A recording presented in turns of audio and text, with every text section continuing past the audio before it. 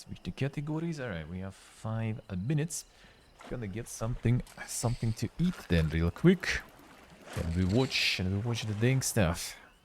Hopefully very dang. Oh yeah, it just hit me now.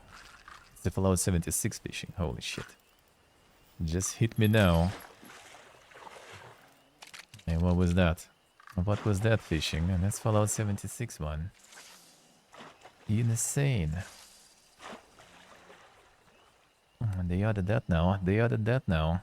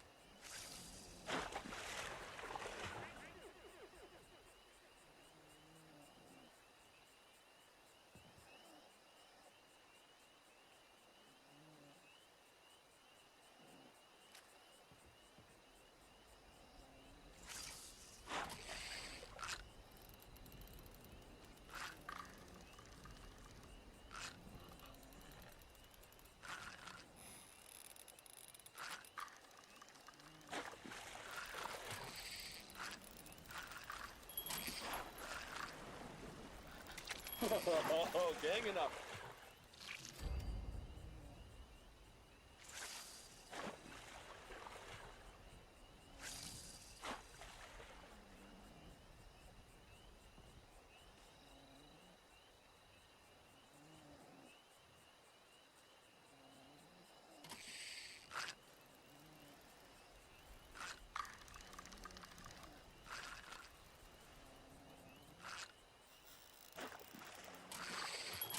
Heard it. I heard it. I heard it. What the fuck? What the fuck? Anonymous. Thank you, thank you. Thank you for the donor. Appreciate it, appreciate it. Appreciate a lot. Thank you. Fulge, fulge.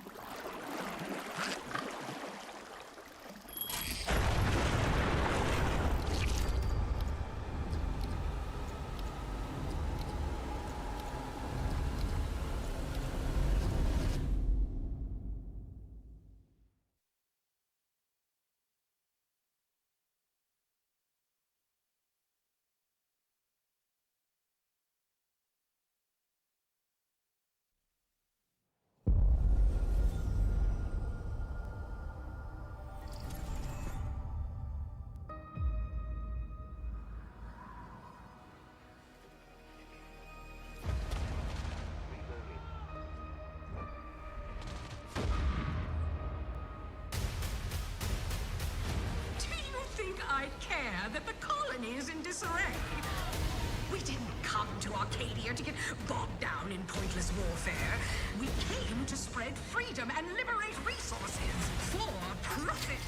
But this pesky Earth Directorate agent is mucking things up. They're not alone in doing so. And they think they can just choose how things play out. They could stop us from stealing the Protectorate's brainwashing technology, which we need to improve our market share. What if this stranger aligned with the Order and that world computer of theirs?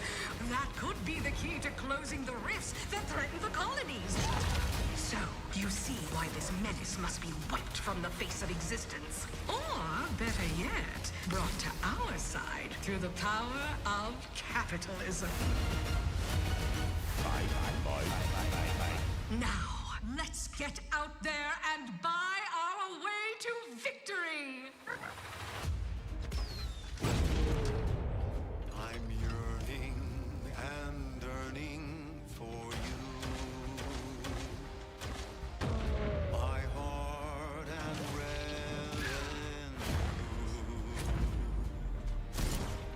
you. Every last bit of my way. They can skip the extra show, yeah, just like heard its outer worlds. And figured they're gonna see a lot of it anyway. Hey Jack Brown, hello. How are you doing, man? How are you doing, Sona?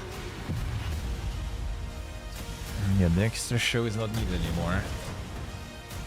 Got me some vodka Coca-Cola. Been a while, actually. I don't know why it doesn't in our fridge, but I like that. More mega beautiful cheese, huh?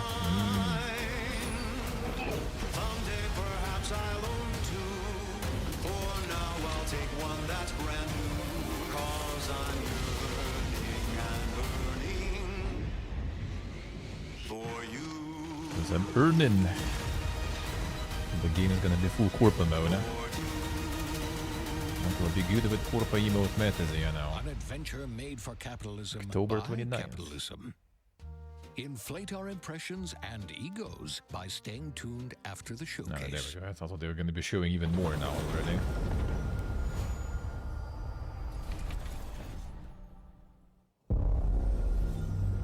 World premiere. What a teaser. Babe, what's wrong?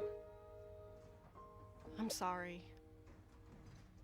I've just Hey, been Soundbreaker, so hello. depressed lately. You know, it would fix everything. Humanzapro.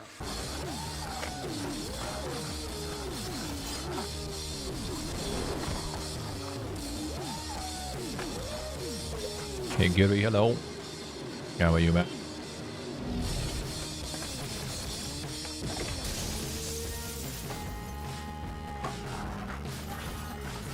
Hey, Phil. The best show, the best show.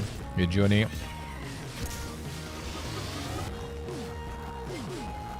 The Token Gun game, yeah.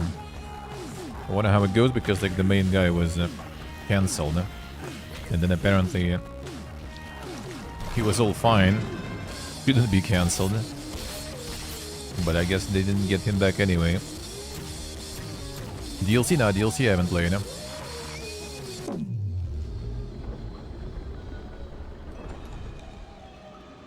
No, first game was good. I did actually finish it. Yeah, humans are barely sentient. Scientists have done studies, and their brains are like half the size of ours.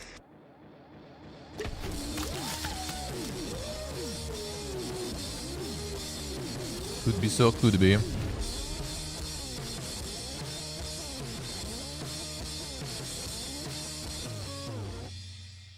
this winter.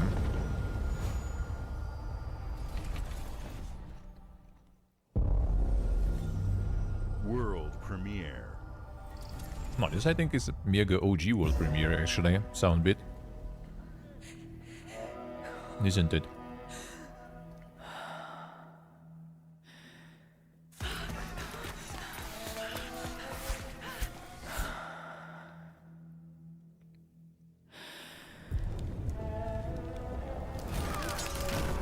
It's something that my friend spoiled to me.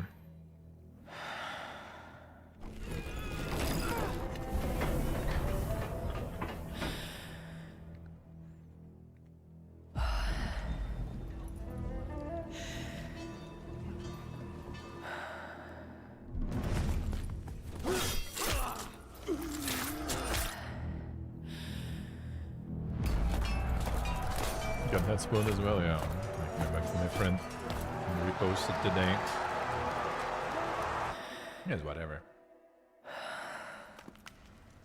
Not like it ruins anything.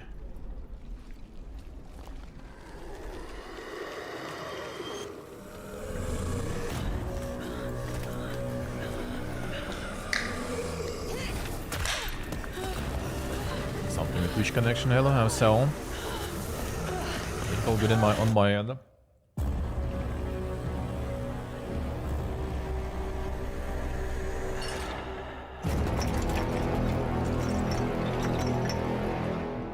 Plague Tale Legacy.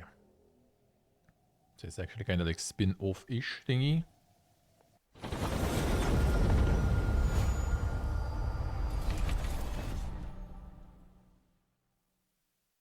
Spin-off, let's see.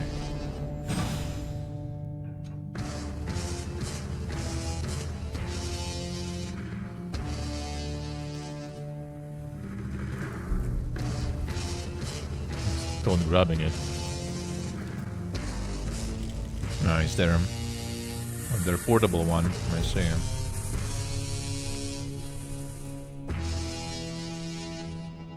I thought Todd is touching it and becoming shit.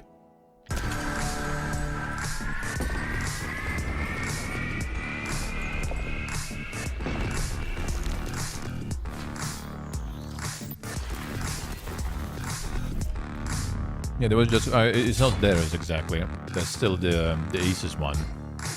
I think there's supposed to be some sort of like their own native one, and that one I think got cancelled. Well, there it is, man. That's as close as you get to Silk Song, Brad.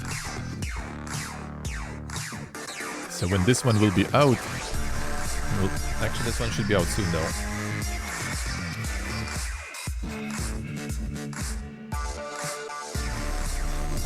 There's actually one way to kind of like, you know, low-key promote your new product. And just showing like the game that everyone's waiting for, played on your product. And before exclusive.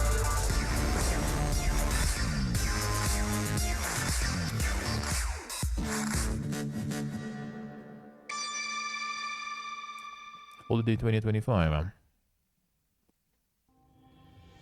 At Xbox, we strive to put the player first. And that's what you've seen from us over the years.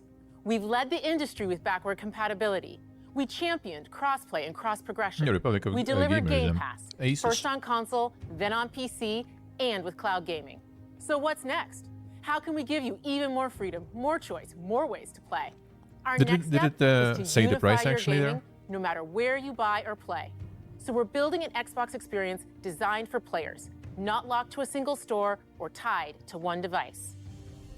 The Xbox Ally is an Xbox you can hold in your hands. Holiday is a bit late though. Bringing together the power of Xbox and the freedom of Windows. The streaming machine also. On this Xbox, you can play games across your entire library, with proper including Windows and all everything. the Windows PC game stores, from Xbox and Battle.net to Steam, GOG, and Ubisoft Connect.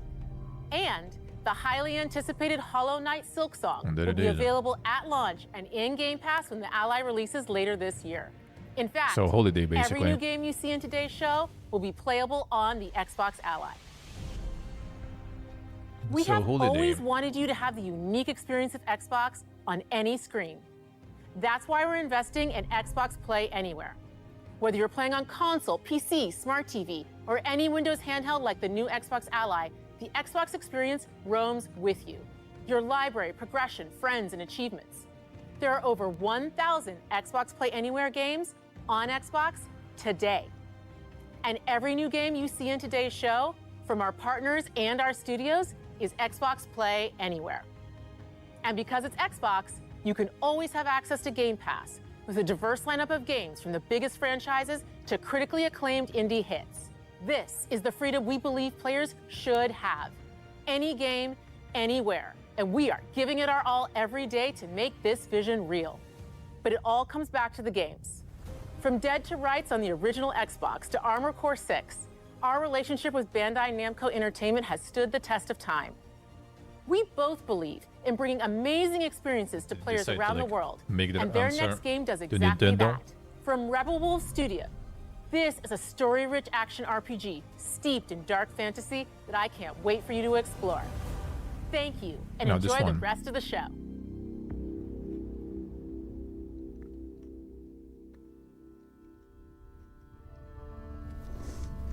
More power than Gibbon's deck, yeah. I mean, you can get windows and stuff on Gibbon's deck too. It's just gonna be a little tricky. And this one has it natively.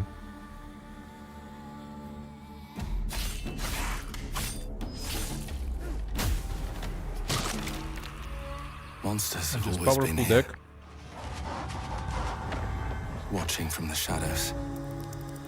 And when we were at our weakest, they came out into the light. We feared for our lives, but we should have feared for our souls instead. The vampires didn't come to kill us. No, they came to rule, Yeah, Sok is the ex-Witcher user. to turn us into mindless, docile cattle. When did they announce it? Like last summer or winter? Not me, though. They tried to change me into one of them. But I became something else instead.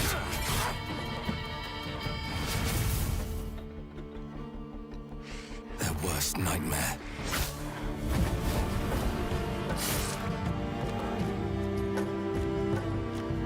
A Dawnwalker. Trapped between the two worlds. Fighting to even the score. Fighting to understand the evil behind it all. He is out there watching. The last one golden. Growing. We got the cameo.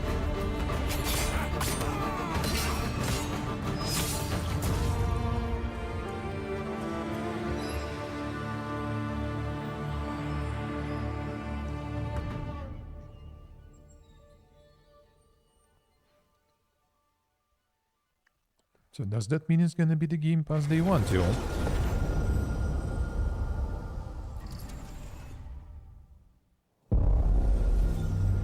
World premiere.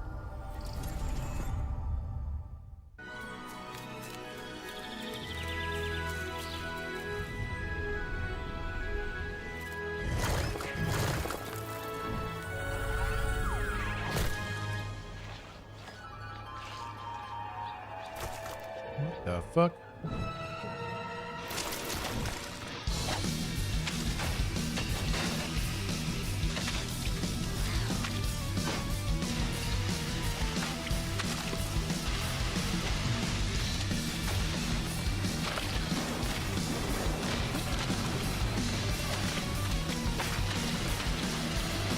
And Distress now in 3D, yeah.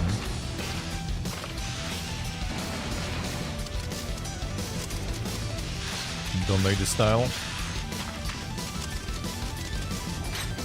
The green levels look kinda a bit too colorful, I guess, but other than that, not bad. Super Meat Boy 3D! Oh no, this one says Xbox Game Pass. Previous one, Dawn Walker didn't say actually. On the Xbox Play Everywhere. Scamoz.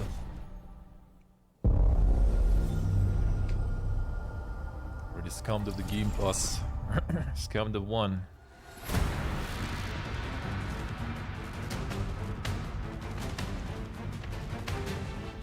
Watch your back, Yakumo. You're a wanted criminal now. Damn son, Platinum I'll Games kill the even. Dark Dragon myself. It's my mission. My duty as a Raven Ninja. Team Ninja with the Platinum, so it was Ninja Gaiden, but no, there was only one of them on it. Breaking the Dark Dragon free has its consequences.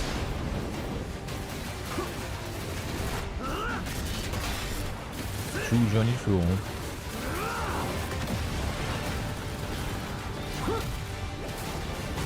This is it. Sayori. Ryu, there's something I need your help with.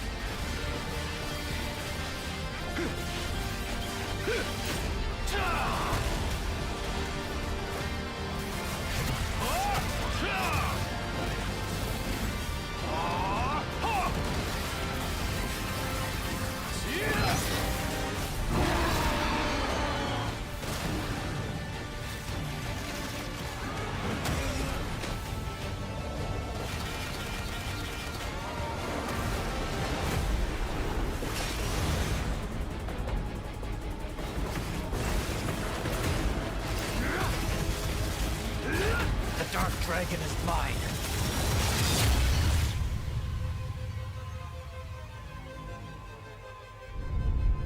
October.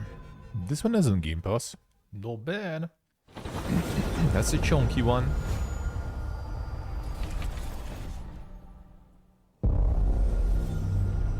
Oh damn son, there it is. Now, time for some DLCs or something. No Todium. Here we go. Good luck, Indy. What are you doing, Jones? Are you crazy?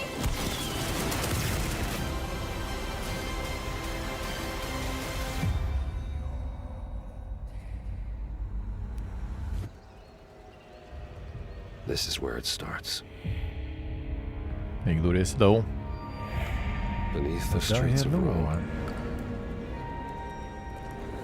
Enter the city of Antioch. Find the secret relic. Bring it back to the Holy See. Defend the secret. They worshipped the giants.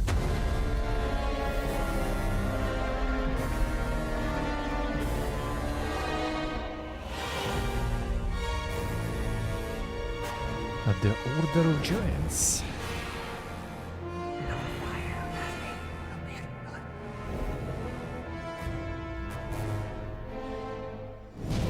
Pretty Suligan, insane. Then Game Pass too. Wait. No, it's the Game Pass was only on the original, right? I see. Game Pass was saying only on the part that is original game, not on DLC. Premiere. Sneaky. I mean, it makes sense though, but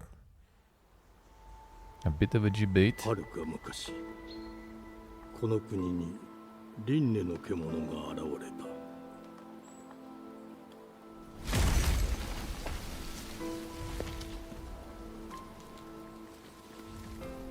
輪廻の獣は汚れを吐き、あらゆる生物を蝕んだ。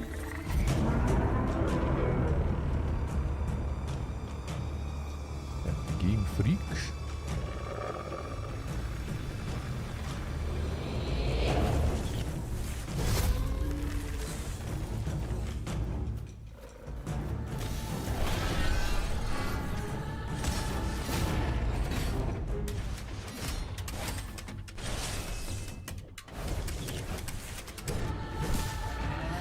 Xbox was like, we need our own soul slope. Give us something. 西暦 Yeah, they meant 2026年、人類は滅亡を Dude, 待つのみ。 4026, dude. Like, minus 2000 years. Huh? You trust in us too much.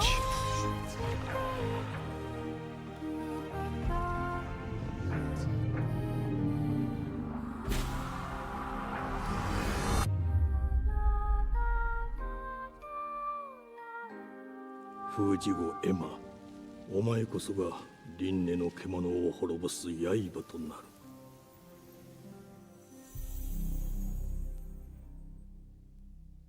Seemed like so early in development that they didn't even bother with fonts yet, you know.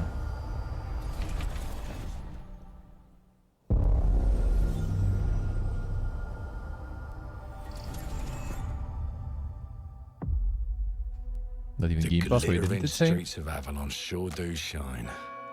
Because they Yeah, sent the their thing's out filth time. down to us. Yeah, looks like it. Get your paper in! Who's for a paper?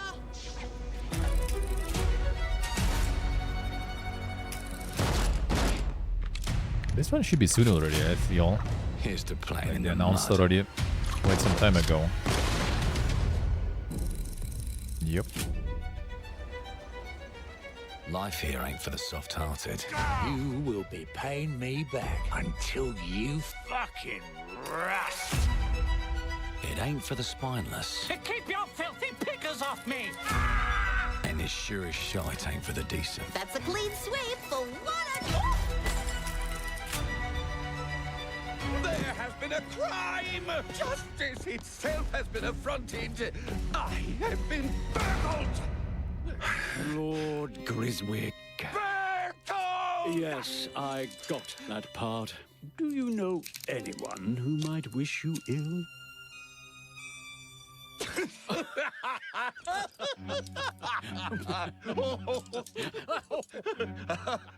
We can't arrest and question everyone. Let's see if we can narrow the suspects down a bit. They were, Trust your instincts, sir. tall. Yes, sir. Built rather slim, well, muscular. Mm-hmm. Was very quick, agile. Go on. With a mustache. No, larger. I see. Quite fashionable. That's the fiend who robbed me. They got my good side this time. Breaking in is the easy part. Your brandy, sir. Getting away with it is the real trick. These candlesticks ain't gold. Worthless and dull, just like you. Nah, I have a customer. How can I help you? I'd rather talk to you, Errol. Sounds like I'll get a better deal. You talk to me first, and him never. Got it? Uncle's a bit touchy, ain't he, Errol? Touchy? I say I'm touchy! There. Anything else you'd care to say to Errol? Brains. If I hadn't seen it with my own eyes, I wouldn't have believed it. Round here, it's all sharp edges, empty pockets, and blood on the cobbles. Goodbye, Silas. No, no! I'll hurt you, you fucking meatsack! I'll leave you with a pissing pan of peaches! You'd either got a gang at your back, or a knife in it. We're family here. Family takes care of its own. Can't put a price on that, can you? Them's in charge. They don't keep order. They keep power. Take this thing into the crucible and melt it. They just want us beaten. Big spot in the show. Probably out soon. I mean, Exile is one of their big studios, yeah. They haven't released anything for a while. Well, they announced it a while ago, Johnny, but they weren't really showing too much about it. Like initial trailer, then maybe one more trailer. Let's go and end a few arguments. That's from the Wasteland dev, basically. Exile. I do like their stuff a They've lot. got a weapon far worse. Time. And if they can rewrite history, Shit's getting they dank. can rewrite us. But look who just found Mummy's keys. Now I can fiddle with time. Put the bullet back in the barrel. Bring the chaos to a crawl. Take a mistake and make it like it never happened. We can change the world as we know Was it. it so? Really? One choice at a time. And I can even go back and change the past to change the future. And let me tell ya, the hunters don't like it when the rabbits got the gun.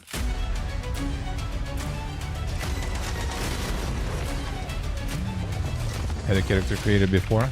Yeah, just was probably like what they picked to showcase.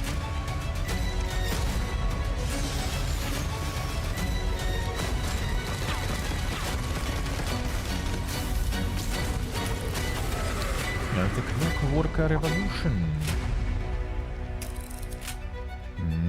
Date should be already. Now let me alone Okay. and piss off! Kick. Still nothing.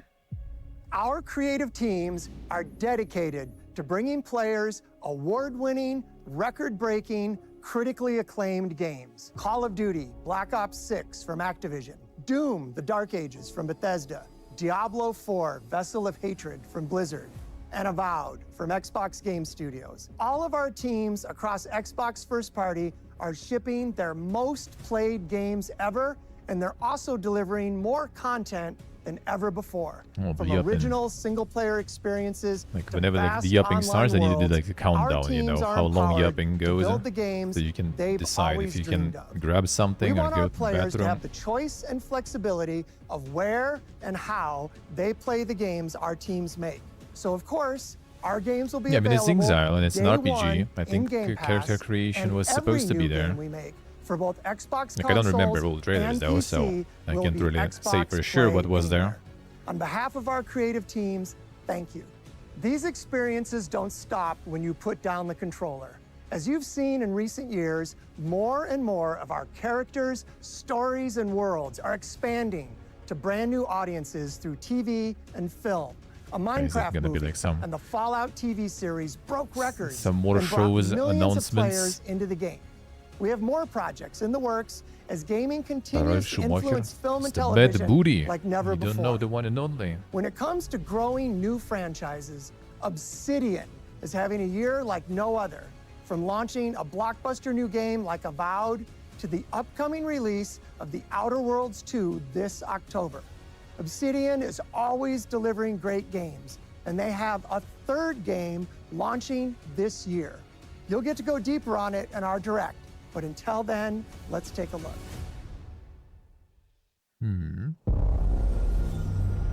World premiere.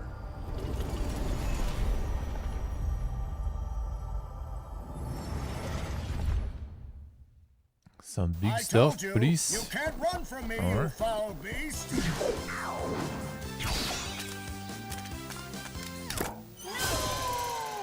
With new flexible legs, the Yoke Girth action figure can ride anything.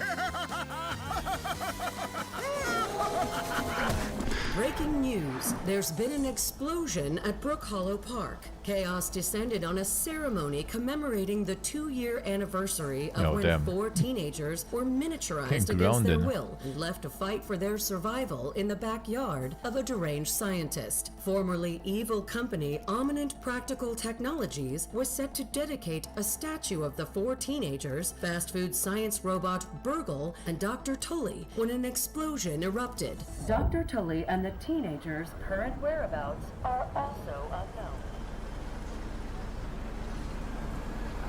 Oh, that's nice. Oh, that is good, huh? You gotta keep them separated.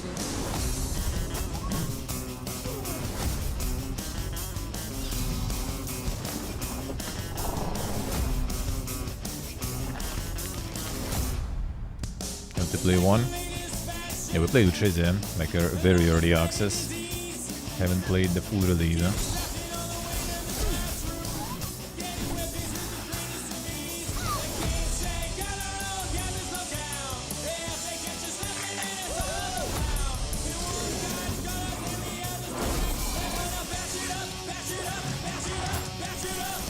Yeah, it was speedrunning it, yeah.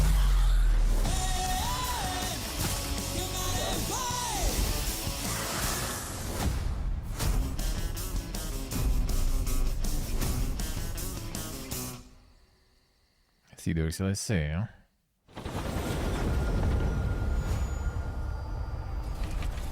Nolan Game Pass.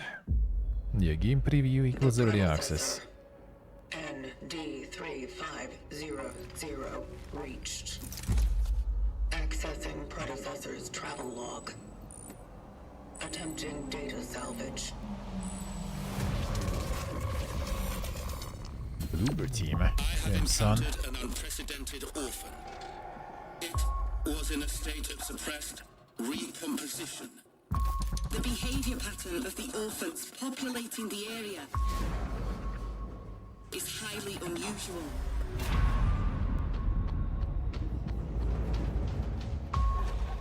They become exceptionally aggressive. This might be kind of nice because, you know, it seem kind of a little more actiony than just horror-y, so why not? It is highly recommended to proceed with caution. The pit bugs, well, you can mount them, so I guess you can also domesticate them indeed.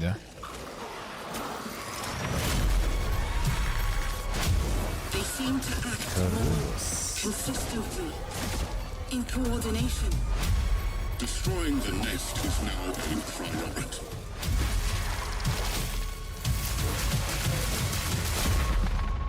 Such is our calling. Such is our calling. That is insane vagina helmets there.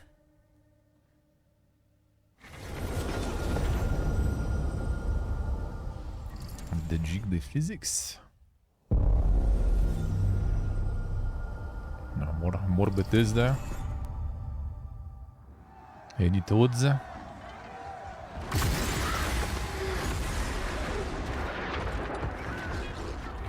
Elder Scrolls Online. Or something else.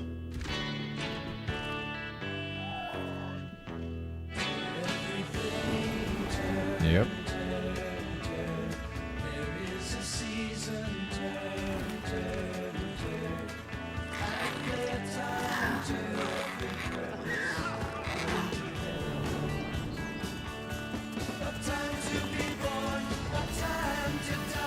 Yeah, so it's kind of nice if you're into.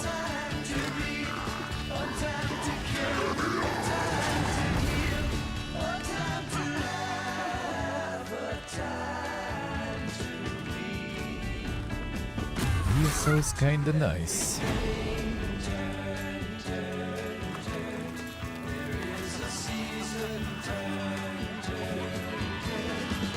But it's kinda too old and too big already.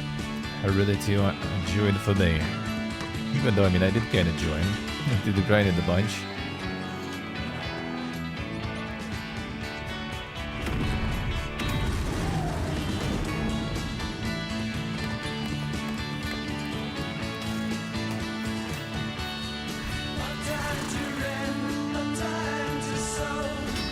A lot of shit to do there, that's for sure. A world-changing server-wide event. Son.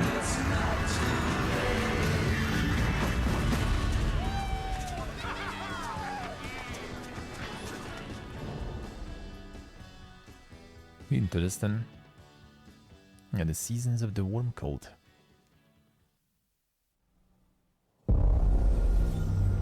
World premiere.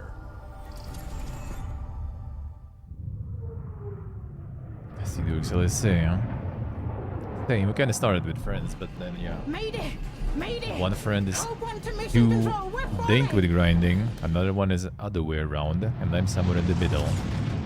So one just got way ahead and abandoned, another one just abandoned because he couldn't keep up, and I just ended up being alone. Ariane, you sacrificed everything for a new world, to save mankind. And I'll always love you for that. I don't know them.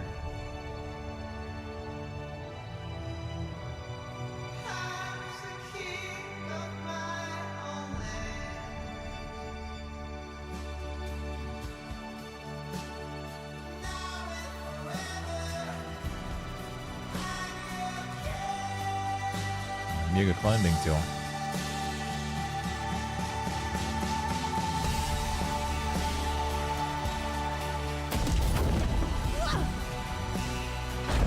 Tom constantly breaks the lights. Shaking. Shaking.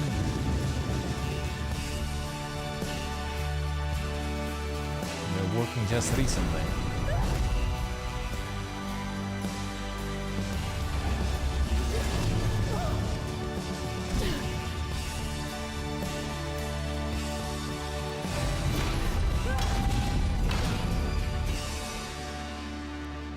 Thomas, wherever you are, I'll find you. Alexander.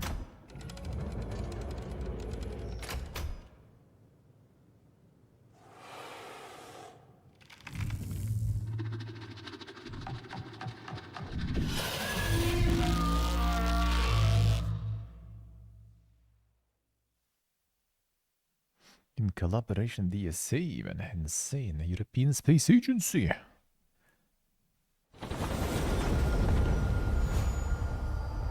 Gonna be something for Teresa to play then.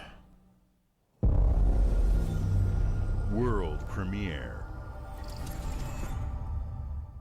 Welcome to England, Mr. David. I know this must be a shock, having never met your real father, but he left you this hotel in his will. It's been in your family for generations, much like the caretaker. He's a little eccentric. You'll see. Let me welcome see, you works, to should the be. land. Works, good. A hotel famous across the land.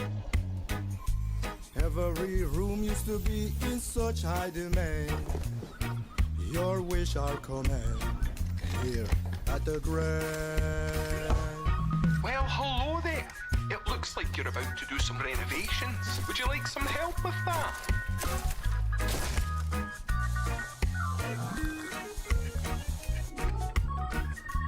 So, my father was renovating the hotel when he disappeared? Not just the hotel. He was helping the entire village. You have his power tools. You know, you could pick up where he left off. You seem like a good man, like he was. I'm in. They don't suspect a thing.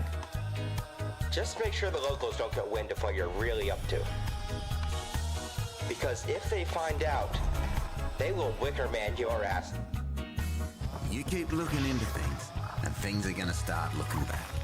Don't make the same mistake your father made. In this place, the only one you can really trust is me. Let's get flipping through the piano though.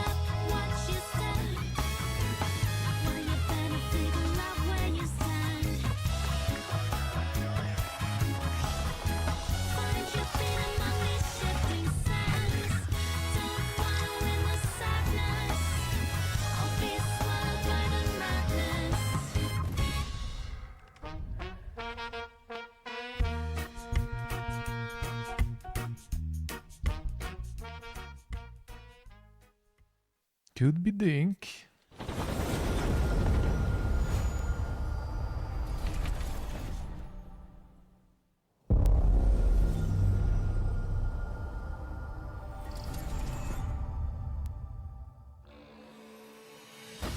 There are as many gods in the world as there are stars in the heavens. And when we need their help, they send us a hero. Who would have guessed the defender of my homeland would be my daughter? She unlocked the heavenly spear. But is she worthy? Seems like it.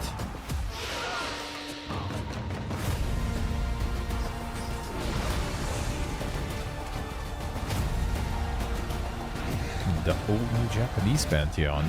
Yeah, even they get the weebs. Let's see over here.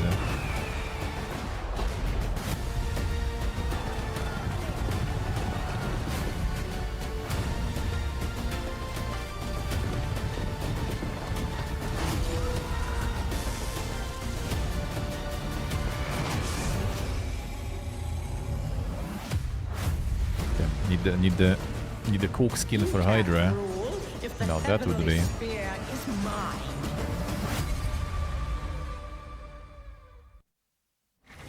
Yeah, they had the portraits already, I think, in remaster.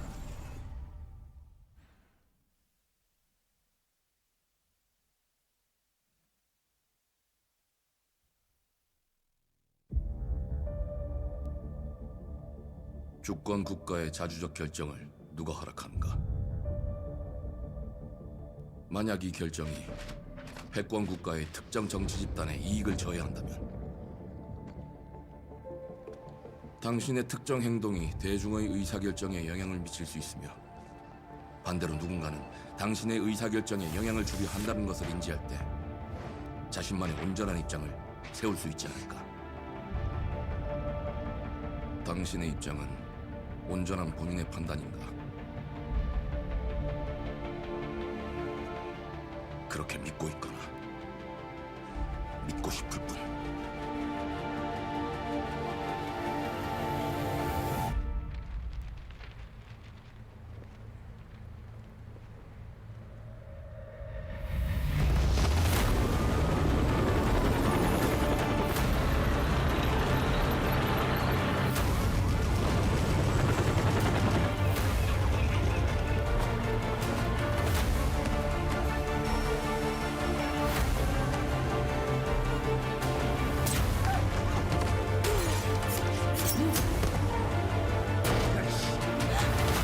당신은 무엇 때문에 분노하는지.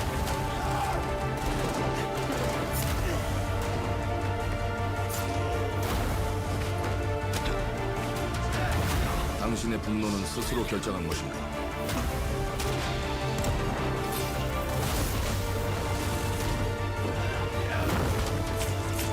누군가 당신의 분노를 이용한다.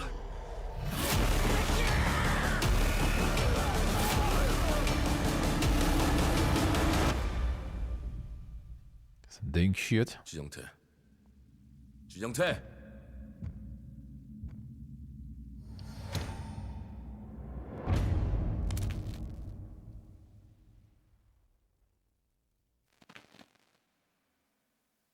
On the mood ink. Let's see.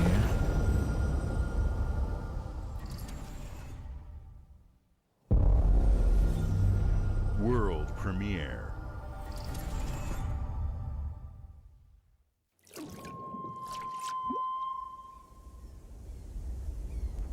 E ora that one. Olaien loite fativi. Novo. Te kemaite mana. Muite unanite waiora. Dia A new one. novo tualibemo iwalotaname. Ona utalima diefema. Teonami.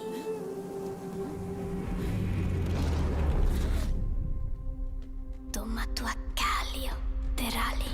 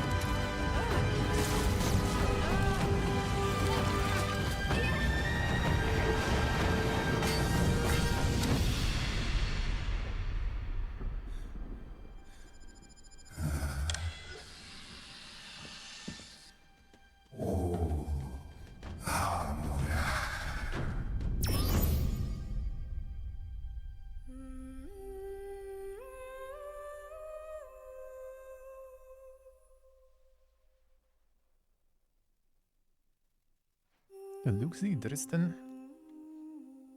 Didn't know the first one was like that big, yeah? Yeah, I remember it was out. Like, I recognized the style, but didn't think it was like that big.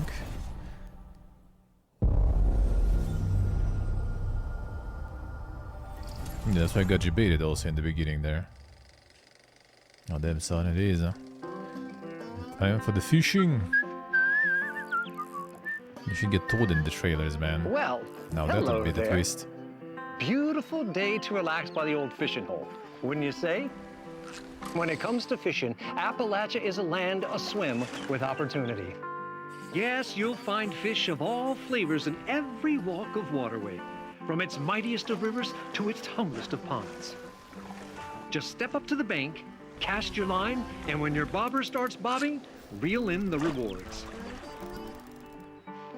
What do you got on there, Jed? Worms. And how are they biting today? See for yourself. Bagging the big fish starts with finding the right tools for the job. There are as many unique combinations of rods, reels, bobbers, and baits as there are fish in the sea. And when you've caught your fill, pop over to the local tackle shop to swap fish tails. Can you smell that? No matter what troubles plague the future wastelands of Appalachia, you can always find comfort in cozy little joys like this. You just gotta know where to look. Vault Life is your ticket to easy living. Design and build your own little slice of paradise. A place to show off all the bits and bobs you collect in your travels. Got a green That thumb? part they got Plant better your than own Dune. peaceful vegetable garden. And So nothing far. warms the heart like a neighborhood cookout. So far. Community makes a wasteland a waste home. Join today, and tomorrow you'll be kicking back and sharing a meal with friends in beautiful Appalachia. 76. Just you wait. We'll get there. We'll get there. Whenever it's gonna be the time again to return. And actually, Gastamani is playing at the moment, so. World premiere. He's good. It's actually good. No, it doesn't look like it, Haxer. Doubt it. Doubt it.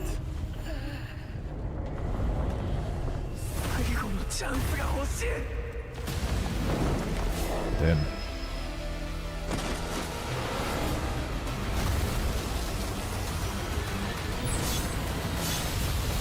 He mocks him.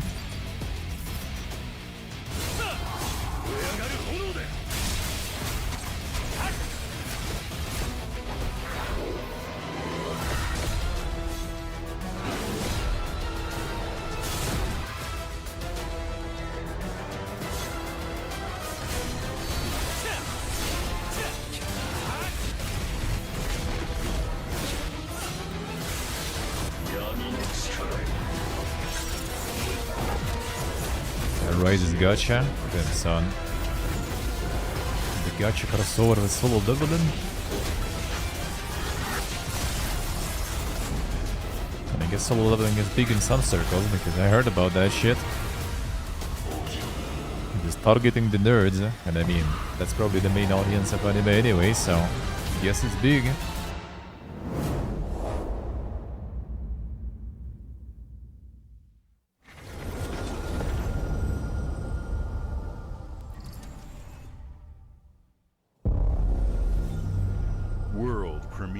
In the wrong circles? Well, I heard about it on Twitch, you know. And in Discord, my community one, so... That's all you. That's all you.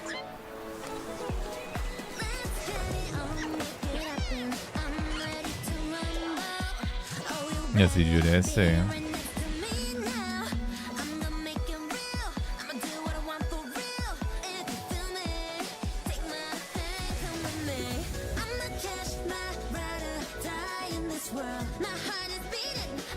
Damn, it's like the daily quest, you know, to trigger Nintendo.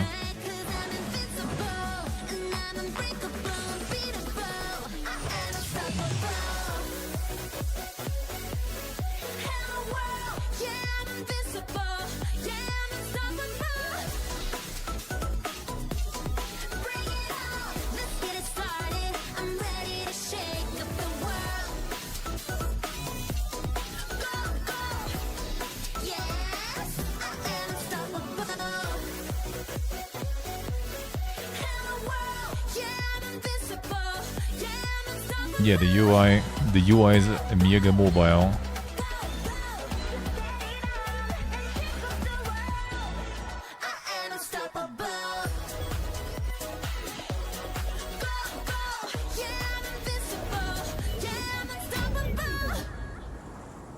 Bloody ball. Then they already kind of like decided to nail everything in one go.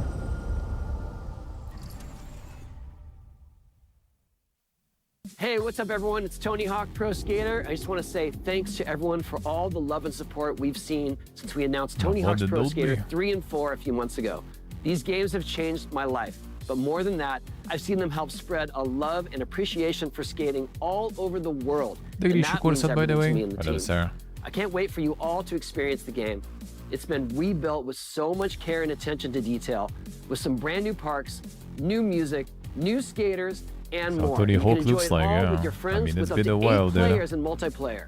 Tony Hawk's Pro Skater 3 and 4 officially drops July 11th, and we have a lot more surprises to come.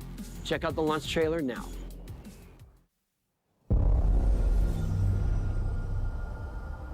$70 by now? Wait, really? No. 57. For 57, that's kinda not too bad, I guess. Could be better. That's what skating does to you. You know.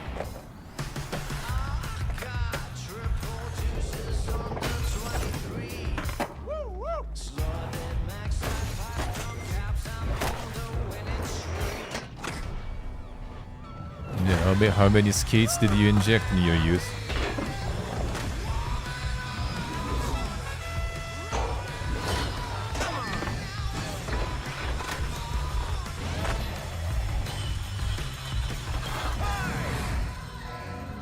True, Axel, true. I mean, he was with them also.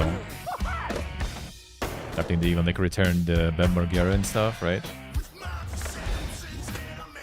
They didn't want to include him, and Tony Hawk made them include him.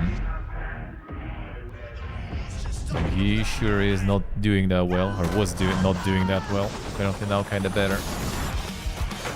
He should be asked, I think he actually asked to include him in the game, so I think he should. I think he's kind of like in the better condition and state now.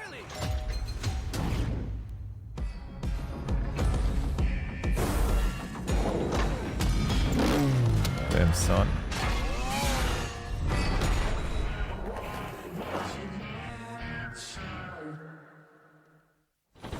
And also some Game Pass still. Yeah, why not? World premiere.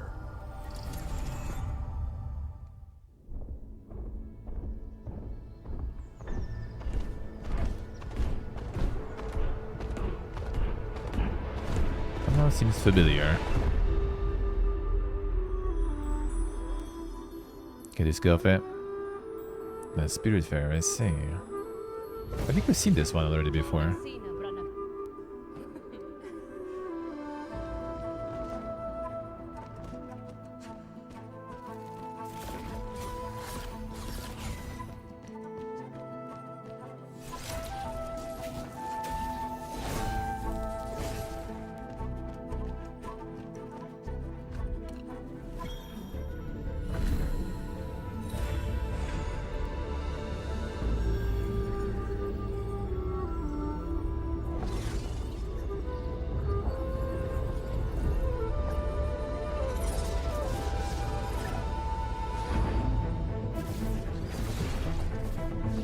No, Spiritfarer was not about comedy at all. Decus Bildus, og...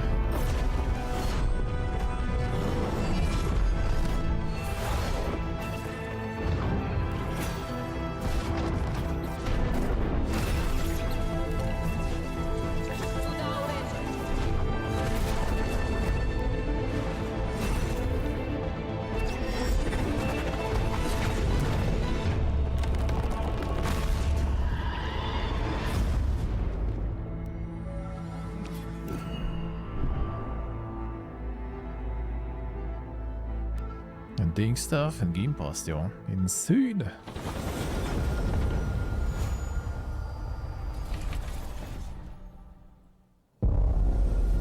Sicuro se deve ser.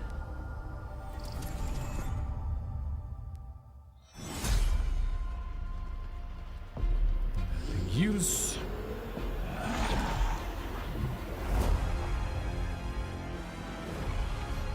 The remaster time.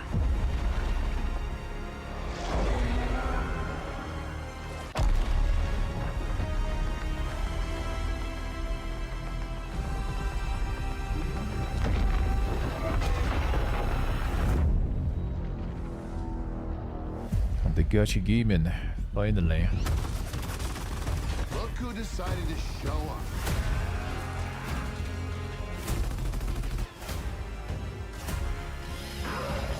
The crossplay. You think you can still find your way back home, Phoenix?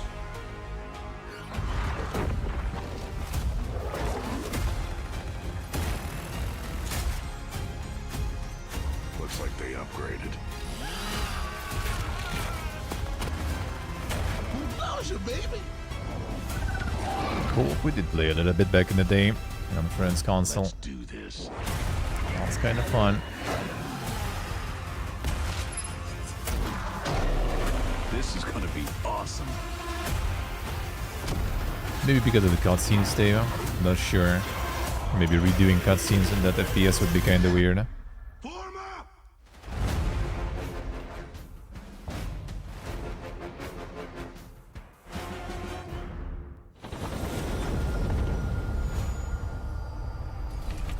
Let's see quoi que c'est. Hein? World premiere.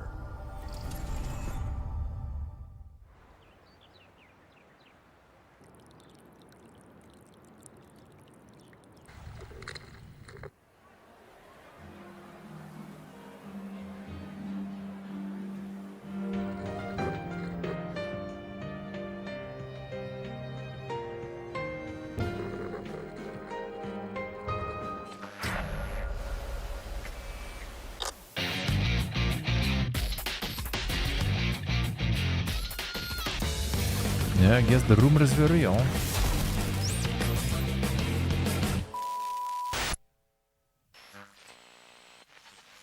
This also looks blurry. That's a filter.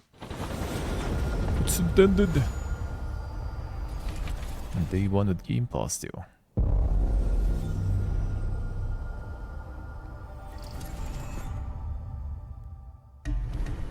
The Smugglers League is always there.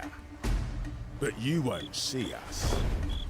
You won't hear us. And the only way you'd ever know it is if that's what we wanted. As smugglers, we deal in the goods others are afraid to handle. Guns, explosives. And don't forget the rum. It's a life of danger like no other. So I guess my question is, can you handle that?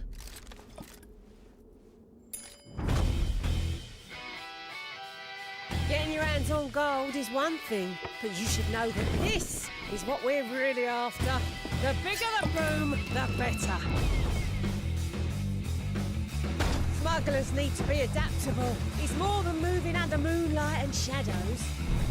You should be ready to take advantage of others' misfortune. Stealing, of course, is always an option. Just do whatever it takes to get the job done. You are pirates, after all. Welcome, my friends, to the Smugglers League.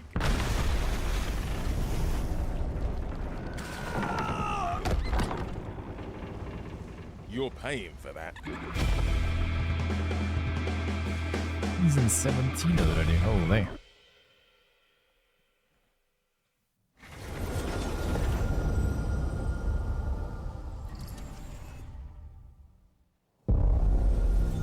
World premiere. Damn, son. Serious shit now.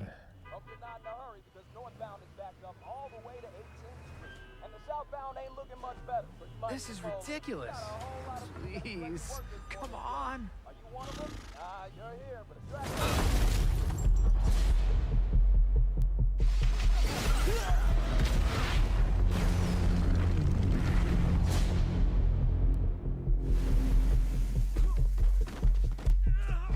Had enough yet? No, Dad, not even close.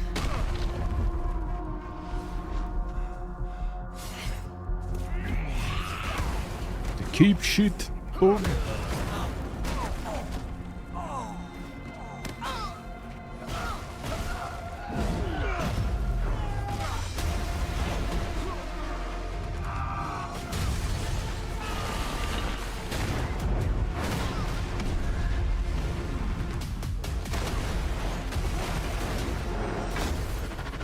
I hoped you'd understand why I had to do this. Accept our rule or die.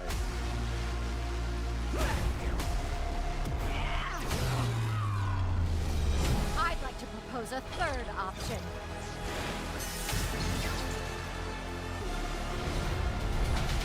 I'm not The slow parenting, yeah. I'm the guy who's going to throw you off this planet for good.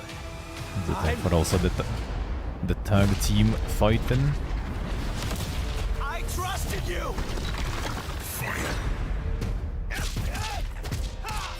The nether realm.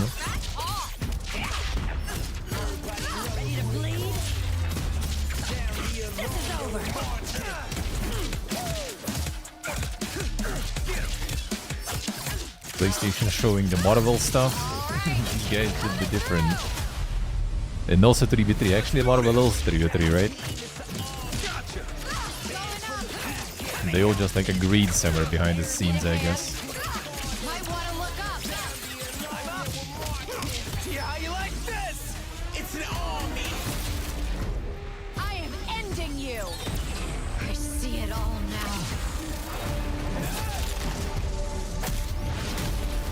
It's fucking NetherRealm or something. Like that fight there and all this, the fatalities and stuff, is it? Actually no, yeah, it was Skybound, right? That seemed kinda like the NetherRealm style there though.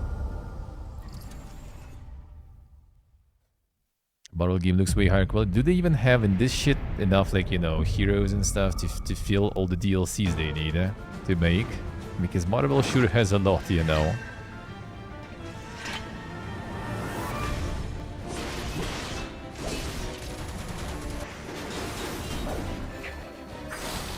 Let's see, let's see.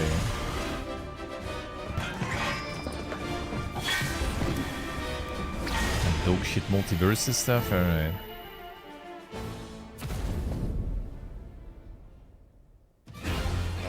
Well, I mean, that's for the start, so I mean, they're gonna probably add more in the DLCs, and they have a lot of material for that. There's no one to save him now.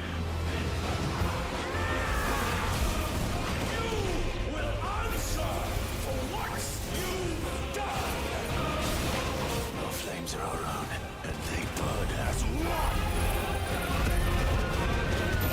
Come to me, Ifrit!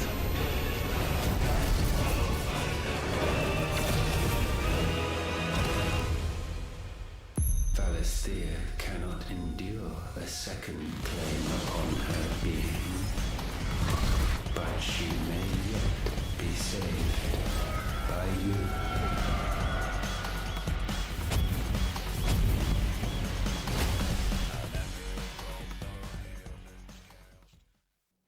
Pink Musicas though. It's like Boober's bolding. Then Stave as a true zoomer is enjoying. Let's see how it is. World premiere.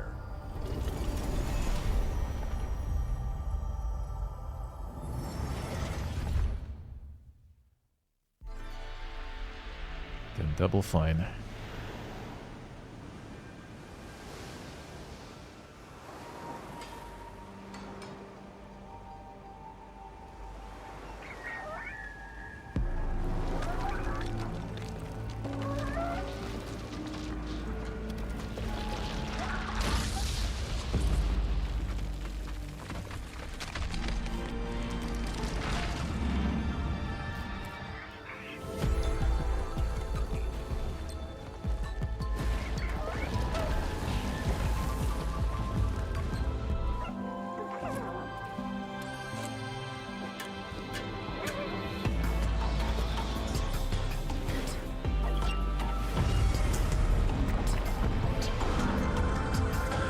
Psychonauts the game, and now it's the Psychonauts the devs.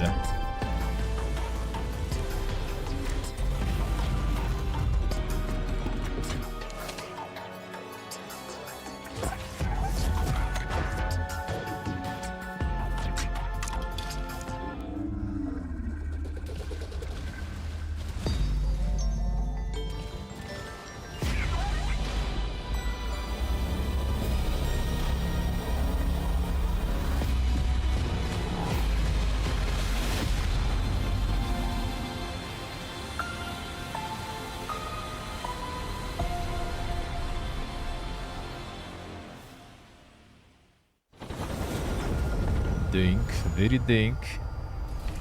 Yeah, Double Fine.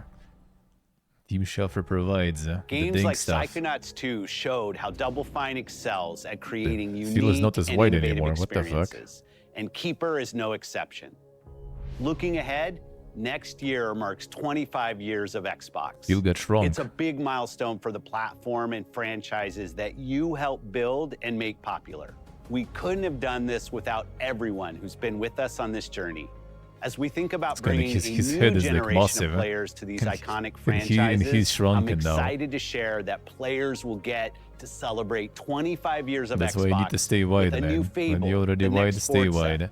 Gears of War E-Day, and the return of a classic that's been with us since the It's an beginning. holidays potato, so Today, you've December. seen an incredible range of games from creators across the globe. Creators like In Exile, reaching for new heights with Clockwork Revolution. Sluggerfly, making Team Meat's modern classic platformer into 3D. Square Enix, bringing more of the critically acclaimed Yeah, it could be Final Thanksgiving too. Fantasy Yeah, it could be franchise either to our Thanksgiving or players. like Christmas, and Team basically. Ninja, returning to the beloved series they debuted on Xbox. So You've depends, also huh? seen November, the next December. Xbox hardware release, our Xbox Damn, what Ally about Ultra? handheld, which lets you bring your Not even Xbox with Silksong, yeah. experience and your Silksong library unconfirmed. with you anywhere. I hope you enjoyed the breadth and depth of the games, updates, and experiences that are coming to Xbox from our partners and our own creative teams. We're seeing more players on our platform and in our games than ever, thanks to all of you. We're proud of the creativity that Obsidian is delivering this year. Immediately after Showcase, our Direct begins, where you'll go inside the studio for an extended look at The Outer Worlds 2 and Grounded 2. Thanks for joining us today. But before we get into the Direct, we have a final world premiere. Enjoy. Final one. Who will that be? World premiere. Butterfly. Sus.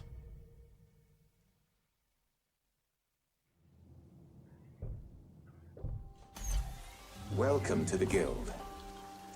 We have been expecting you. Please, follow me.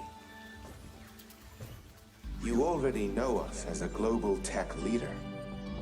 Our software, our systems, combined with our skilled team, is designed to save lives.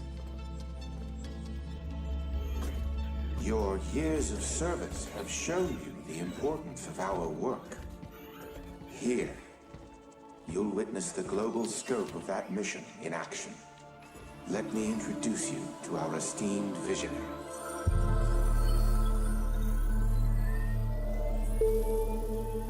For too long, we have been bound by outdated systems, accepting limitations instead of redefining them. The Guild is safeguarding tomorrow, now. Samuel Hayden, yeah. We are pioneering the future of protection worldwide. Our advancements are designed to elevate everyday life, reshaping the future of technology on a global scale.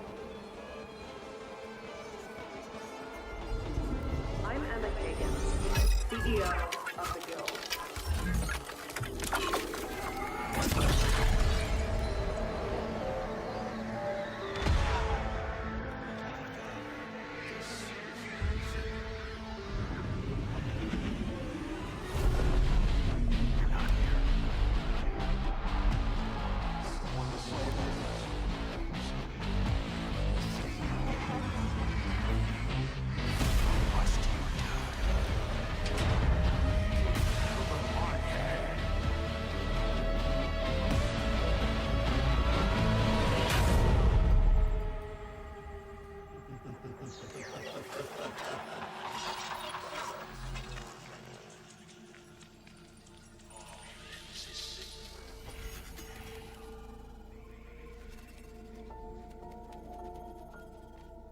Fear is a powerful thing. David Mason. Menendez.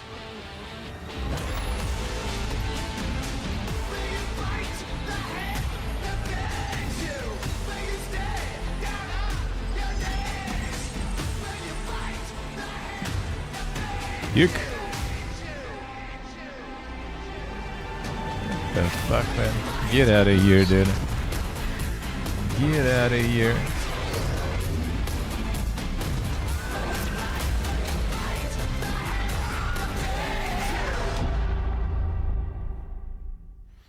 Get out of here, dude.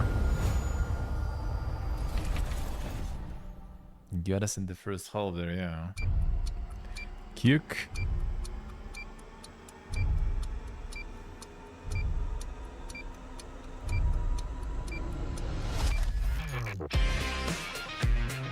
BSC, okay there.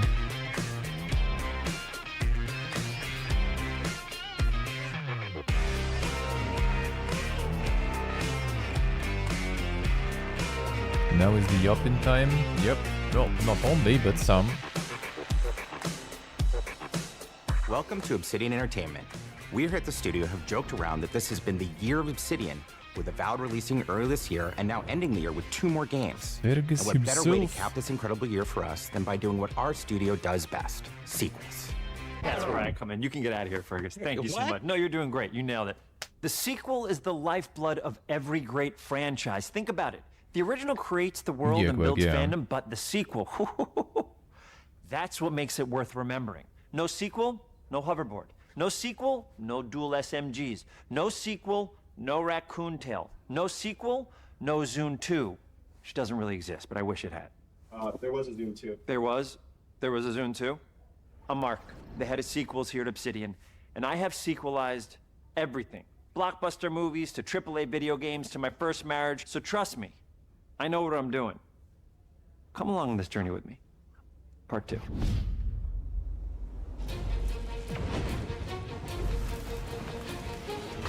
Let the killing commence.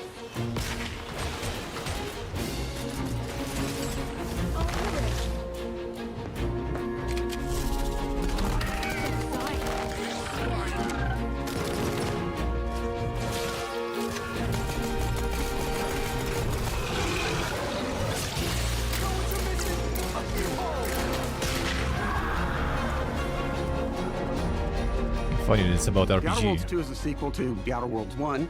It's a continuation of the themes of robber Yeah, barons but in you're space ski. and how people are controlled by the stories they're told by the people who have power over them. This time we're able to go a lot deeper because we have more time and money, which is a great thing, and we're able to make it a much Ooh. more true Obsidian Sure reactive does sound RPG good. than we were the first time around. So we're going deeper and more complex with everything for this sequel. Deeper story, lore, RPG interactions, reactivity, all the things we've been known for as a company. battle. It's really a complete realization of everything people want from an Obsidian game. Surprisingly, this is the first time in over 25 years that I've had the chance to do a full sequel for a world that I helped co-create. It's really just a fantastic opportunity to explore and expand the universe in interesting ways, and to go even further with the themes of how people are affected by living in a dystopian corporate reality. You can shoot your way through it, you can talk your way through it, you can sneak your way through it. And so no matter what kind of playstyle that you like, this is just an awesome franchise and an awesome game to jump into, even if it's your first one. The first Outer Worlds was a Just want great good writing. base to Yeah, that's the start thing. from, Like, as it's it an has RPG all the and elements stuff, of a like, great Obsidian RPG. Look at this Interesting shooting. characters, deep worlds, Look at all important the choices. boogie.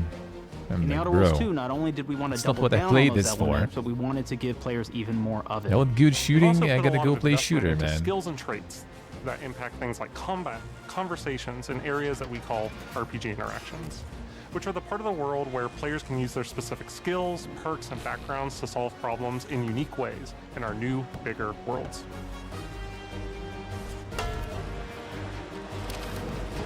Insane. I love a deep RPG experience, and building out that RPG crunchiness for our players was at the forefront of what we set out to create. We prioritize those deeper RPG options with different character builds and combos so players can express their role-playing power fantasies. We also have different equipment options for different playstyles and different companions with different abilities. Still about the combat though.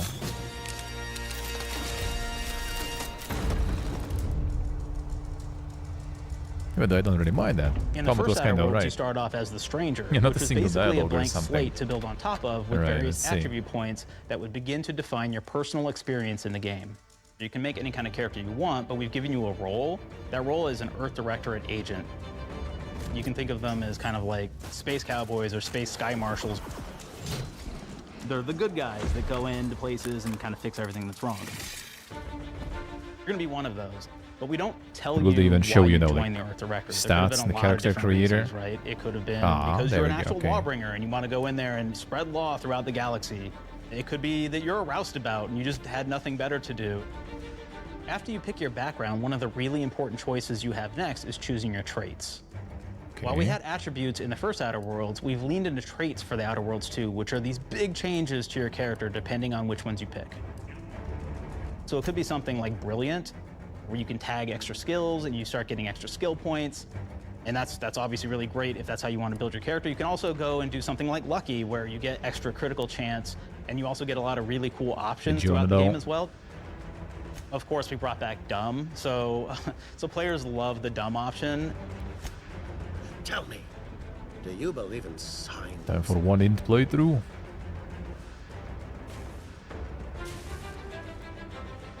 Not quite what I meant, but I like your contempt for boundaries. I could put your adventure spirit to good use. You get like lots of really cool, fun conversation options in the game, but we took that even further. And again, there's lots of elements in the game where you can be dumb and use that for something. Could be something as simple as banging on a machine to get it to work. After you've invested in some of your traits, your next choices are going to be choosing your skills. The skills themselves basically allow you to build on your playstyle and what your character is doing in the game. That will be everything from playing stealthily to speccing for an explosive specialty.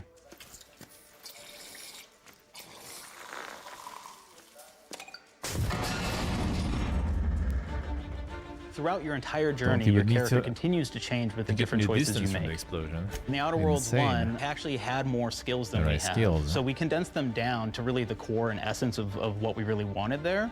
But we made each point that you put into a skill much more impactful. So instead of getting small percentage changes, we actually did much larger changes per point that you put into each skill. And again, all these things, because of how they're checked inside the world itself, can matter quite a bit. You know, just even having one additional skill point in something can open up a lot more options in the world itself. If anybody's played Fallout New Vegas, they'll be very familiar with like the perk system. We basically borrowed that, but went even grander. We actually have more perks than Fallout New Vegas did. But here's the cool thing, right? We check and use perks for literally everything, right? So you can do everything from, hey, I want to make a stealthy build that steals stuff and is really good at that.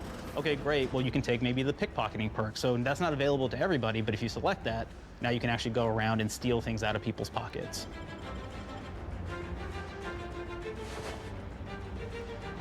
There's another perk called Heavy Handed, right? Where say you're a melee person, what this does is now your power attacks that you use actually knock people down. Oh man, I really like the serial killer perk. As you start killing people, they will drop hearts.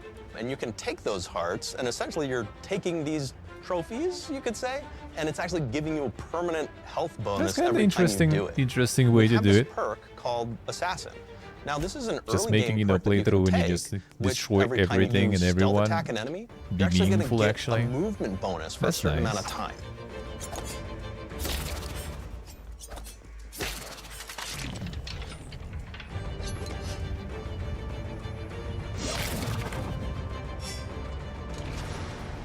Flaws were a system that everybody loved from the first game, but we wanted to make it more personal to the player. We wanted it to really reflect how you were playing the game and give you a bonus that you actually wanted to really engage with.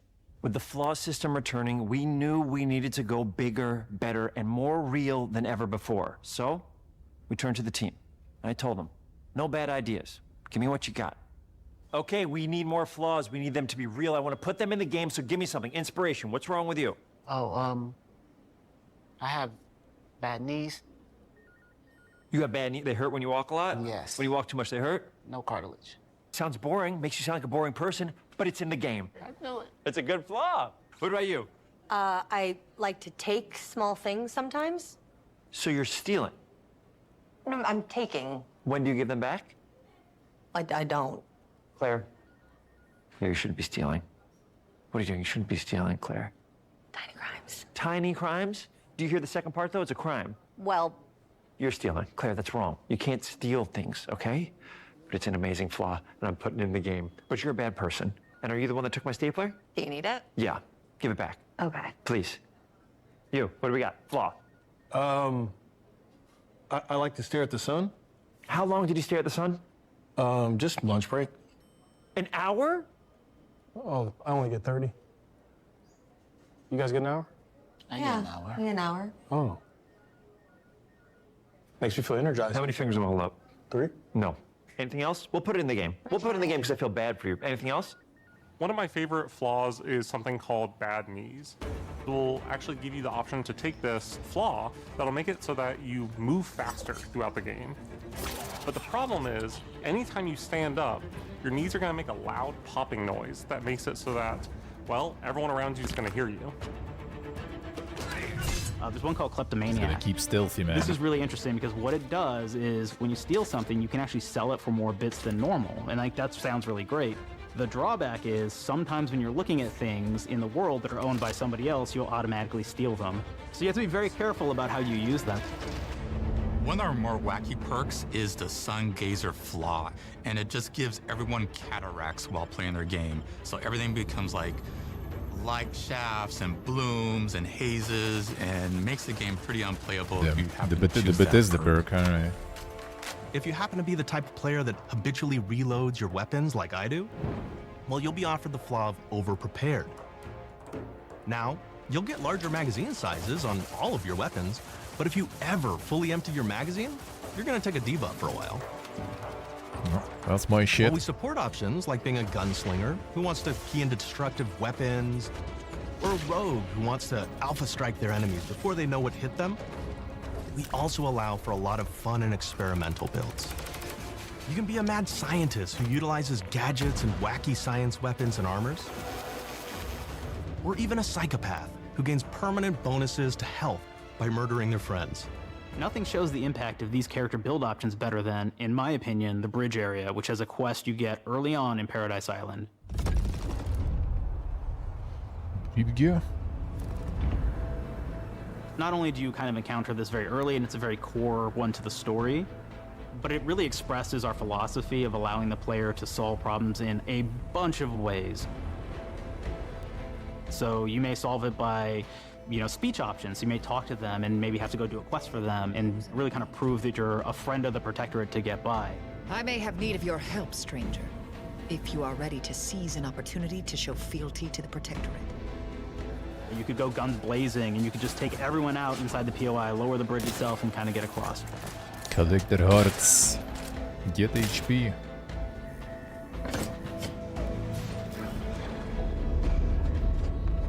You could sneak in, lower the bridge, and then actually sneak in under the bridge to get over to the other side.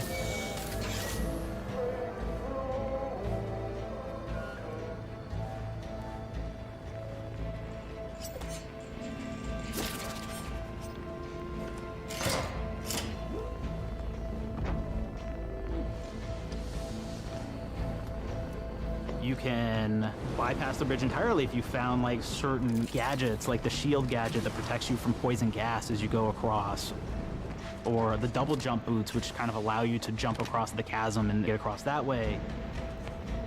There's even a really kind of messed up way, right? Which is players can actually sacrifice one of their companions. Their companion who they just found is part of. We're no different than the Vries if we start tossing our own to the rats. I sure as law ain't gonna follow someone who can't see the wrong in it. I must admit I'm surprised we could come to an understanding. But I thank you for your loyalty, stranger. As promised, you shall have clearance to cross this bridge.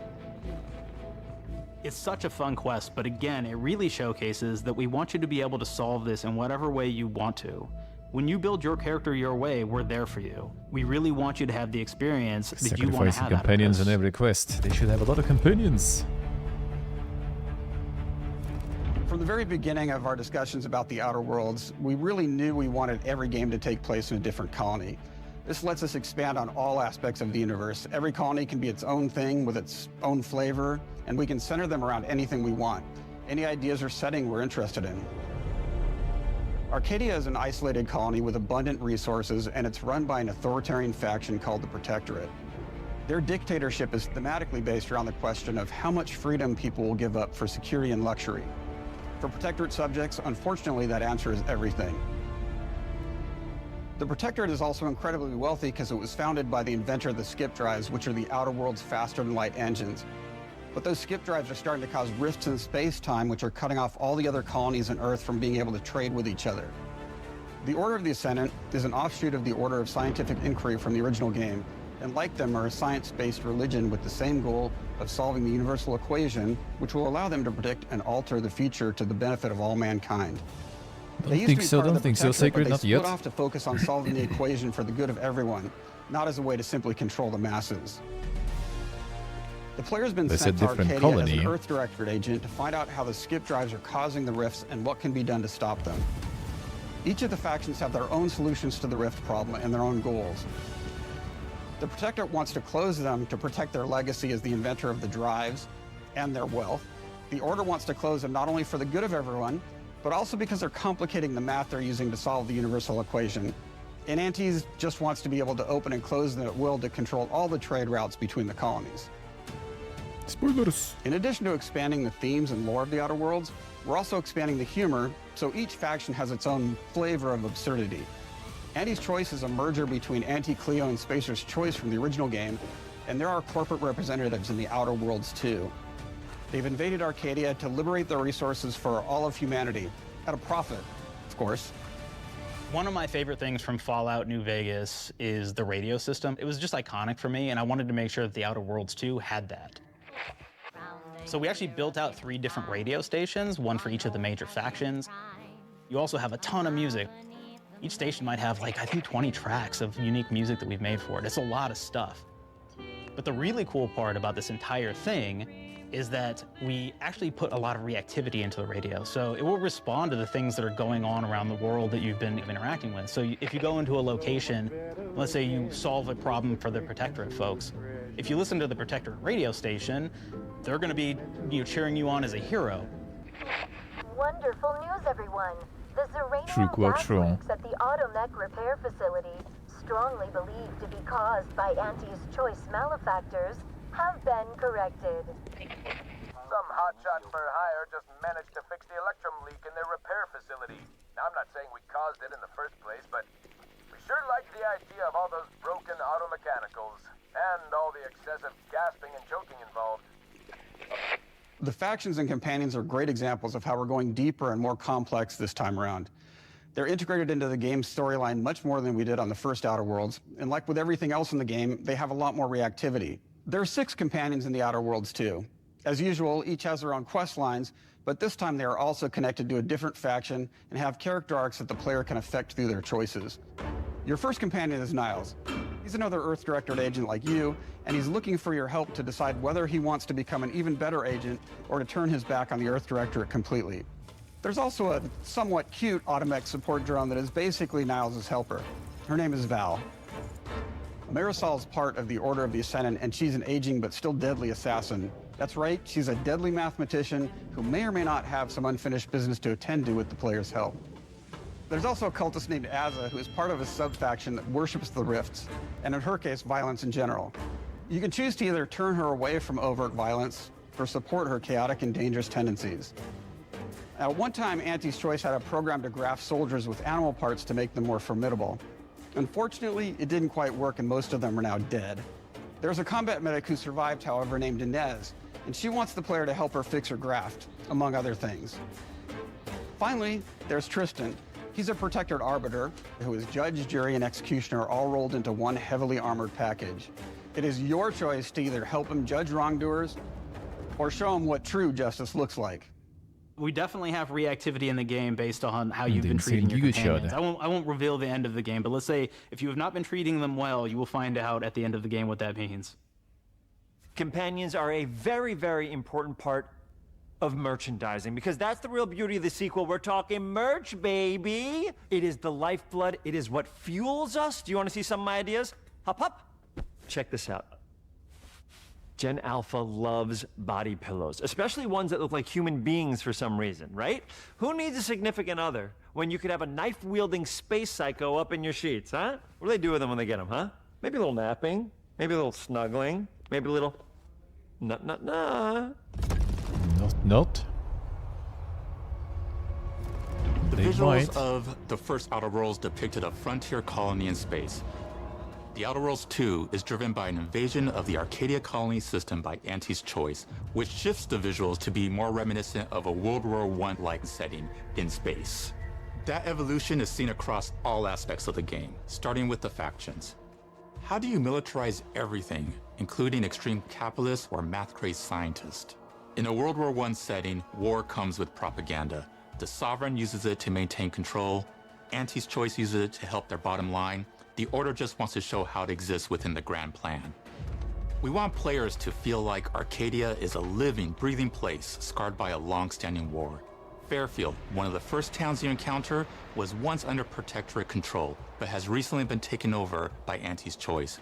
They don't just occupy the town, they rebrand it with their signature style, repainting buildings, posting guards, and adding propaganda-based holograms featuring Auntie and the Moon Man. Showing the towns evolving after the invasion helps us push immersion for our players. One of our priorities in visually realizing the world of The Outer Worlds 2 was making sure everything is clear and recognizable from the player standpoint. We want to make sure each faction has a particular look and design. So when the player is running across these vast, different environments and landscapes, they're recognizing the motifs and visuals of who they're talking to, what they're going to be talking about, and how that progresses throughout the story. The first Outer Worlds was really about player interfacing with corporations. And while we have that in The Outer Worlds 2, we really want to express not just the corporations, but how the player interacts with other facets of the world, like government entities or religious structures. And then we elaborate on those. With larger environments, we wanted to encourage exploration by improving player mobility across the board.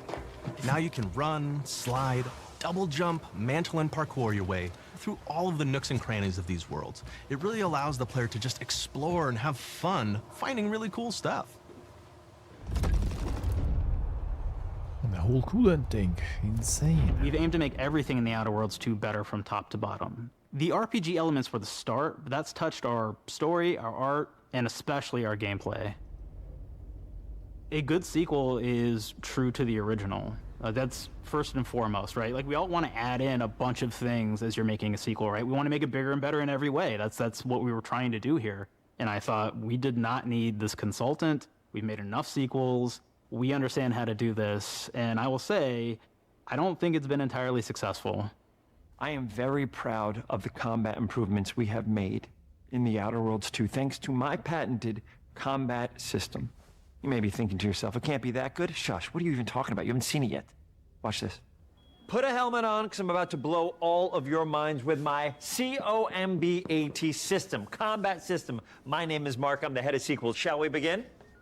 You're thinking, what's C for? C, capitalize the fact that the people loved the first game. We're gonna take those people, we're gonna make them buy the sequel, giving out pounds, pounds, pounds. Quick ones, ha, ha, not you, Dev. Here we go. What comes after C?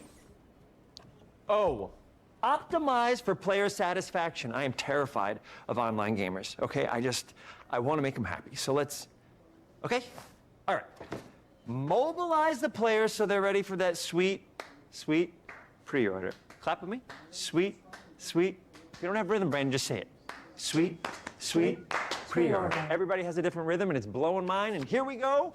B, burglarize. What is this? It's basically just finding new ways to loot dead bodies. You know what I mean? Right, Otis? Okay, well, it's a big part of the game. A, you gotta agonize about how many people are gonna be angry that we have just put so much combat into this thing and almost no romance at all. We should look at ourselves. What is wrong with us, huh? We can't have one love story in this? How many people have been in love? Raise your hands. Raise your hand if you're in love. Okay, are you lying? I have a wife. Put your hand down.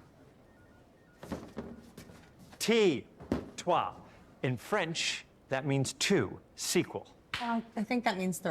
Okay, you're getting ahead of yourself. Come on, Claire, we're on 2. And how do we end it? Anything is possible. And we've established that we're the best there is, and there's no sequel better than us. And if I could just say one more thing, thank you very much. I know I've kind of changed the world of video games today. For The Outer Worlds 2, we wanted to improve gunplay in every way.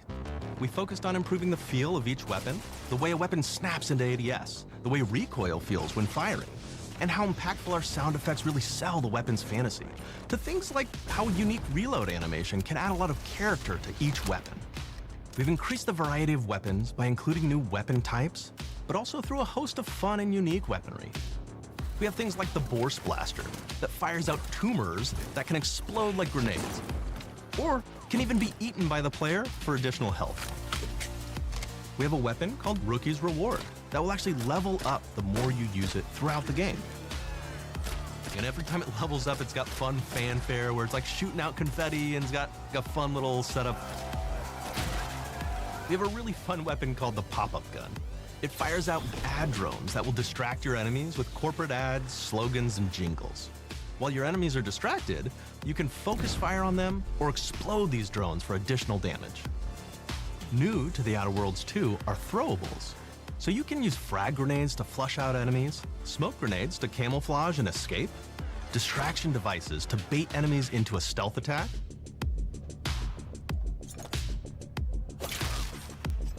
and even science grenades that will levitate enemies, allowing you to fire upon them while they float helplessly. The throwables I don't remember actually.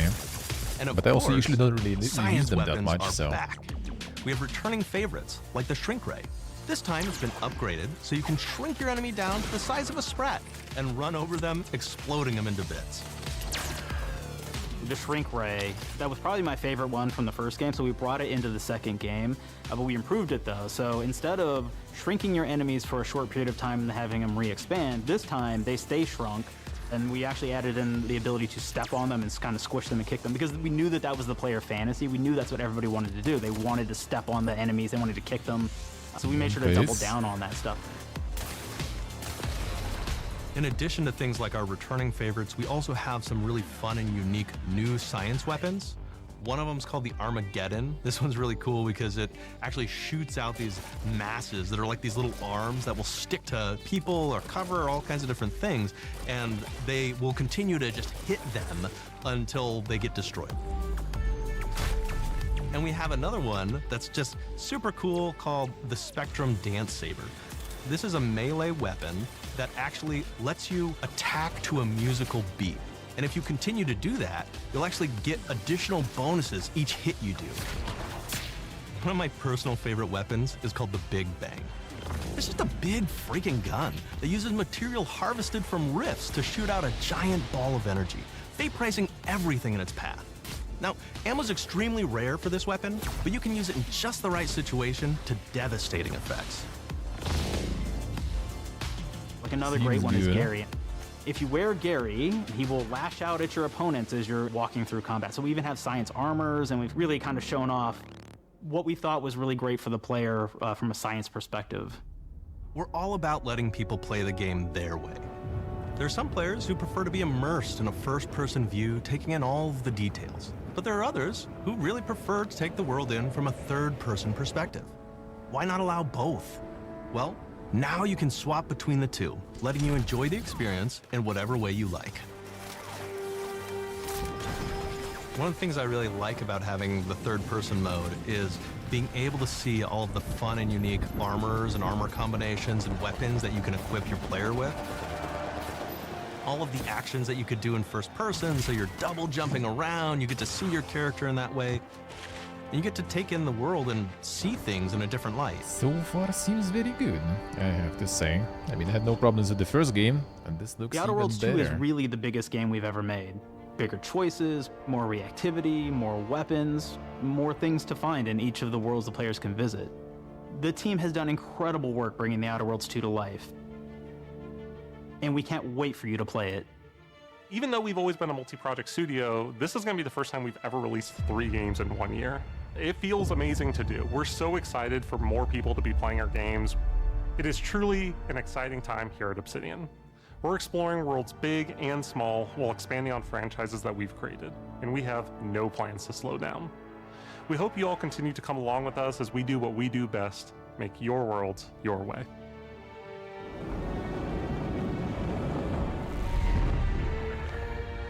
Got Urquhart, got Boyarskin. Didn't show Mr. Sawyer though. I wonder. Releasing around it too, yeah. The Votan code.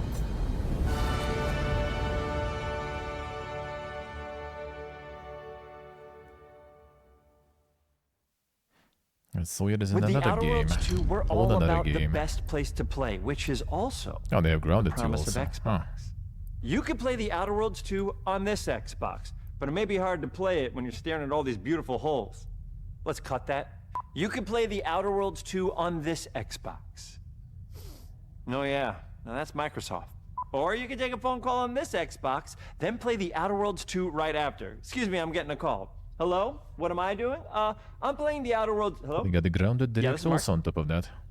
I didn't know I had jury duty today. You could play the Outer Worlds 2 on this Xbox, but it takes 2 people to lug around safely. We're gonna go up to my apartment, okay? And this is an Xbox you actually wear that also plays the Outer Worlds 2. What do you think, Claire? This is amazing. Are you playing? I think so. Fantastic. So now this is actually not an Xbox, so you cannot play the Outer Worlds 2 on it. Can't play anything on this. I guess Bread.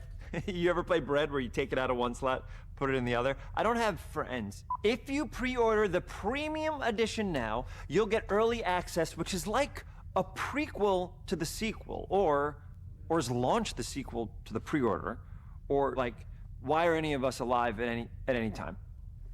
It doesn't matter. Either way, my job here is done. It's time for the Grounded 2 portion of the Direct, which is sort of like the sequel to the Outer Worlds 2 portion of the Direct, which I absolutely just hit a home run with.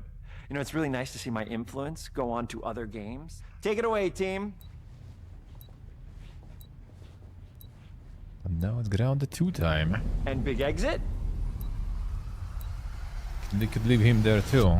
Grounded 2 is not high budget, so... Because it's also a sequel. Sequel, I see. We're so proud of Grounded. What started as a small passion project to make a quirky game where you're shrunk down to the size of an ant, trying to survive in a backyard, grew into something way bigger than we ever imagined. Over 25 million of you jumped in, explored, built, crafted, and fought off giant bugs together. Y'all helped make the entire experience very special to us. The team's been cooking up a ton for Grounded 2, and we're so excited to talk about it. I had to grease some palms to steal a bit of time from the Direct to give you a deeper look. There were so many possibilities and ideas that didn't make it into the first game, so with the sequel, we have the chance to dream bigger. $80 to and achieve 100 those to dreams, play we early. partnered with the amazing folks at Classic, Eidos Montreal. but it's also game pass, Together, so- we're taking Grounded from the backyard to an even larger world, the Brook Hollow Community Park. When we started working on Oh, Grounded 2, we knew that we wanted to make a bigger world. Fortunately for us, Eidos Montreal became our main partner This is on the developing USA. Grounded 2. They have a lot of similarities to the sorts of things that are important to us at Obsidian. They tend to make very narratively strong games. They make games with really deep characters and great character progression. They make games with great gameplay. Everyone at Eidos Montreal is thrilled and honored to be working with Obsidian Entertainment. Our Midas. two studios share a lot of DNA. The same things that are important to Obsidian Entertainment are important to us. Choice and consequences, big player collaborations they got communities, there. and doing justice to great IPs and great franchises. The fact that we're the first partners that How they're about working making with to some make a Deus Ex sequel to together? their franchise feels like we're an important part of their history. The events of Grounded 2 take place 2 years after the first game. The same 4 teenagers are returning. So there's Max, Hoops, Willow, and Pete. They're a couple years older, Got- which got Teresa means to they've the- gone to the through sequel a bit too. more high school, a bit more mature. It's 1992. The world's a little bit different, but we're still in that fun, nostalgic era of the early 1990s. In Grounded 2, we're moving the action out of the backyard and into the Brook Hollow Community Park. Not only is it bigger, it allows us to tell a lot more stories and expand the world of Grounded by exploring what the community of Brook Hollow has been up to and what they've been through. The park overall is about 3 times the size of the backyard, and our initial starting area is actually the same size as the entire backyard from the first Grounded. The reason we wanted to move into a park wasn't just to create a bigger world, but Yeah, was Nick, to yeah, give us apparently. the opportunity to explore the Apparently. community of Brook Hollow and what secrets That's have we they had been in the hiding. news, no? Just getting What we some other love voice and what actors. we're excited about in terms of the park is the opportunity to create environments and landmarks that are mundane at normal size, but are colossal wonders when you're the size of an ant. Everything from a giant trash can to a community picnic table or a snack bar. All of these areas come to life in a brand new way. Part of the fun in Grounded 2 is that the park was evacuated really quickly right before our teens were shrunk. And that means that the park has been sort of turned upside down and is in a topsy-turvy state. And that leads to really fun environmental storytelling, but it also leads into the creation of amazing biomes for our characters to explore. One of my favorite examples of this is the ice cream cart. In all of the commotion, the ice cream vendor's cart has been knocked over and its contents have spilled out into the ground. And what this means for our young adventurers is that they'll be able to explore this frozen cave of interesting challenges and colorful Lovecraftian horror. We have one anthill that's actually somebody decided to bury a bunch of toxic stuff in the park. And so there's all these toxic chemicals under the ground. The environment looks very cool and very spooky with all of these sort of chemical pools. And of course, nothing can live down there except for one type of insect, the cockroach. We are oftentimes reinventing environments, and in future updates, you're going to see a ton of new stuff. You do a lot of fighting against insects of all shapes and sizes. We didn't just want it to look better, we also knew we wanted to add a new layer of strategy. The changes that we've made aren't limited to tuning animations or adjusting attack or defense numbers or making characters or insects move faster or slower. But we did all that too, but there's also an entire sort of rock, paper, scissors strategy involving light attacks, heavy attacks, and blocking. We've also added dashing as a new way to both get out of danger quickly or jump in for a quick attack. And almost all the insects in the game will have these abilities now too. Sort of like a chess match, but one that's super frenetic, looks super cool, and is ultimately just a ton of fun. We're leaning into clear play styles for tanky warriors, Souls-like. low defense, high damage rogues, effect-wielding mages, and ranged hunters. In the first Grounded, we have mutations, and there were weapons and armors that favored different playstyles. In Grounded 2, not only will there be passive mutations, but there will also be active mutations. And a lot of those mutations support these archetypes. My favorite way to play pretty much any game is chasing after those game-breaking builds. And that's why I'm so excited for what we're doing with archetypes in Grounded 2.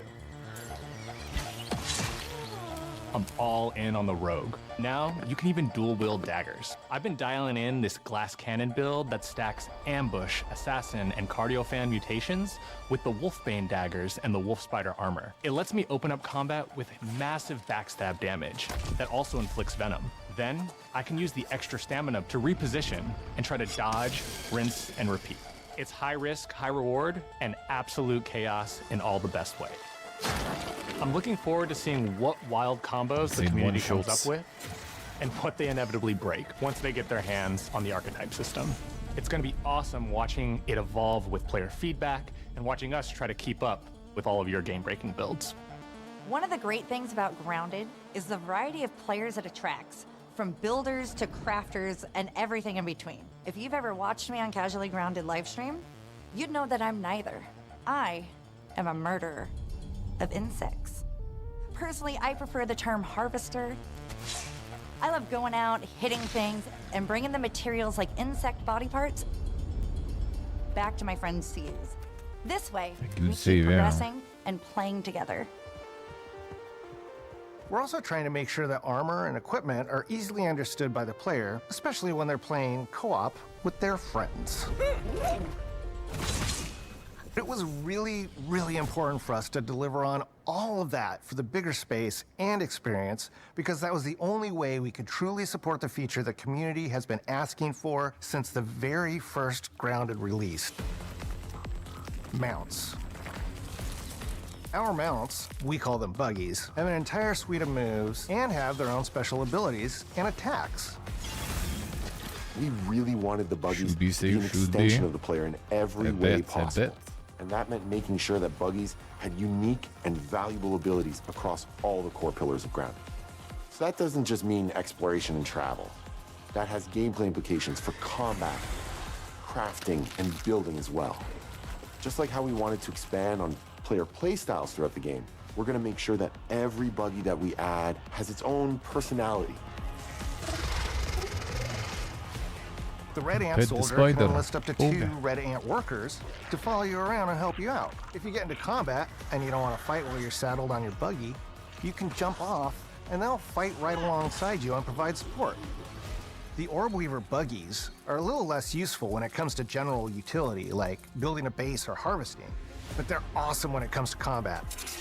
Sure, their defenses aren't super strong, but they're heavy hitters. They're also super fast and they have some great special abilities, like a scream that allows them to stun lesser-powered insects, and the ability to shoot webs and entangle other creatures. So the Orb Weavers won't be your base-building buggy. You should use the Red Ant Soldier for that. But they're super fun for exploration and combat. Red Ant Stay Soldiers true. and Orb Weaver Spiders will be available at Game Preview launch. There will be others in the future, but those are the 2 we're starting with. See, they The got connection 2, that our not Grounded even 1. community has with us is something we want to keep forging with the sequel as we make an even bigger game than the original. Pretty much from day one, we knew we wanted to return to game preview for Grounded 2. Sure, it comes with some trade-offs, like the game's not done and it's out to the world, but there's so much value in building it alongside the community. Buggies change how you traverse and navigate the park. What we're doing with Grounded 2 is we're actually keeping zip lines held back so we can see how players engage with buggies, and then we can tweak zip lines to bring them back over time to really complement that buggy experience and make exploring the park far more fun. That kind of feedback loop helped shape the original Grounded, and we wanted to shape the design Just take for the zip Brookhollow line on the Park, bug, eh? archetypes, buggies, all of it. We also learned a lot from that first time around. One thing that stood out immediately, players blaze through our content, especially the story. That makes sense. Story, characters, world building, that's kind of Obsidian's thing. It's the flavor we bring to the survival genre. So this time, we're starting with a much bigger baseline. There's been an explosion at Brookhollow Park. Chaos descended on a ceremony commemorating the Is it 2-year something that is anniversary necessary of though when 4 teenagers in this were kind of game? miniaturized against their will. One of our favorite parts of the first game was watching the community uncover clues and spin up theories. This time around, we're leaning even more into that, and we'll be keeping a I mean, I close guess it's eye not bad to on have what our anyway. players discover and how they interpret it. Because you never know what might inspire us as development moves forward. We really started to hit our groove at the end of Grounded 1. We found that being open about what we were planning and then following through was key to building trust with the community. As a small team, we had to experiment with update pacing and scope, and what we found resonated the most with all of you were bigger, beefier updates, even if it took us a little longer to land. So that's the plan. Larger, more complete updates spaced out just enough so we can take your feedback seriously and make every drop count. You can expect in our big updates, new buggies, new biomes, new building pieces, all the good stuff. And we're launching with a public roadmap so everyone knows what to be excited about in the future. All of us at Obsidian Entertainment and IDOS Montreal are super excited about how close we are to letting all of you players get shrunk a second time and explore the all-new park on buggies in Grounded 2. If you're a returning Grounded player, we're really looking forward to you experiencing all the improvements. If this is your first time getting Tiny, then all I can tell you is that a world with an entirely new Looks like it's perspective the, and an entirely new feel awaits you in Brookhollow Park. It's time to ride together and survive together. And interestingly, out of everything, out of everyone, you know, they're not part of the Microsoft family. Kind of like different country even, you know. Unless maybe they have office also there somewhere. And where they could work together. But yeah, seems kind of like a weird choice. Unexpected one, unexpected one.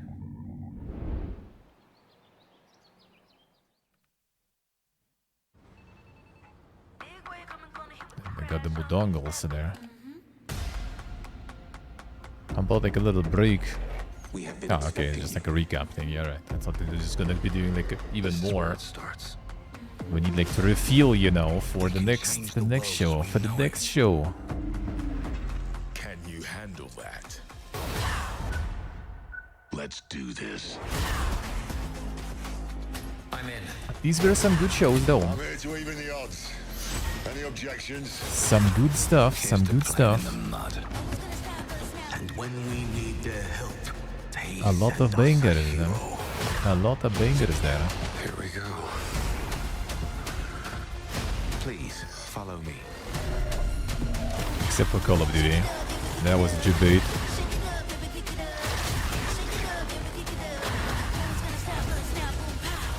Well, hello there. It looks like you're about to do some renovations. Call of Duty was gigabait, yeah. Keep your filthy pickers off me. You think I care? Yeah, surprised Bethesda really did. Well, I mean, they did the DLC for India, I guess. Alright, fine. Still kind of was expecting they will show something a little more massive. Or at least, like, you know, like, I don't know. DLC for specifically their game, like Starfield or some shit. Not that I care much, but, you know. What are they doing there? Had enough yet?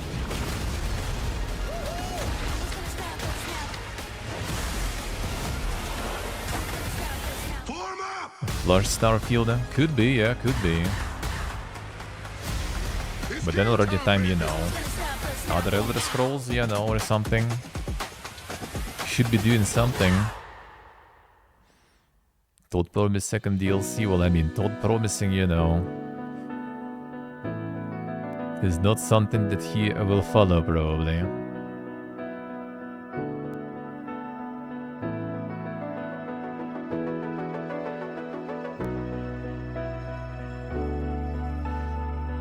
Yeah, Clockwork, like I was expecting at least release date or something. Nope. Alright, PC Game Show is on the separate one or is it on the same one? So I wonder.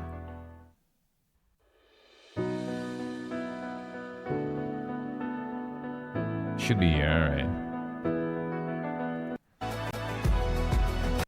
No, it's not restarted already. Like a live or some stuff. It could be a separate stream though. PC Game Show is now no idea. Usually it's kind of chunky though. Usually it is kind of chunky usually.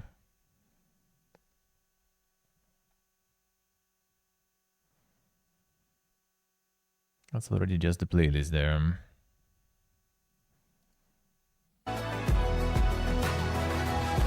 Yeah, this already became video pretty much, so I assume there's gonna be another one now.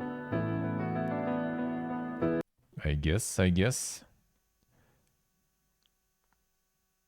be in 3 minutes. Yep, it will be. Just trying to figure out where it is already with the countdown there. And I mean, it's annoying too. To get the links to the second PC from where the chat is. Well, let's put it that way. On PC Gamer channel? Okay. Yeah, well, that makes sense. That's there. Yarikarakuri Righty, sleep well, man. Sleep well. Thank you for stopping by.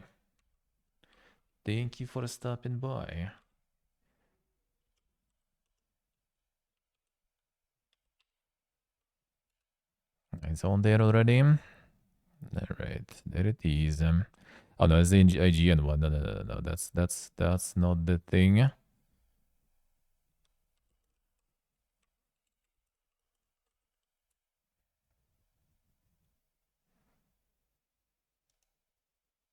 There we go, PC Gamer one. That's the OG one. Alright, there is a 1 minute post.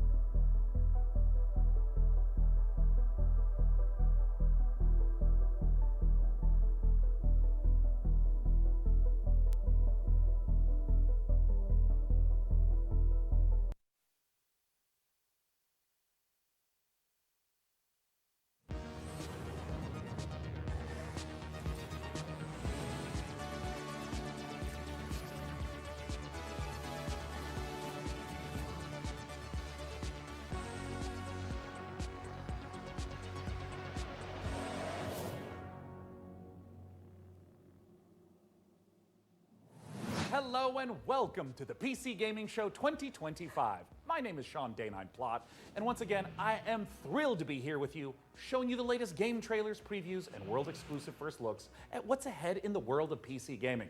But even more importantly, I'm delighted to be joined again by the co-host with the most, Mika Burton. Thank you, Sean. It is great to be back on the PC Gaming Show, especially since we're cooking up something extra special this year. As you can see, Sean and I are broadcasting today's show from a crucible of clandestine accoutrement. Oh, that's right. Here in our high-tech hardware workshop, we've assembled some of the finest Which is PC buffering gadgets for you featuring there the still, world's hello? Smoothest secret operatives. Feels bad, man. You know where all Feels the spies bad. get all their coolest toys? And what's from us? We've made headsets that double as wall-climbing suction cups. We've made keyboards that can some turn into cooler cars left. that turn into boats. We've also built a laptop that's a crossbow that's also a blunderbuss, and I'm afraid to touch it. That's how you know it's good. We made a gamer chair that turns completely invisible thanks to cloaking technology. Sean, the invisible chair never actually made it out of R&D. Ha! Well, that's what they want you to think. Regardless, we're in the process of using every ounce of our high-tech, top-secret, burn-after-reading black books engineering at our disposal to build what we call The Rig. Ooh. The Rig is a top-of-the-line AMD-powered gaming PC, and it could be yours. Because after we build it here today, we will be giving it away to one lucky viewer at the end of the show. But that'll happen Damn, a bit son. later. Right now, Easy let's PC. kick off the show the PC Gamer way with count 'em, three world premieres.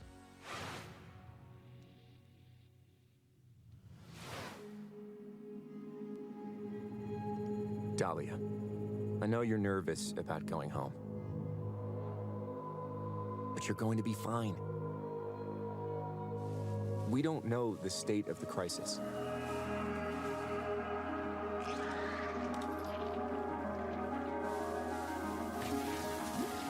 Yeah, right. job's Another a show? job, Yep. right? Of course. Get in, get out. Don't get sucked back in.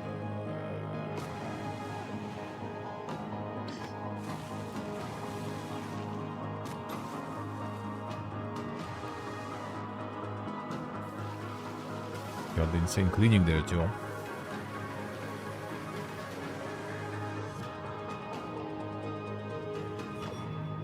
Remember, Dee, it's just a job.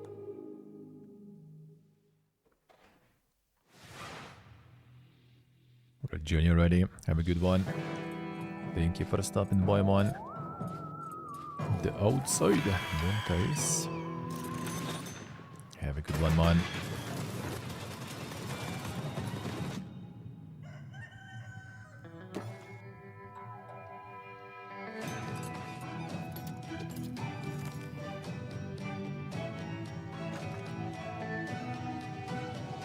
Feels bad, hello, feels bad.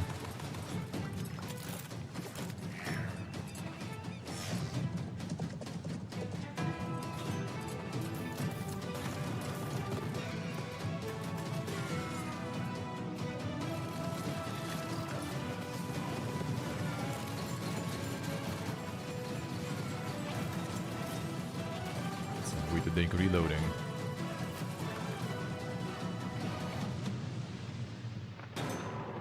Some salty stickers. Feels good.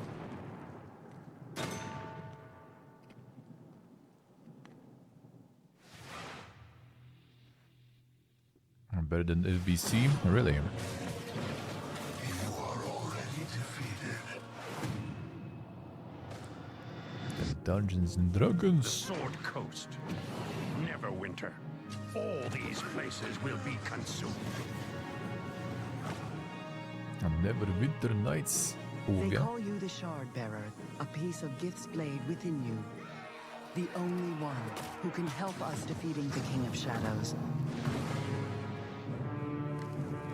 Journey for 100 plus hours. More days. Did you really think you could keep such relics of my people? Sounds like 200 right there.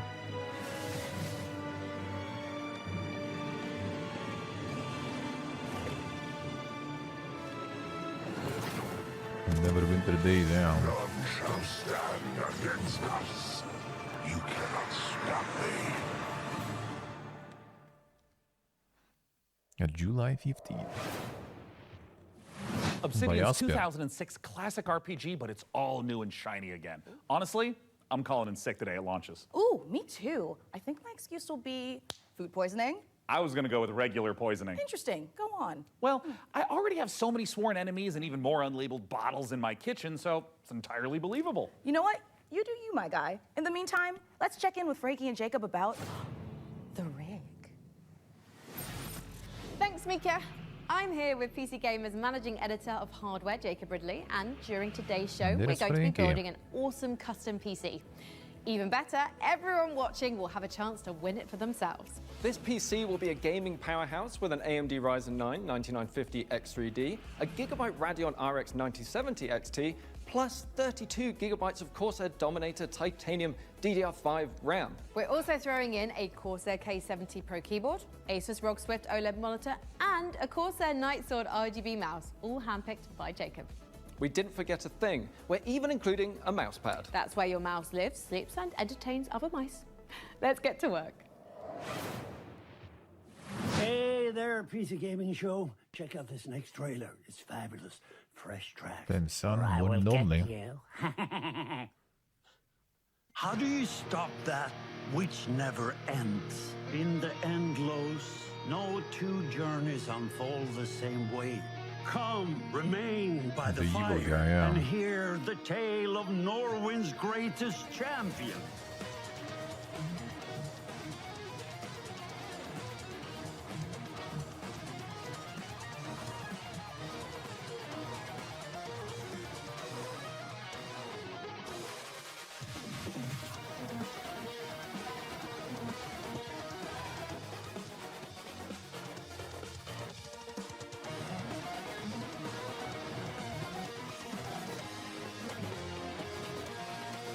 There's no one I would rather die alongside than you, my champion.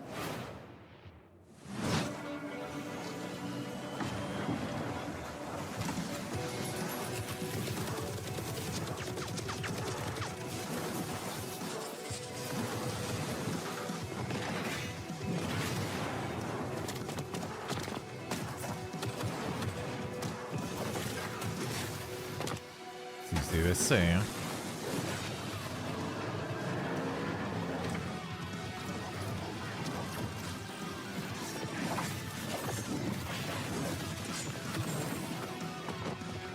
Familiar music is there.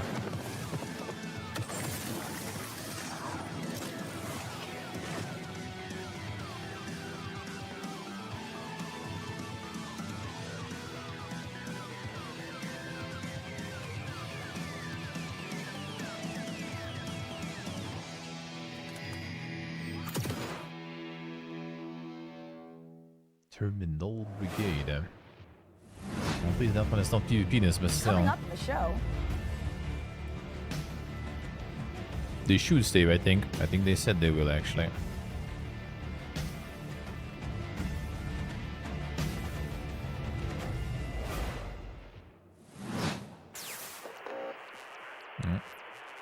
Yeah. These are everywhere. These are everywhere.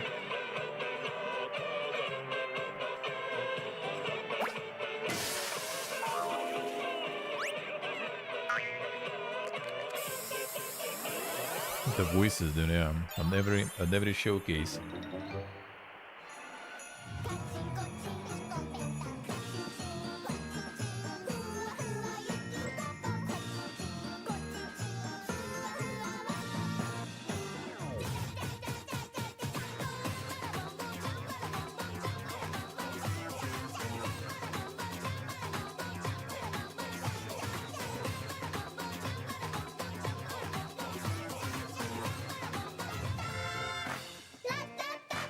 Let's skip the early access, I say.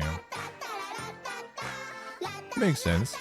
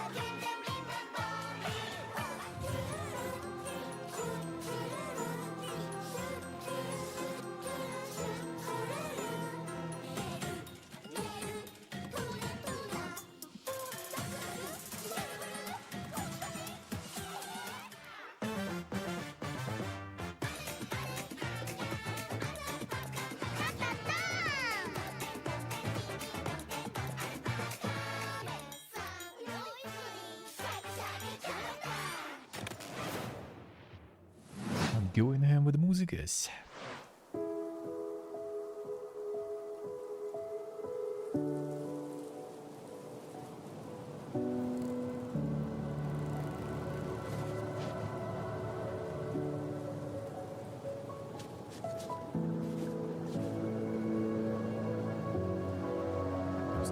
Some scooter like. Oh, there are more movements.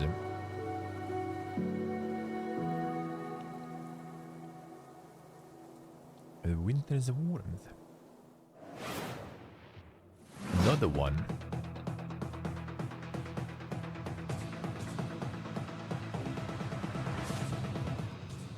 Oh, there's your assist.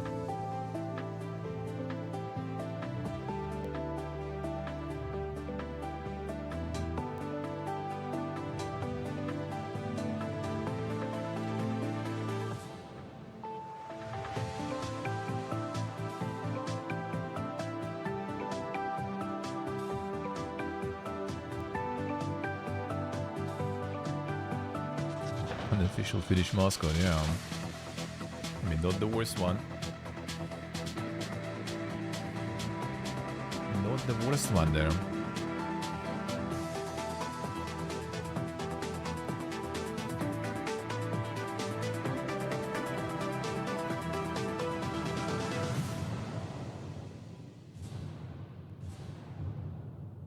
October 9th.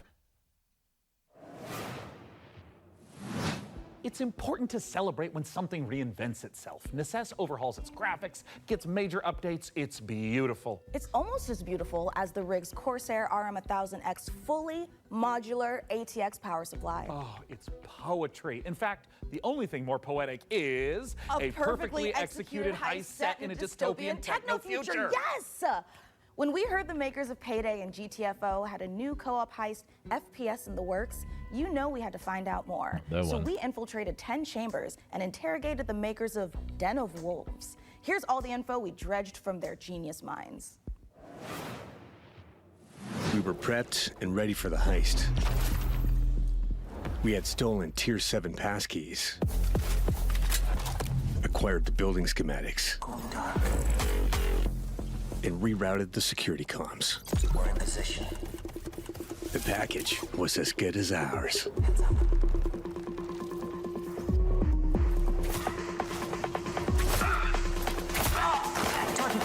Every variable accounted for, but we fucked it up anyway.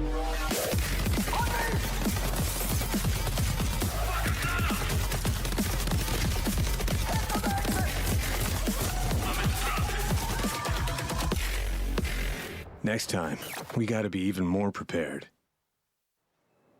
Music is a little too dank. The dubstep return, yeah.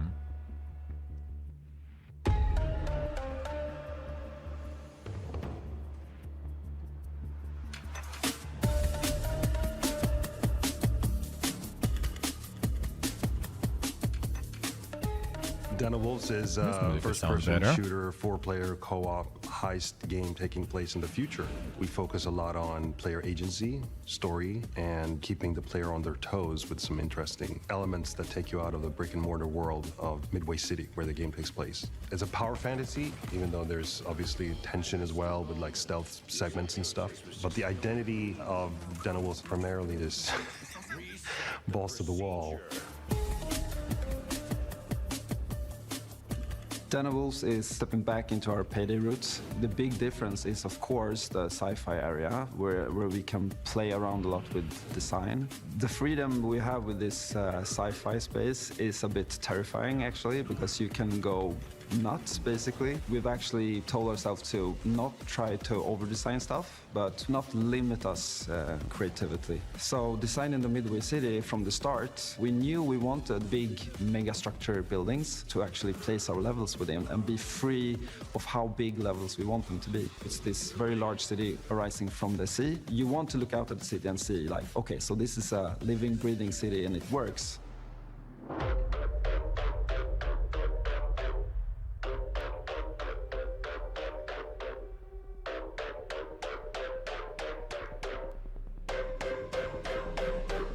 Coming back to the heist genre is sort of a I don't know. After Payday 2, I felt like I had so much more things to do in my head, like what I wanted that game to be. A contemporary setting limits you in so many ways. Everything you do to enhance the game breaks want the to do theme. so many With a things. sort of a sci-fi But then theme you on realize it, that you need to make enables money. you to stay in the pocket of thematics and still Here we solve are, things back to from what a made gameplay money. angle. When making a game concept or a world, you have to think about what tools it gives you to solve problems in the future. And the sci-fi thriller theme gives us a lot of tools to play with. Midway is just a corporate haven. There's no rules, there's nothing. It's divided up into districts. There's even like district wars and this kind of thing within the city. So it's a very classical in a way, dystopian take, kind of like a classic role-playing game of saying like, oh, this is the backdrop, and I'm gonna hand you a new adventure and have a bit of fun. So there's something called dives in the game. It's basically a neural heist. In the middle of whatever you're doing in the normal mission, you can basically jump to this other place. Thematically, there's these architects that build these defense mechanisms that gets injected into people's minds, and then you're trying to break into one of those. The dives allows us to explore a little bit with visual art design and gameplay design. Just tracking down this specific person that you need to make a dive into to extract information. We don't need a bank vault for that. It could be a suburban, gritty area, or it can be a very high-end luxury apartment or of some sort. The dives provide change of pace and change of intensity in the gameplay and change of scenery, and it could be a nightmarish sort of abstract thing. Imagine trying to navigate a forest or something like this. But it could also be a Japanese temple or fortress in the Swiss I feel like Alps. it's not always a good thing, really, A lot of in different multiplayer stuff especially. together, because it's this very abstract place. And also with gameplay, we could go from a shooter to a platformer to a horror theme. Or we can have sort of parkour experimentation where you can run on walls. We make the rules for what the dives are and what they can be. So get them kind of find into some sort of mode or map, to so game people can like psychology. pick I'm what they want to play. Psychology-driven game designer to a large extent, because we want to motivate you to keep playing, and also like Yes, what are we I stealing, think like and what's breaking the economy of the game, the base I'm and not changing talking things about around, especially in getting people multiplayer to games, spend might be more not always a cash. good idea. What's the drive It of might the be cool game? in And single I think player, when you building new could things go or through crafting it things once, is a very and then when you go through it area. again and again and A good again, example would be like this thing we did for Payday, where you would craft this platform masks jumping, and this right? kind of thing. Yeah, Like we're I came going here back to shoot, the man. masks. I've I heard want to do people this tell like me platform before, jumping like, oh, it's section, you GTFO, know, and for then like it's hundreds a and hundreds of masks games I right? playing, games I'm Yeah, playing, you maybe know. it is. But we wanted to make something different. Like we didn't want to It's go more kinda like, fully oh, this shit masculine, again. maybe doing you know these big skull masks. Like we don't want to limit us to not do it, but with the mask we have now, we actually wanted to bring some feminine, some sexiness, you know. So one of the inspirations we actually had was the Keira Knightley pout that she has, and there's also like these Japanese theater demon masks with Hannibal Lecter type of style. So as in the dives, you know, we could basically make anything. The masks are this expression to allow them to expand the world inside of themselves. Should So been dropping finding there, designs Doysam. where Should they been don't dropping really there. know where to put it, in what categories. We try to hit kind of a sweet spot there. This is going to be a high-paced, intense, and a very fun, collaborative game. Playing together with friends The is insane a beautiful games there. thing, right? Especially when we have these situations where shit hits the fan, we panic together and try to solve it. So if you put 4 people in a room and they play it, and you start to hear the voices go up, I and they see, start to be loud, insane in the room, gaming. then you know, like, yeah, it's something, you know? Nice, nice. If you want to find out more about Den of Wolves, head to our Steam page and make sure to wishlist now. Yes, Steve, yeah.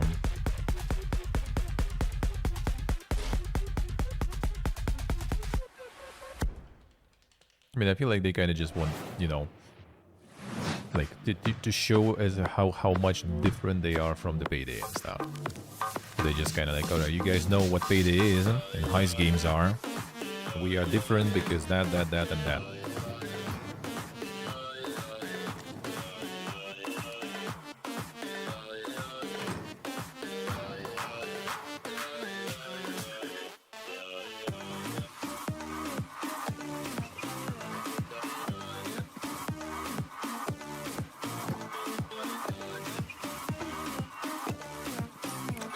Nice, Dave, nice. Rebuilding them streaks. Feels good, man.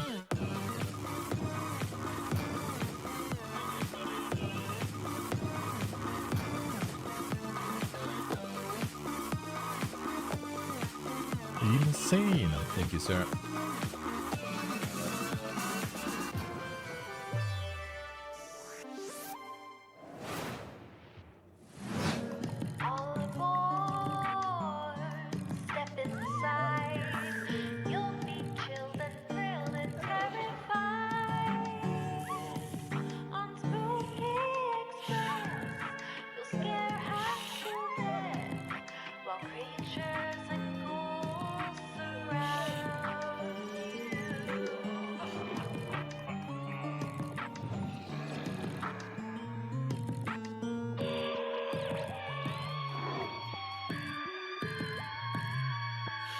Transistor music, really?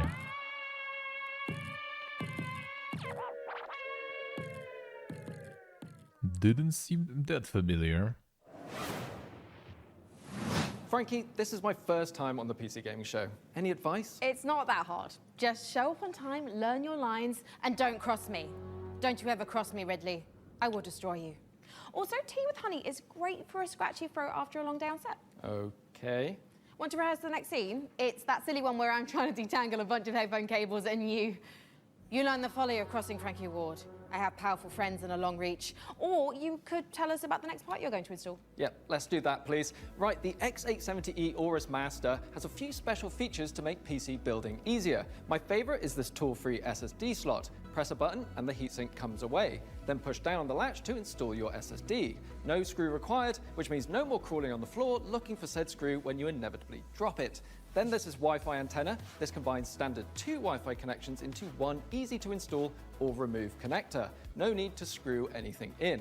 Lastly, if you want to disconnect your GPU, hit the button in the corner and pull it out. Job done. Welcome to Evil Empire, where we've been working on the Rogue Prince of Persia's early access for over a year now, pushing the game way further than we ever imagined. I mean, just look at me playing. No more Purple Prince. The team is happy, and our boss is happy. And the players, well, they seem happy too. Our 1.0 launch is fast approaching, so here's where we're at.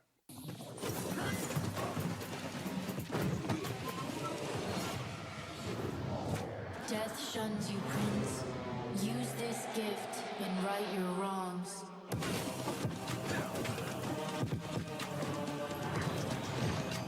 A wandering village too, I see, huh?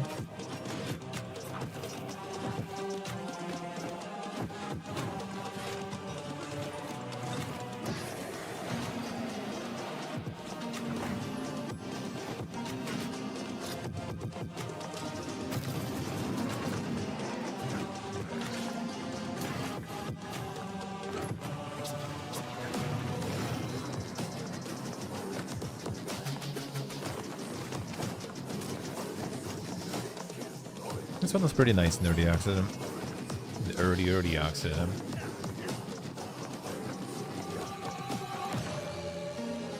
But I had so much of similar stuff that I didn't really feel like doing it more.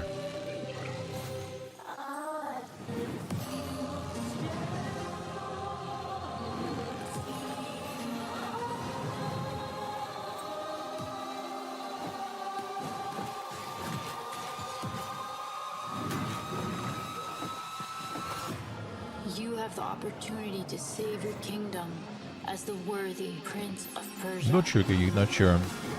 Well, especially not sure. Next week be kinda busy. If I get the review code, maybe.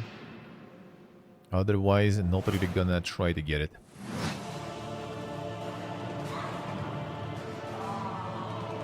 We have next test going. Yep, that's me. Serious You're stuff. probably wondering how I ended up in this situation.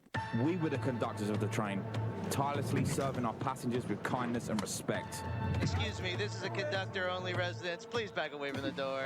Hey, what's up? Yes, get motherfucking ready! Listen up, scumbags. You rats will never get me out of this control room. You understand me? Never.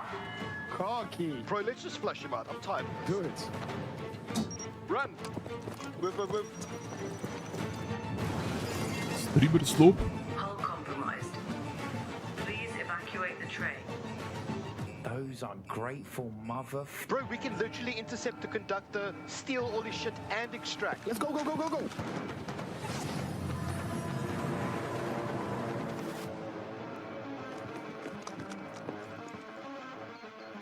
I'll take right, you take left. Say go.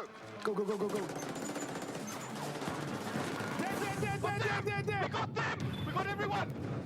Engine fall in 10, 9, 8. Carabao, we gotta move! 6, 5, 4, 3, 2, 1. Assisteva sì.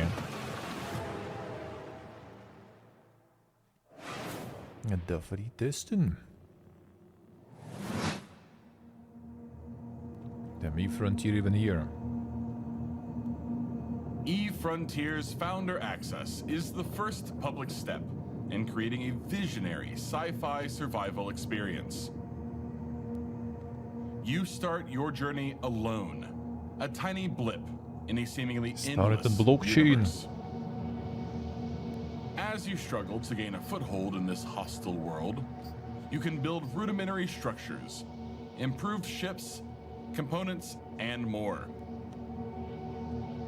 You'll begin to discover details about the universe and the ancient civilizations whose remnants still roam the skies. Everything requires fuel to operate, and good resource management is crucial to survival.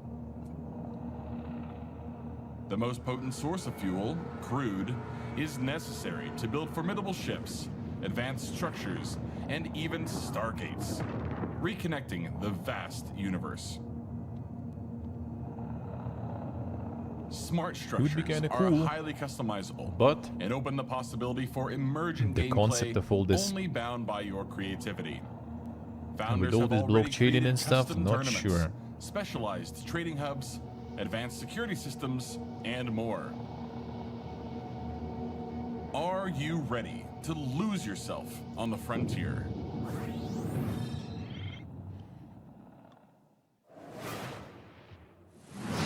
Wow, I knew space was dark, but that was dark.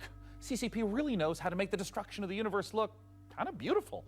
I'm honestly looking forward to being ambushed in the depths of space in Eve Frontier. But if you're like me, unless they change their caught off concept. guard is a no-no. Just But head I over remember to the talking- PC Gaming them Show's talking about Steam it. page, and you'll find every single game we're showing And it today was in blockchain one all over it. convenient spot ready to be wishlisted. So no scary surprises. Absolutely. And now here's a Strange look they don't do any at kind some of the great disclaimers games about it, you from know. Puzzle publisher Astrological. Maybe they changed it, but I kind of doubt it. I'd say the days are blurring together. But what days? As for the isolation, I'm an introvert.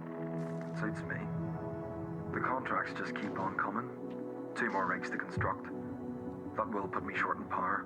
Gonna need more hydrogen generators. Good news is, I've managed to synthesize 334 liters of water in the last 24 hours. Now they want 200 liters of ammonium hydroxide.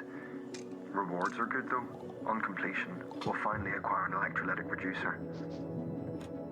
And with all that methane on level 2, that means methanol. After that, despite the fact no one really knows what's down there, I push on and keep going deeper.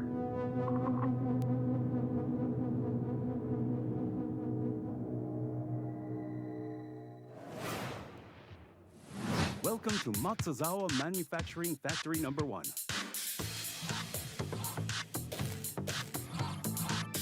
Their colors, I think, yeah. The Zachtronics like from the one and only. But the company is not Zachtronics though. But it's them.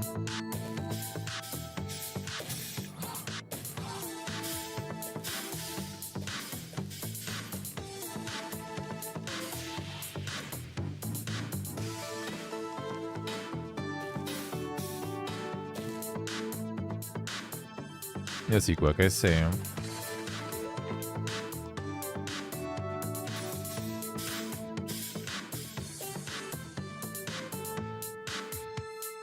Nice, so nice. I'm gonna get a little colder there. Finally.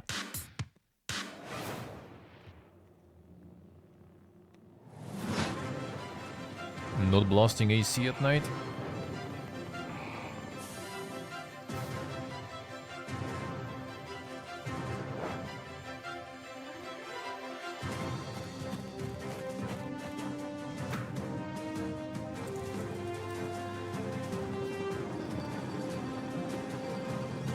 So the band can blast an essay. Huh?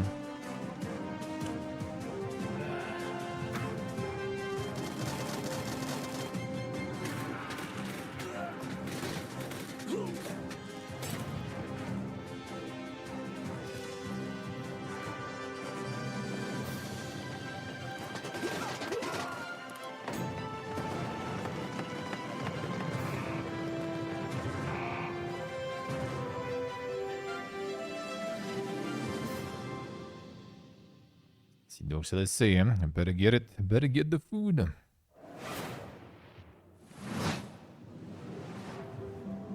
This is a factory in Modulus.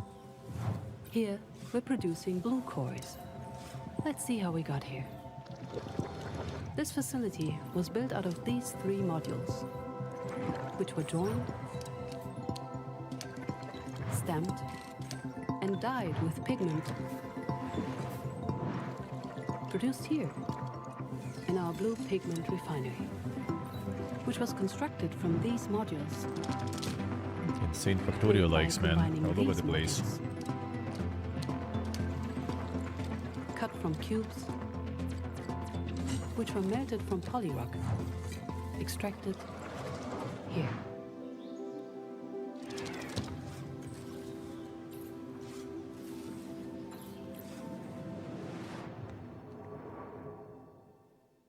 Yes, he's doing soon.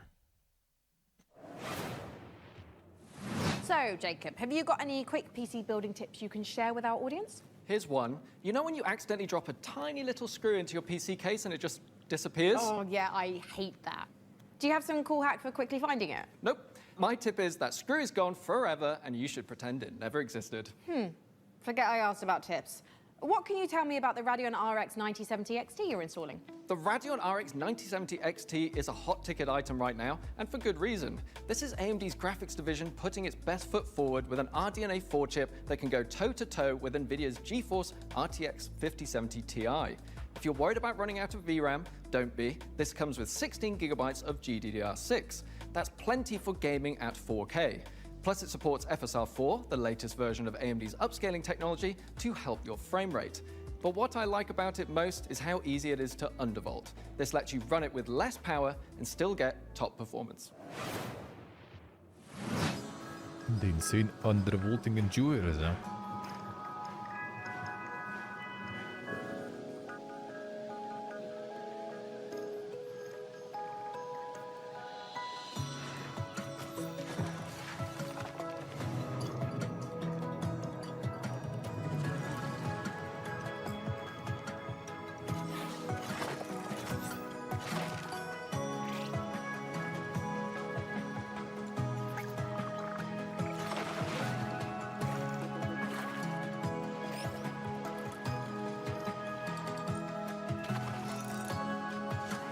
Might be nice indeed, huh?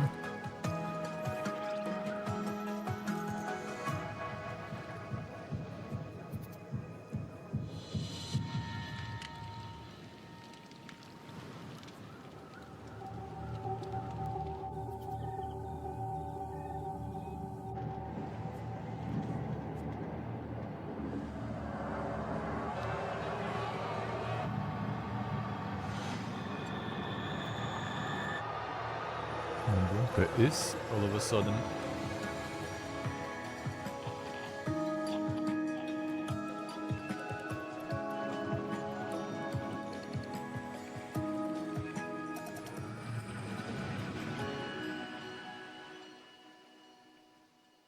The demo.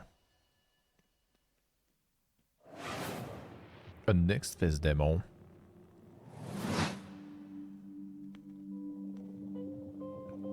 I know our The altar this time. Maybe it's time. time to consider the easy way out. Give me all your love now. 'Cause for all we know, we might be dead by tomorrow. I can't go on wasting my time, adding scars to my heart. 'Cause all I hear is I'm not ready now. You were always one of us. From day one.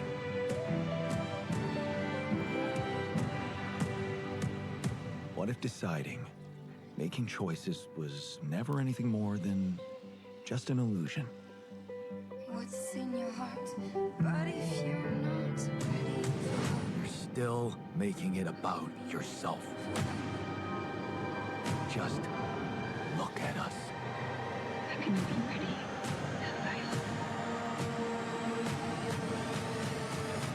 I just wanted to find a way out.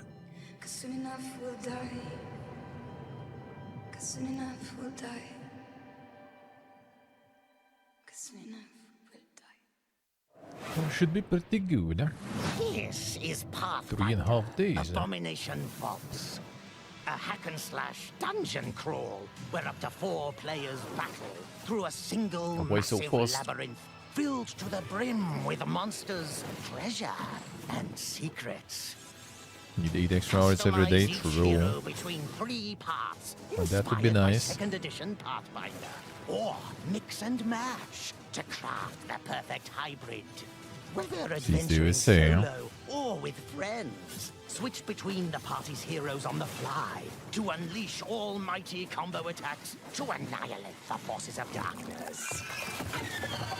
Deep below the surface, the dark sorceress Belcora Haruvex gathers her power. Are you foolhardy enough to delve into the shadowy depths of the Abomination Vaults? One and only Pathfinder. We meet again, little merchant. Do you think I kinda agree sometimes? It still depends on like the style and everything. Sometimes it's just kind of like this good looks good. And another. Something can get you, but Sides of overall, the same yeah, precious coin. that's kind of skip In like one for me quite life, often nowadays. You brave dangers, while in the other, you put your skills and hustle to the test. Yeah, Mudkip, I already showed multiple times. As you chase that vision, Almost every day we you watch some may showcases, we see it. and wonder, Showed this last year, yeah. is this pursuit more important than its destination? That answer lies within you, little I got to merchant. farm all the showcases, man. Computers aren't the only thing we build here at our hardware workshop. While Frankie and Jacob are working on the rig, Mika and I have been preparing some more elegant equipment for fieldwork, spy gadgets. See here, this might appear to be a standard ATX full tower personal gaming computer. In actuality, every component is also an extremely cool spy gadget. Take, for instance, this CPU fan. In reality, Ninja Star. Huh, that did a real number when we tried it on an intern. Well, moving on, we have our range of hidden tasers. To the untrained eye, a coffee mug. Yeah. In reality, a taser. Ooh, or how about this? To the untrained derriere, a roll of toilet paper. But in actuality, you guessed it, it's a taser. Hey, what about this? Is this like a hidden listening device, USB, or is it maybe a spy camera? Oh. That is, of course, also a taser. Don't worry, he'll be fine. Eventually. For now, let's check out our next exciting world premiere.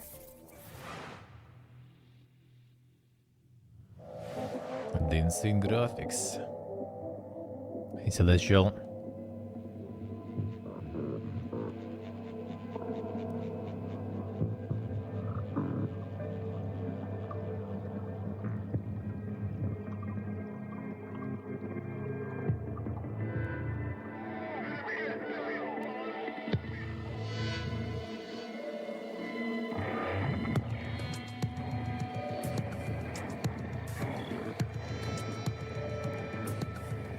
Okay.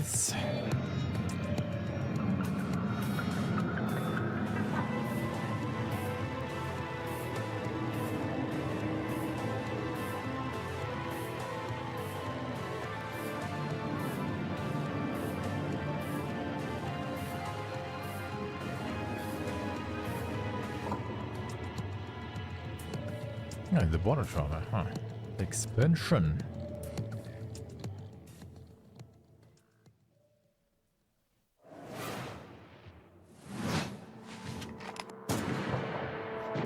Critical reflex, that's the ding stuff. That's ding stuff instantly. Sharing a roof with someone, make sure they're humans. Check their eyes and teeth. An overlooked visitor will kill you.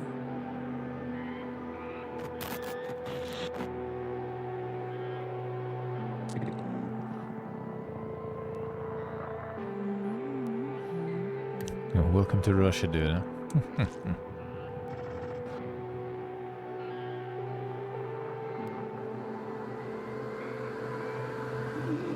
Así que sea.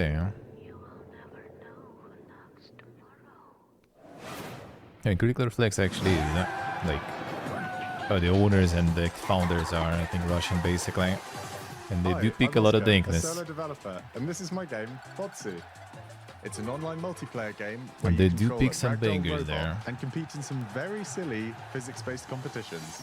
I started making this game in my spare time, and now you can play the free demo on Steam. You'll start off in a lobby area called Bot Central, where you can meet up with your friends and mess around with the sandbox while they arrive. When you're ready, mind the gap and hop on the matchmaking train to your Botsu tournament. Your team will compete in bonkers boxball matches, steal boxes and drag your team to victory in Stockpile, and try to be the last bot standing in Sumo. It's even got physics-based power-ups, like sticky bombs, balloons that work on anything, and grappling hooks to swing the match in your favor. You can play both online and split screen at the same time, and you can create crazy custom matches in the Steam demo right now. I hope you have fun. Since they were saying, are you making some multiplayer or co-op slope too? Then you might have a chance. Spotlight, hot night, glow red in the stoplight. I say, big swerve, big roll, rich taste. I serve, line up for the looks that kill. So rich it can make you ill. Don't choke on the diamond pill. Cheap lies, get a gag like bow down. Bow down to the golden Don't believe in multiplayer, then your game is dying already. Not even out, but already.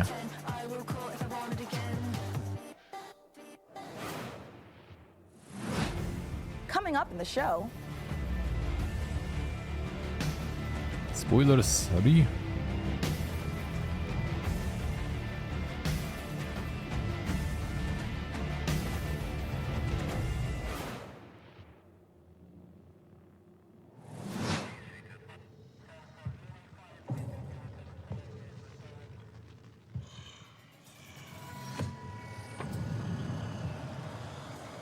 Don't see the minutes there, yeah.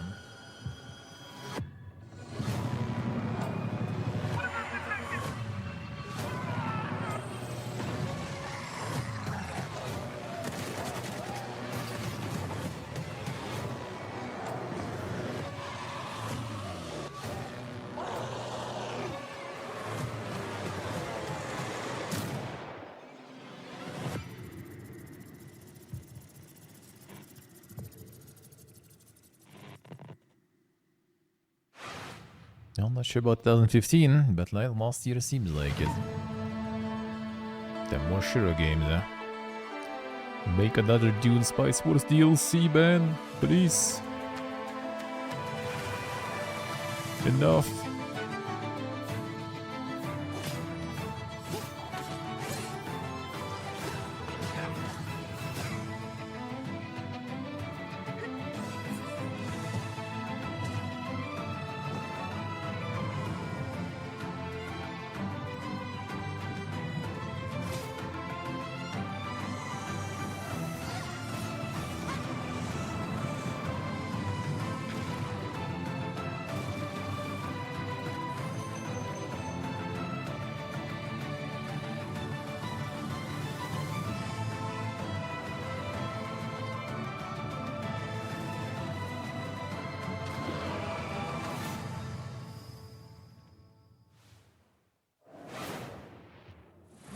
What an amazing collection of games we've already seen. Mika, we are really turning up the heat this year. We sure are. Mika, what is that? Oh, it's thermal paste.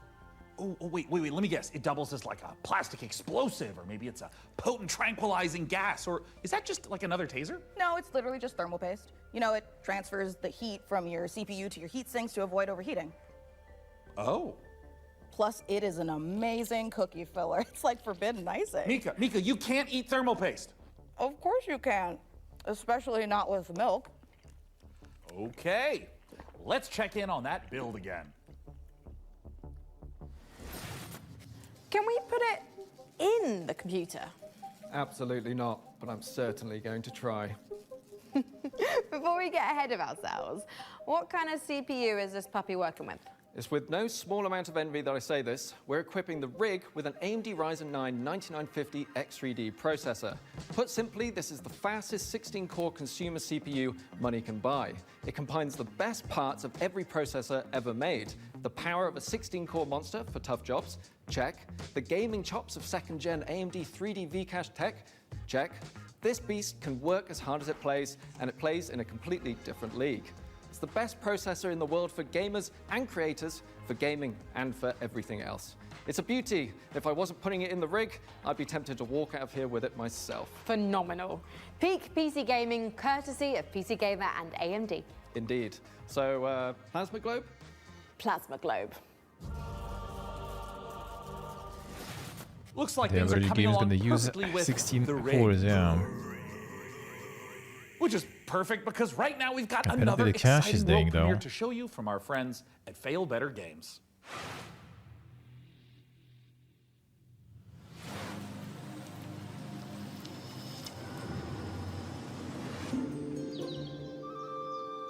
The village of Sun, Chandley sea, is and sky. small, They complicated, kind of went a little and different everyone's from got their previous own ones. story. For 100 years, the practice of horticulture has been under a curse, making even the simplest act of cultivation unpredictable. But you come from a long line of sorcerers steeped in the green and growing arts.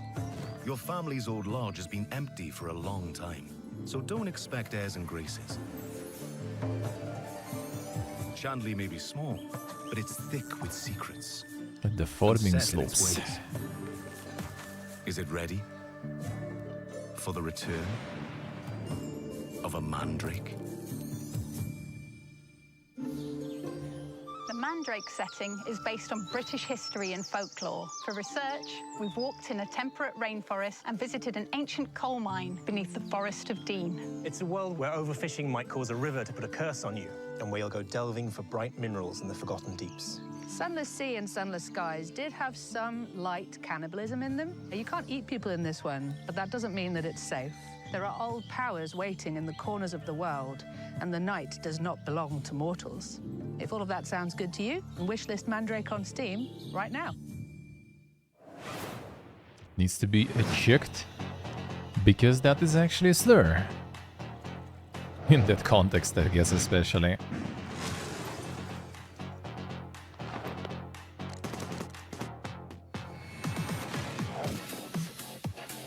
Simple as. Simple as.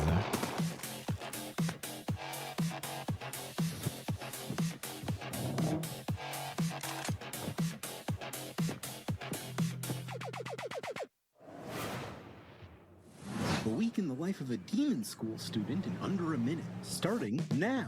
Monday, catch up on the This news. one again. Get a new assignment. Fight some guys. Every use some year. tactics. Every year. Check your diary.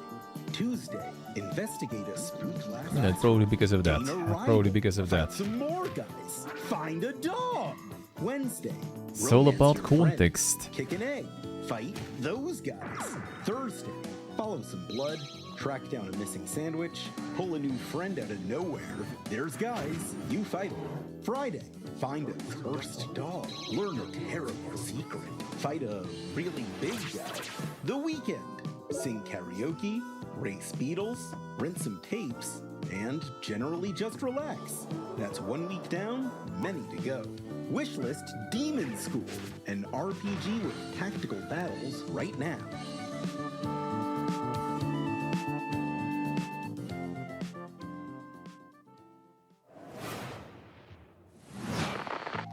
Congratulations on your assignment. You have been selected to oversee a caretaker deployment in Sector 43A. This video will introduce you to your unit and its sacred directive, the preservation and propagation of the human species. After global hydrosaturation, Earth became uninhabitable. Humanity moved to orbit, but reproduction in space proved impossible.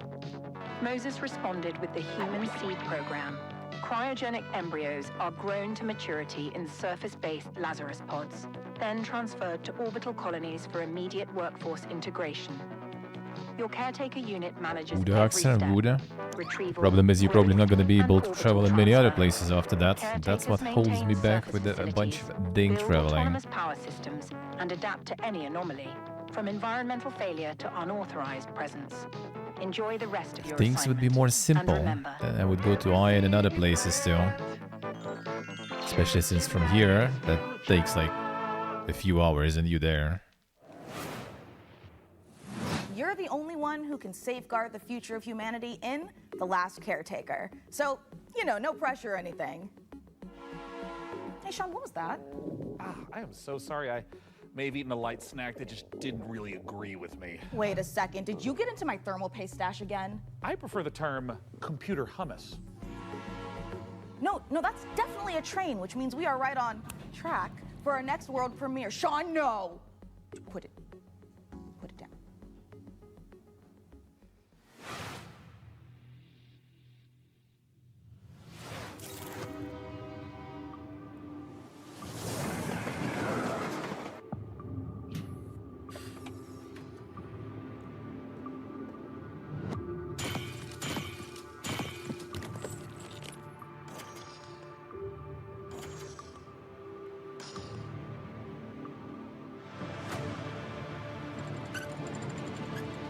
Kompet voorwoorden.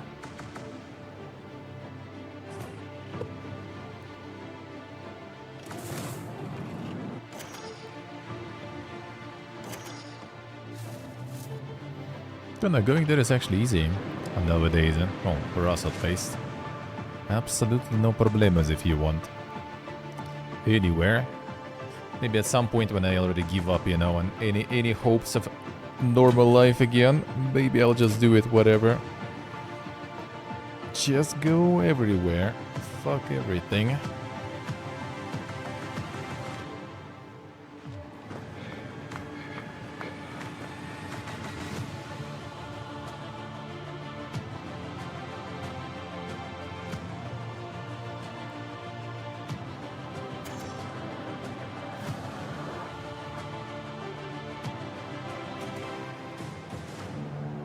The real Bourne.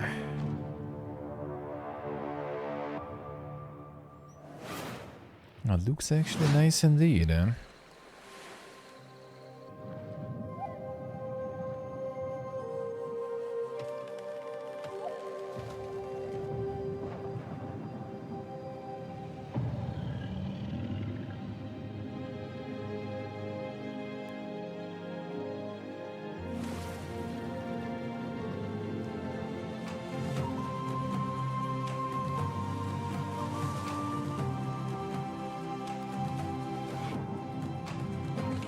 Those guys but in water, didn't we have that already before?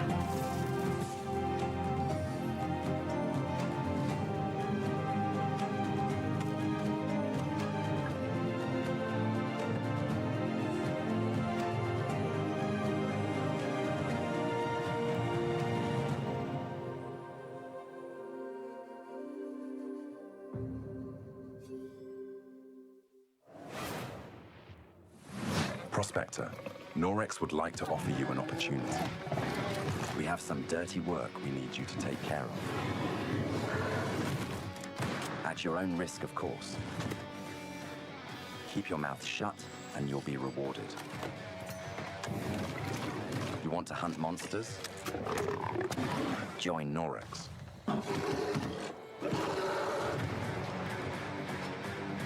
Icarus, insane. Ask questions. They keep bumping.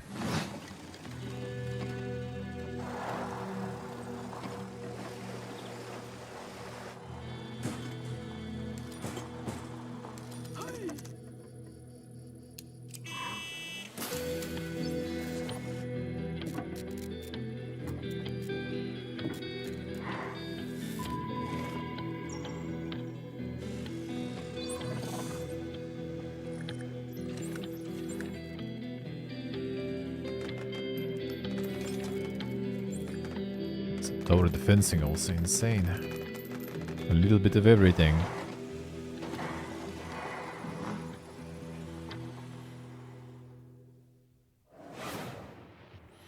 Garbage country. You're good at building PCs, but can you build other things? Like a car? No, Frankie. I can't build a car. What about like a winching system to pull something heavy out of, for example, a lake? I mean, maybe I could put together... Say a car was in a lake and you needed to winch it out. Could you at least build a ramp to make the winching a bit easier? Is that something you want to tell me? I drove your car off a ramp and into a lake, but I only did it to put the fire out. My car was on fire? There is no point in jumping a car off a ramp if it's not on fire. Is there any good news to this story? Yeah. Just check out this ramp.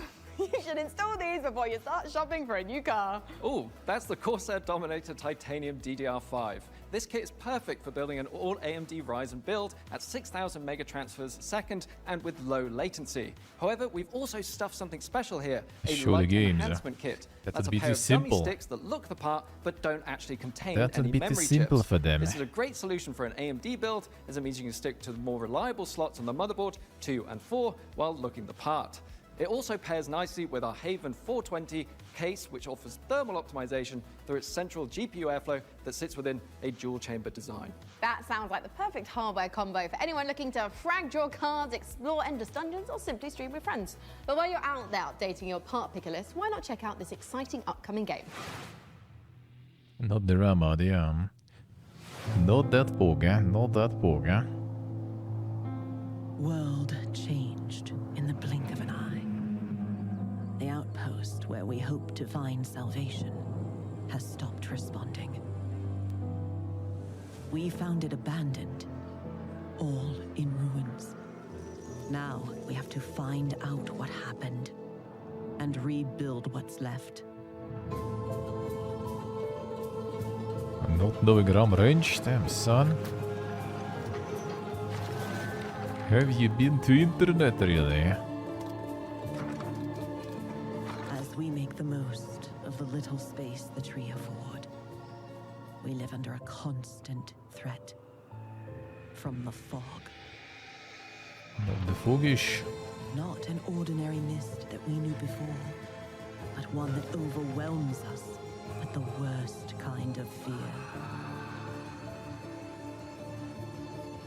And yet, if we want to survive in the new conditions, we must not only fight the fog, we must explore it, research it, understand it, as the fate of our people, maybe even the world, depends on it. And all before fear consumes us all.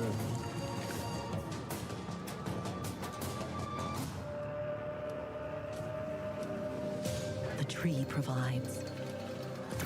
The tree protects. The tree prevails.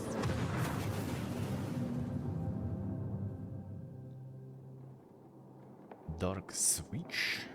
Doesn't kinda like what the name connects still.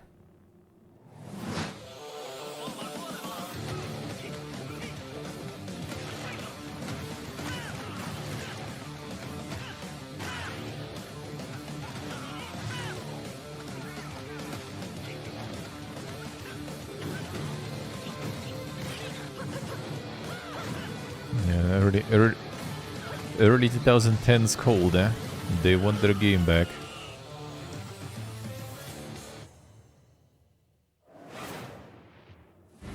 Coming up in the show... Spoilers.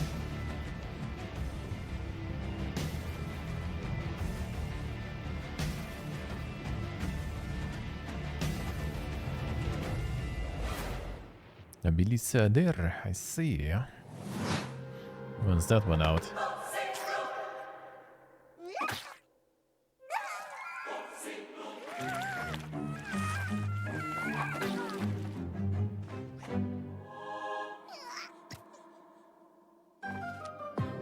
Your cult is waiting for prophets to lead them. Convert the feeble-minded. Learn the occult. Spread the mighty one's influence. Find power in the god of your choice to bring the unseen depths to the mortal world. Now go, vanquish vanquish the opposition, burn the non-believers, indoctrinate the uncivilized, and survive the horrors. Grow in power and strength. Unlock new unholy sorceries to overcome the mightiest of enemies. You have what it takes to worship the Eldritch. The lump likes, yeah. The lump slope.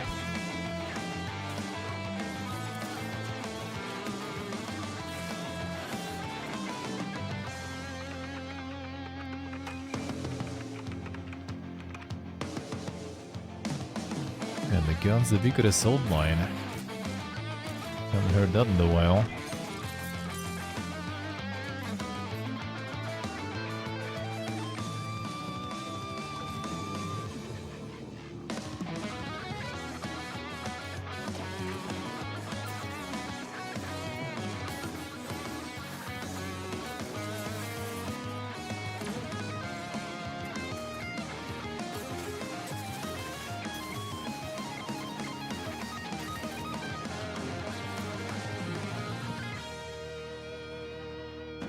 Start as the biggest now. 2026. And this is an MMO though.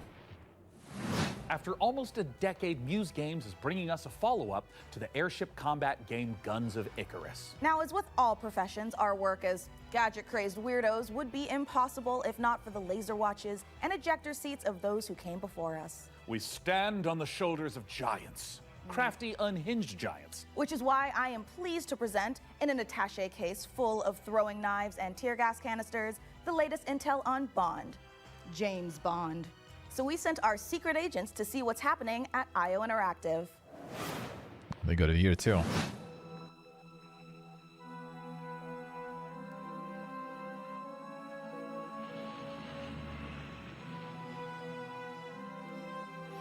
The Vogue Bond? Where is he already considered a Vogue there? What happened? What happened?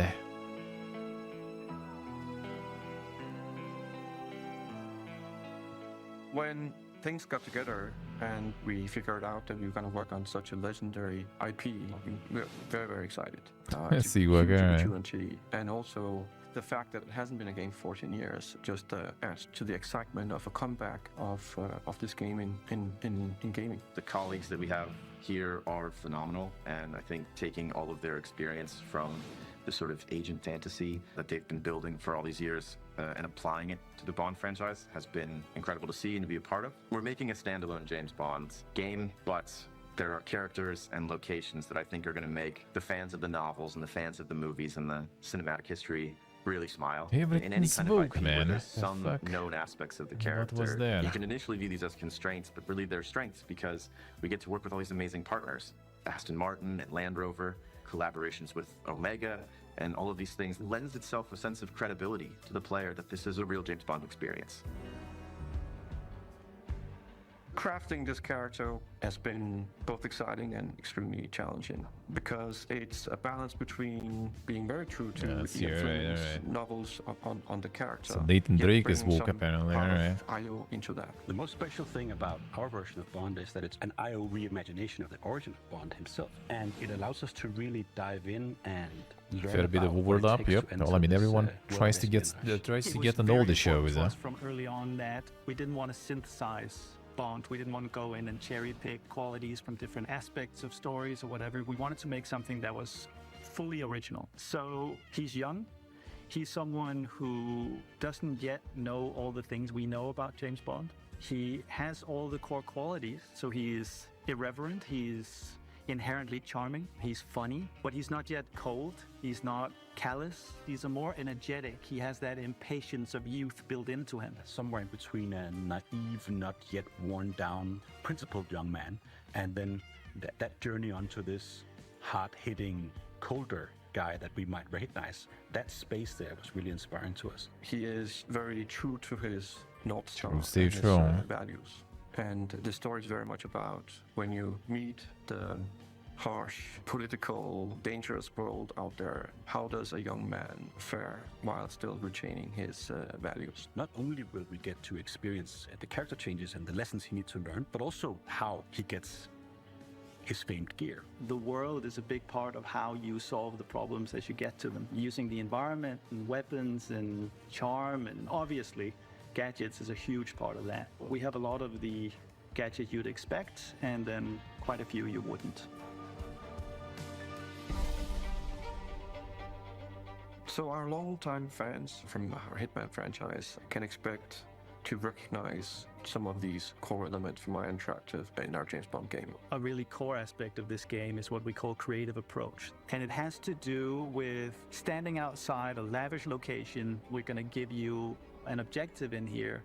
You absolutely need to be able to do that in a bunch of different ways. But I think the biggest difference is that you need a lot of patience to play Hitman. You need to be sitting there seeing the patrol. Creative approach should be invented, he likes yeah. wine and you overhear that thing. But Bond, he can also just walk through the front door. I'm actually just going to go and talk to them. I'm just going to go punch him right now. If you're a James Bond that wants to crouch along, you know, the covers and be careful and all that stuff, that's your Bond and that's fine. But we've crafted a game that has a lot more forward momentum. Spycraft is part of our DNA. However, in terms of Bond, there are two key differences. The agent we were working with before, he is an empty shell, right? He's a chameleon, whereas just Bond is very much a personality. A big part of the fun of playing the game is to see what he'll say, because he always has something great to say that you wouldn't have thought of. His quick wit and talking your way into and out of trouble is a big part of the core loop as well.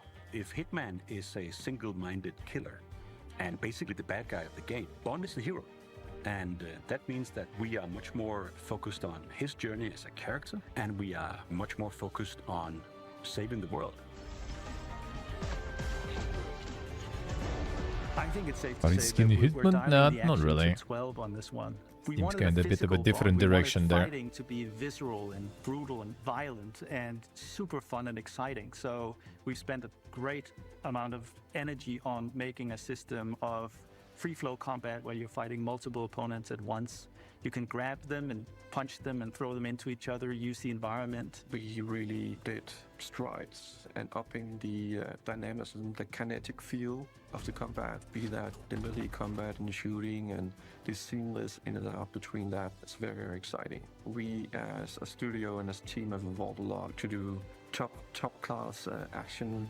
Seems more different. Spectacle situations, all I feel like it's going to be more kind of like story centered. Get into are absolutely wild. It's because that's the Maybe a little more on the 360 rails. experience that our fans deserve and expect from a Bond experience. And we've really pushed our engine to sort of bring on this higher level of spectacle and fidelity to the game. This production has pushed our internal tech beyond, like miles ahead of what we were able to do before. Depicting these beautiful different cities and locations, exotic types of vehicles, not just normal vehicles. So take everything we know, but also evolving with technology to deliver an experience that is more advanced than we've ever done before. This has to be a larger-than-life action adventure story, and that's what we've delivered. But it's always with character at its center. There's never action for action's sake. It's because it leads to the next thing. It's because he More needs uptime than and has to Kojima, do yeah. this in order to succeed. Having worked on Hitman on and off for 20 years, this is the combination of all that work, all that skill, all that practice, coming together and finally seeing the ultimate spy fantasy come to life. You know, these guys kind of like running in general their showcase for longer.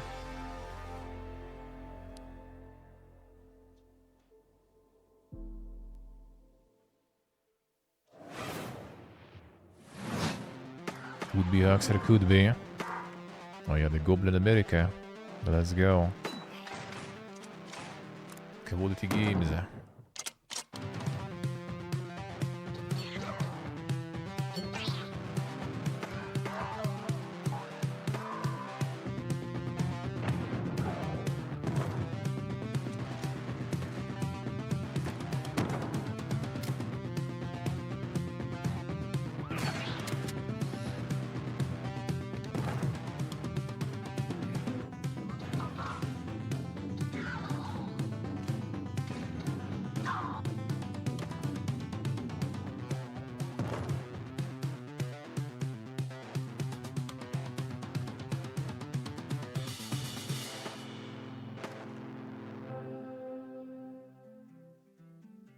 Quality gaming, dude. That's video games. When the world ended, we shielded our city. Safe but trapped, we endured. Until now. Until you, time traveler. Only Damn. you can shatter our chains. Guide fucking our new MOBA armies, game. defend our kingdom, propel But they got some evil single-player hordes. MOBA going. Rebuild what the enemy shattered and restore The the MOBA might survival. of our city. The Survive lands League of Bastion Legends. still whisper secrets. Relics of power waiting to be claimed. Together, you are legions. Not even the hordes of the Unraveler shall halt your advance. Your strength will never cease to grow. Once banished, you will break us free.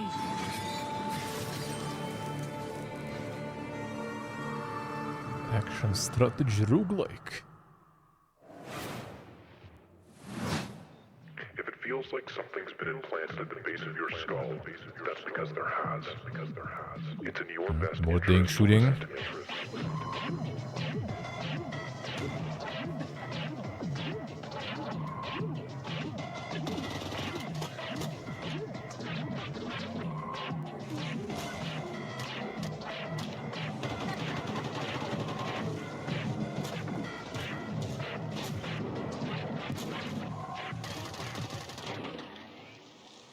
Good work. Head back to the van. Head back to the van.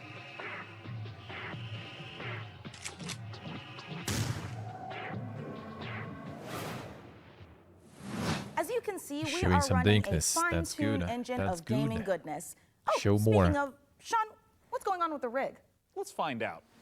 Frankie, Jacob, status report? We're doing great down here. Jacob is about to fill us in on what we're installing next. I'm just wiring up everything with our Gigabyte Aorus didn't even move X870E anything. motherboard. It's got a suite of features for reliable overclocking and memory performance, and its built-in thermal armor and heat sinks will keep our Ryzen X3D rig running great without running hot.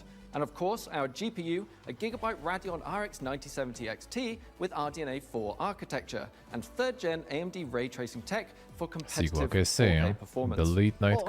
Kajun ball. And for those Yeah, of you that's who what want I'm to gonna speed be up your sleeping own through piece of already. build, I've got a technique I Cute. always use. A montage. A what? A montage.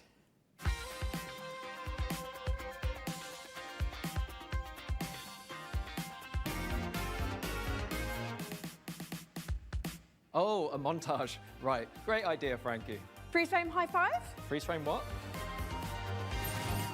Not gonna lie, I'm starting to get a little bit worried about the rig booting, but oh, perfect. In the meantime, here's some new tech for you, or should I say, some new Terra tech. Didn't Teratech kinda die? Are they still kinda trying? That's a feels good man then.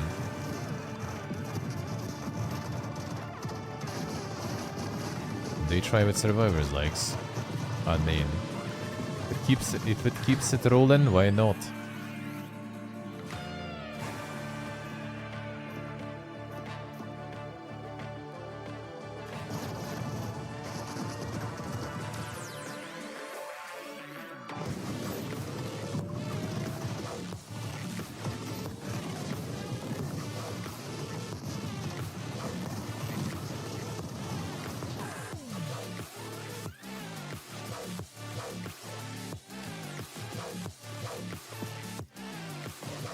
I'm not sure, Axel. I mean, I guess you can.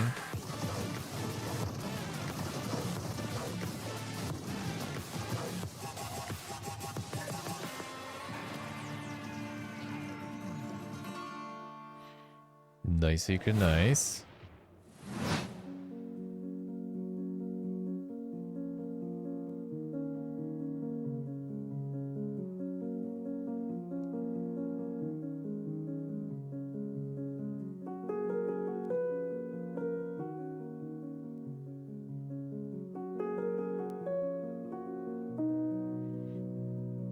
Play every kind of RTS slope. True.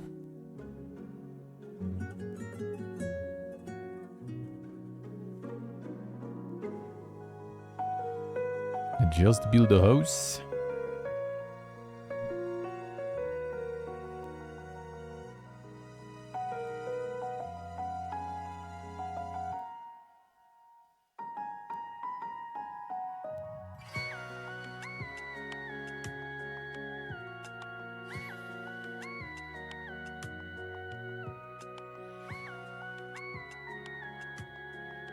Can build a house and get depressed at the game.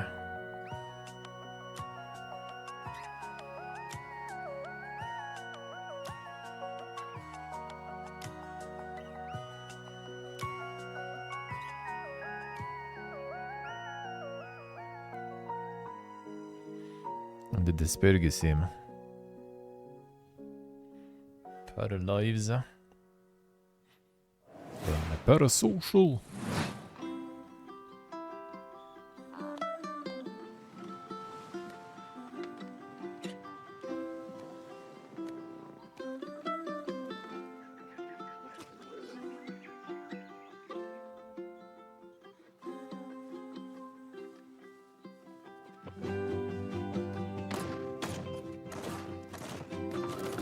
Sì, qua che sei.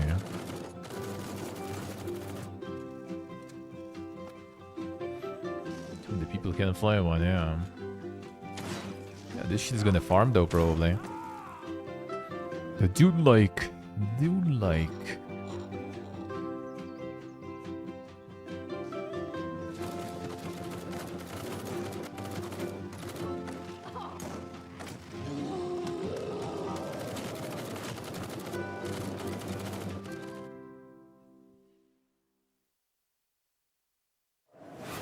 Seems like self-published, looks like. Just wanted to farm. They just wanted to farm. Oh, I didn't see you there. Don't mind me, I have got a special friend stopping by, but don't tell the folks upstairs. It's a surprise, you see. When you see them, just let them know that they can add any of today's exciting games to their wish list. Follow the link below to see all the goodies in today's show. And in the meantime, let's see what our friends over at Rogue Snail have been cooking up. Deus not fools. Meu Deus. Perdoe essa pobre coitada. Que de joelhos rezou bocado, pedindo pra chuva cair sem parar.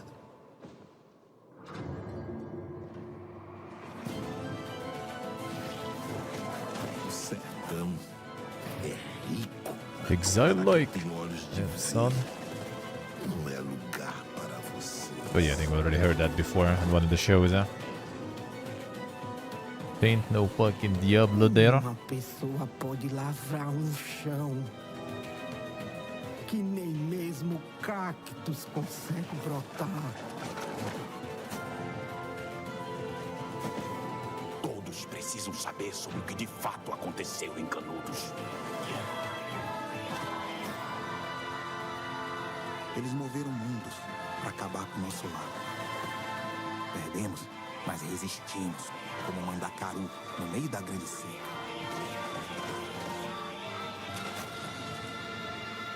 The Hillcook. Eles vão nos massacrar novamente. Yeah, the OTK show was the OTK published, basically. Eles vão nos massacrar. A um.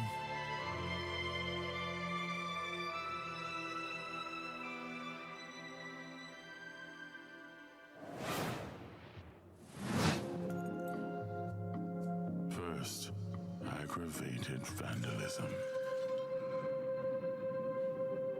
Then Militär. and worst of all, you've tried to flee. Yeah, critical reflex again.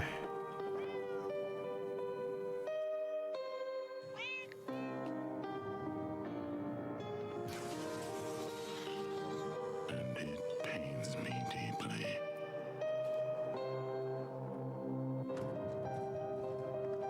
But a lamb that's always lost.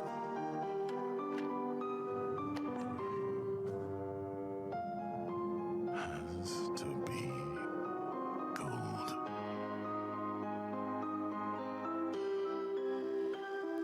Кондиционер.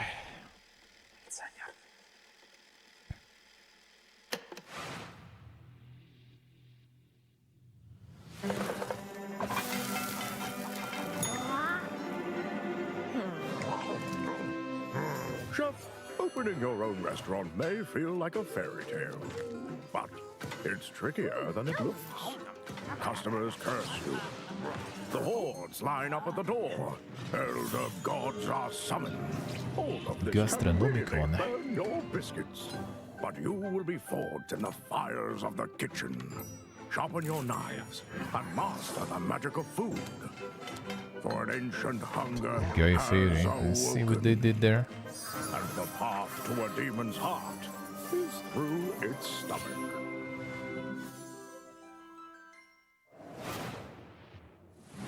Hey, let's check in on how things are progressing with the rig and make sure there aren't any saboteurs in the mix. Hey, Mika, how are the kids looking down there? Oh, it's not looking great. They're hooking up a. Oh my God, they're hooking up the PC to a printer. No, printer, it's too dangerous. I I know. told them the rig is way too valuable to be anywhere near a printer. I know. We have to stop them. No. It's too late because they're downloading a driver. Oh, wait. God, why?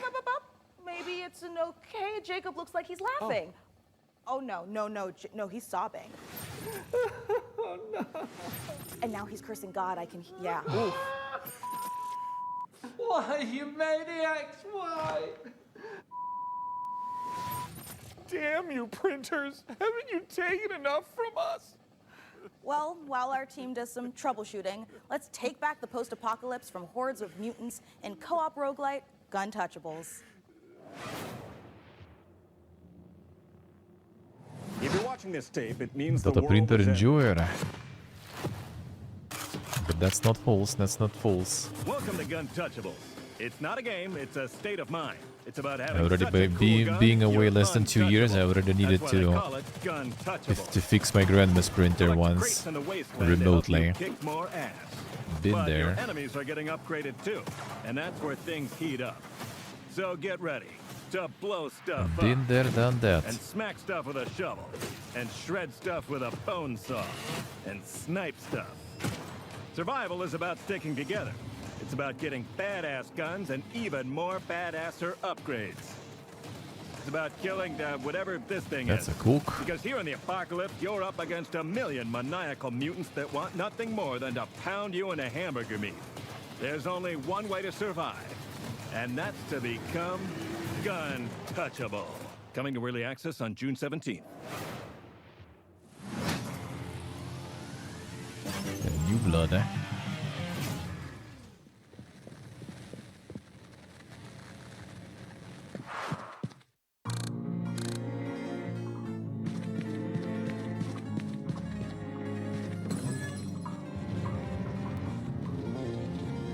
Got some more dank episodes to this one.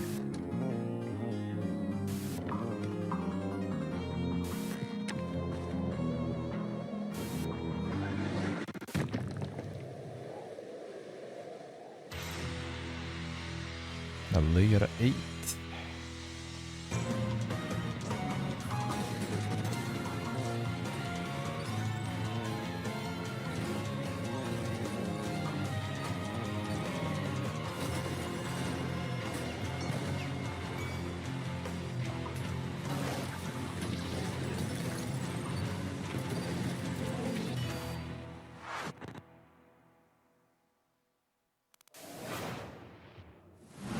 Coming up in the show,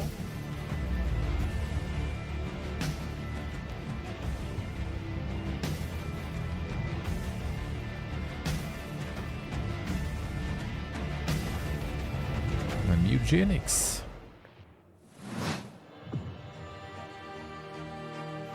How long the show will be already? Come on, man.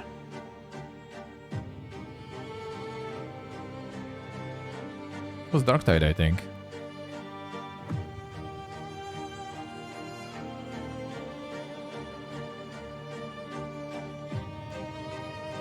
I think I have the demo of this one, maybe. Maybe. Not sure. And This is the superhero Two dispatch more shows? network. Wait, which ones? I hope you're ready for your first shift. Wait, we're doing And this? the only one tomorrow. Hey, No, I team. mean there's Kajimbo stuff, but that's already that's a skip show. Yeah, there is the Black Voices in Gaming tomorrow. 9 p.m. I think was it, or was it 7 actually? Need to double check. Friday? Today's I think 9 actually. We can watch that one. Gonna do the long one anyway, so we can do it. Oh no, Kajimbo is skip. It's too late. Too late, and yeah. We know enough already. We know enough already anyway, I think.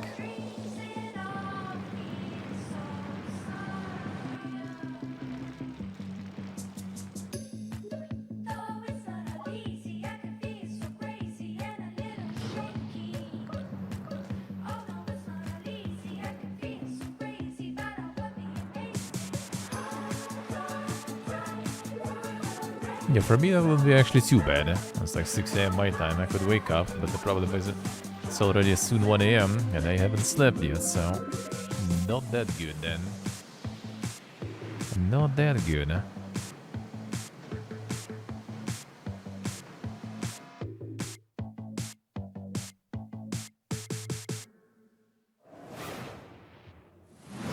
Wheel World is the rare kind of game that leaves you asking the important questions, like, why aren't all the world's bicycles shaped like hot dogs? We can only hope the answer reveals itself someday. Until then, let's turn our attention to the latest from FBC Firebreak, the next game from Remedy. And if my tracker is working properly, it looks like Frankie met up with the Bureau.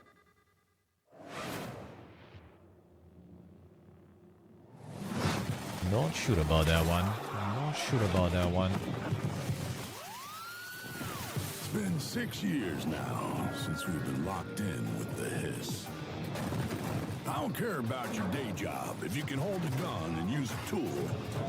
Firebreak needs you. I'll be frank with you, this ain't an easy shift, but at least you won't be Should it be more alone. Your fellow serious, you know, like Firebreakers Control will like? have your back.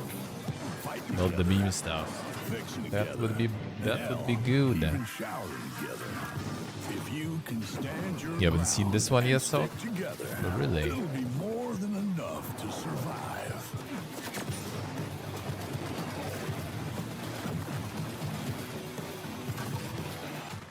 Corrupted item loose on site. On my way.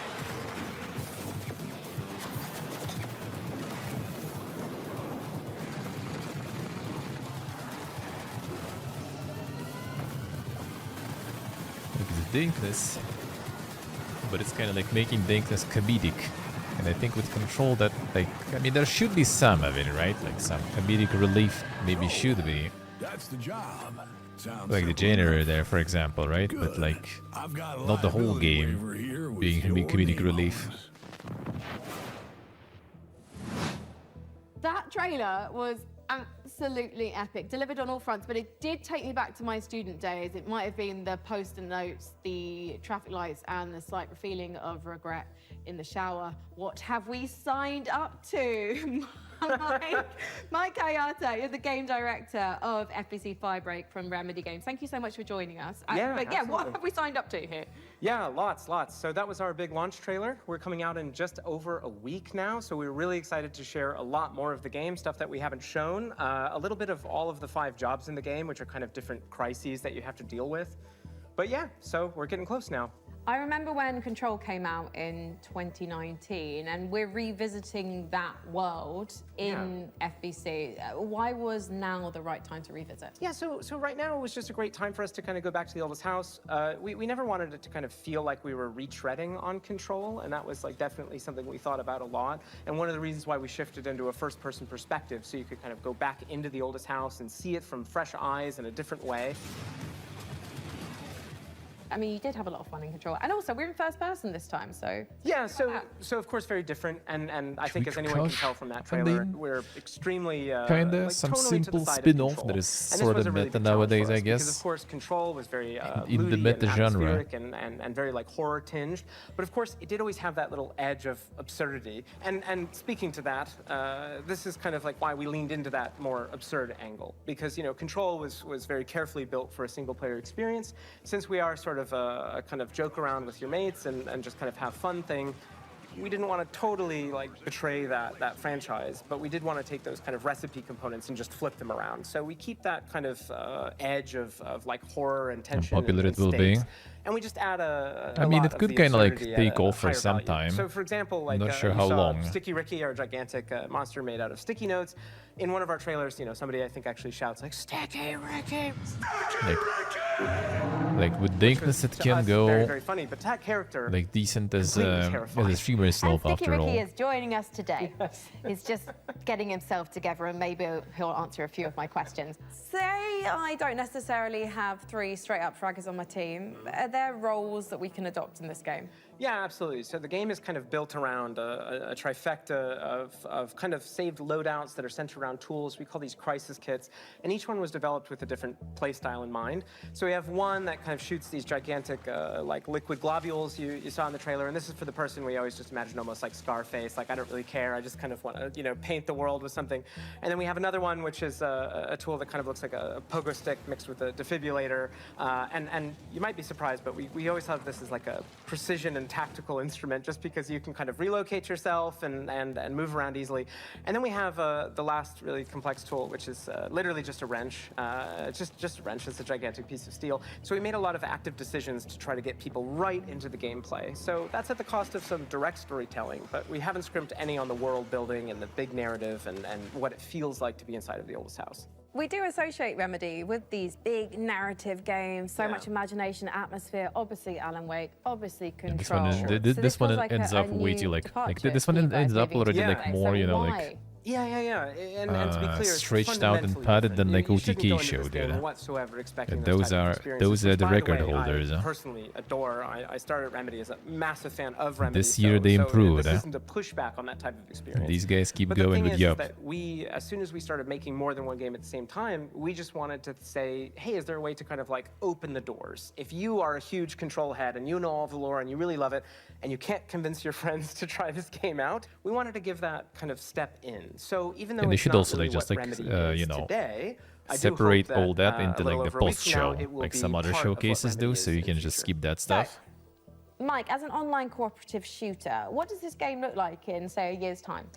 Yeah, that's a great question, especially because, the Kinda, online so space, I think kinda. a lot of people treat it very differently. One of the big things that we're about is avoiding kind of like FOMO, like engagement. You don't need to check in every day. We're not going to kind of add a timed battle pass. So if you come in on day one and you come back to us a year from now, all you're going to see is all the great stuff that we add. And speaking of that, already in this year, we're going to add 2 more jobs. That adds to the other 5 game modes that we ship with, already growing it by about 40% by the end of the year. We've got additional endgame systems and lots of plans. I'm just pitching, it's a stapler, like opened out, and it just... No, I like the Xbox Okay, today. I have news for you. The Xbox I think was good.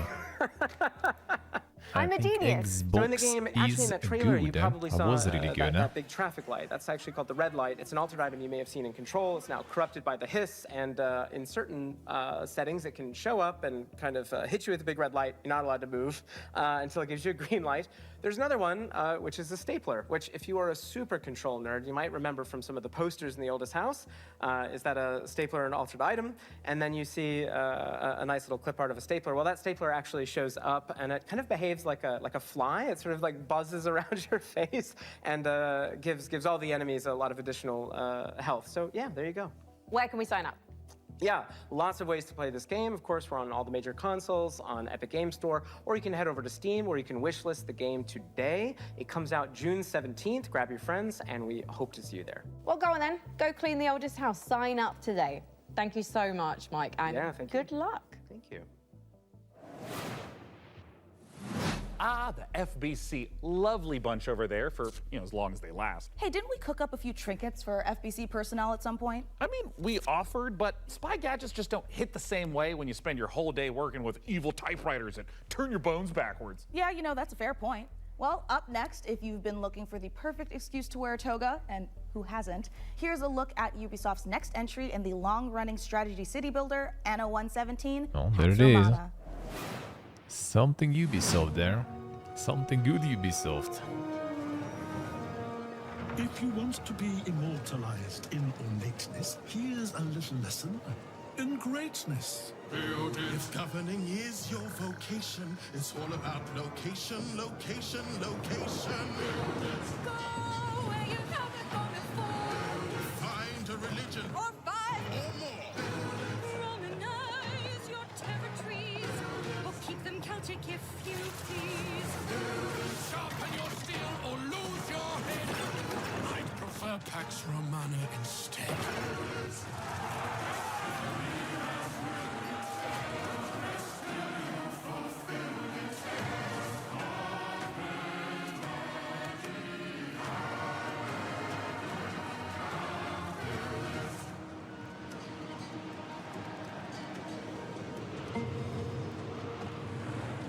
Quality gaming, eh?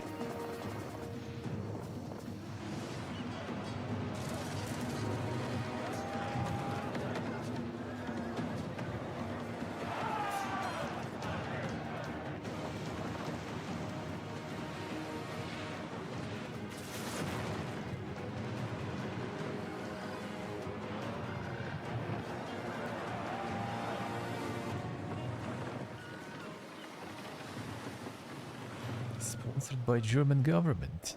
Son. Going up after all. Yeah, no, I'm Nate, and I was gonna... I thought I told you there's nothing up there. Like, what's up there, though? Nothing. There's a tower. Yeah, that's it.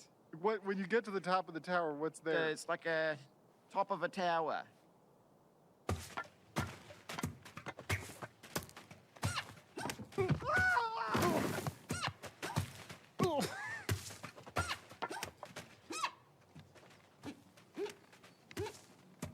There we go.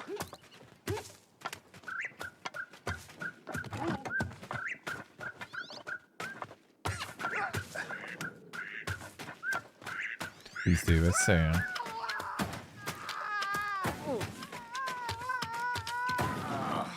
Oh, I'm done. Probably nothing up there anyway. Det är hela bygget, ja. The Strieber slopes.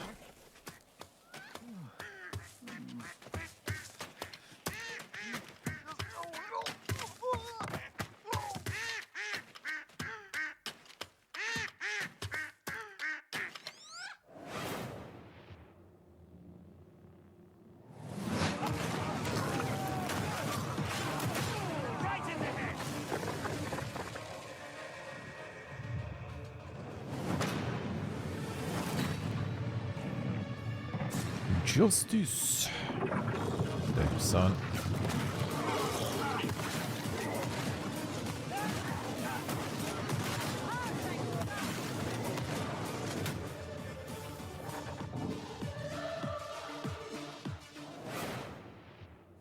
And this little Judge Dredd. Gimme.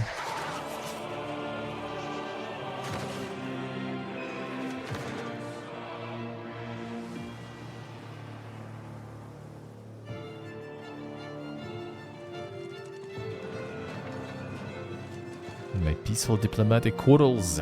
Let's go.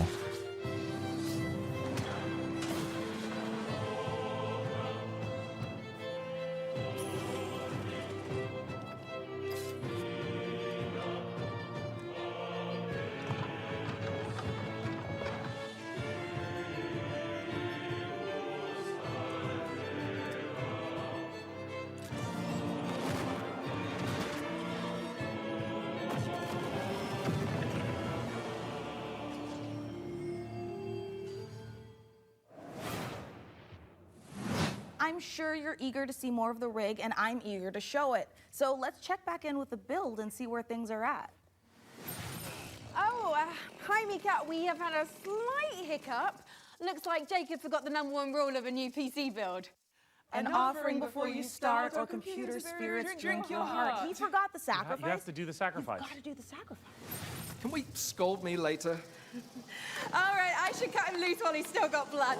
Sit still, Jacob. I don't want to hit any important bones. I am loving how normal things are today.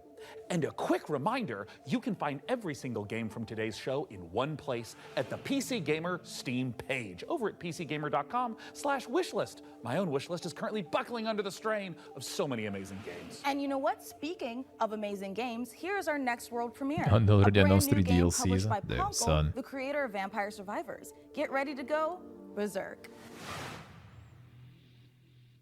Classic indeed, eh?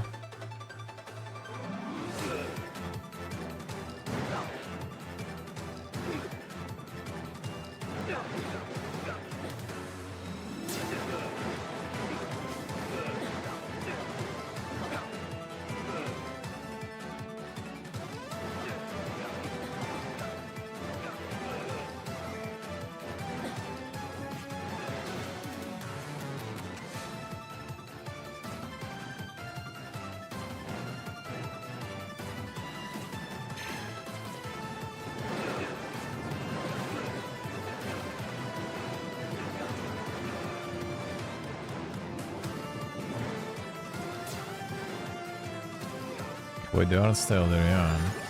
Quite loaded there.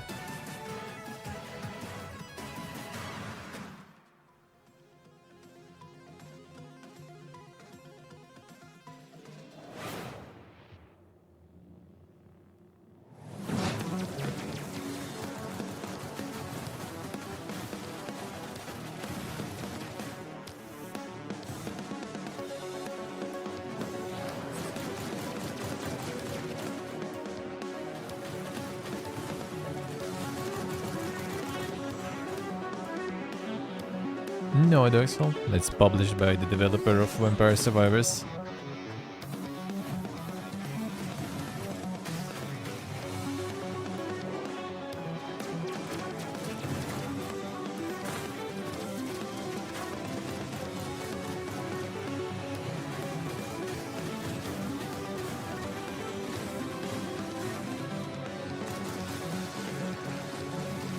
That was not a hallucination.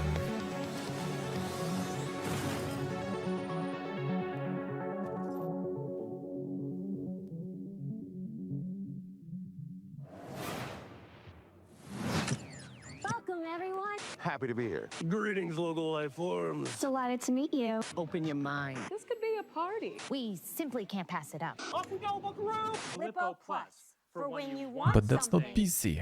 Why is it on PC Gaming Show? coming your way. Now. Hold up. What's on your mind? Aliens. Ah, the they anomaly. they ported from the Playdate to PC. We already are. The Bend is a planet-wide hallucination and a hoax. Everybody seems so anxious to say something that they don't get their facts straight first. Consider the Bend as a source of signal intrusions and dangerous interference. The Bend is the future. It's our future. Couldn't catch me zooming into any bend in space. Let us eagerly embrace the abyss. The Nether. Dimension. Television. Only on Blippo Plus.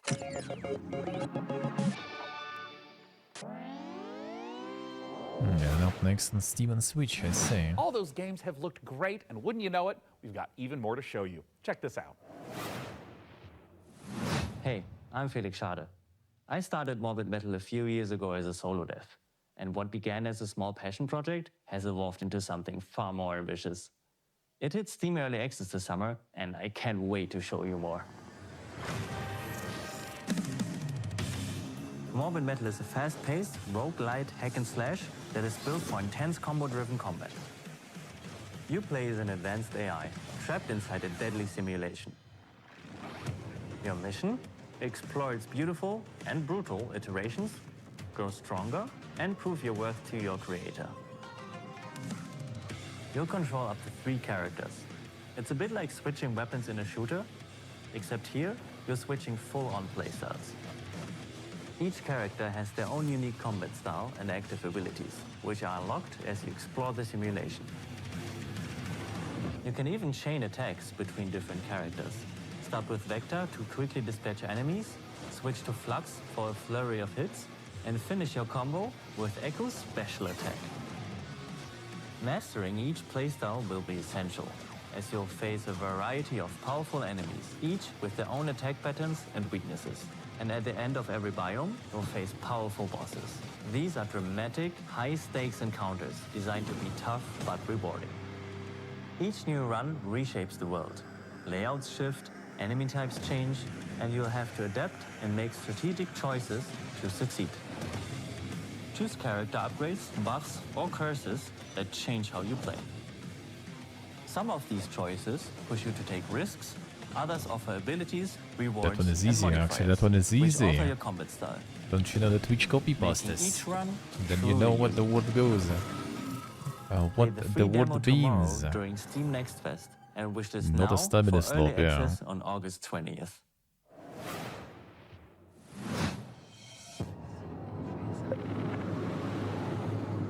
With the TOS.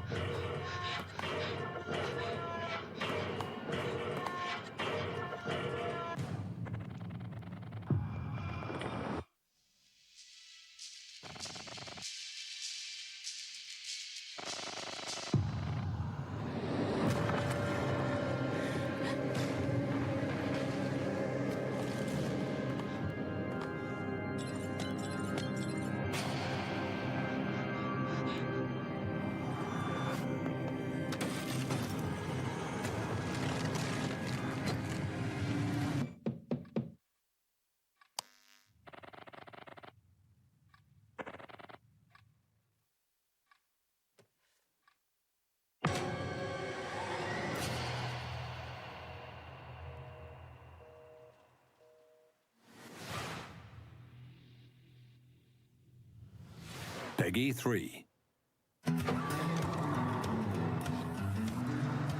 Son, can drive bosses even when you're 3.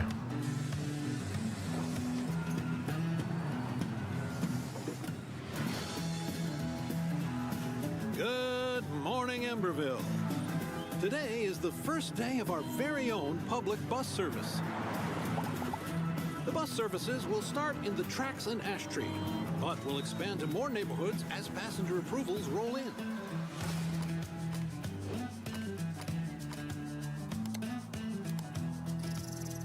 The City Council says this will be the test to see if more public infrastructure is worth improving. So get out there, ride the bus, and let your voices be heard.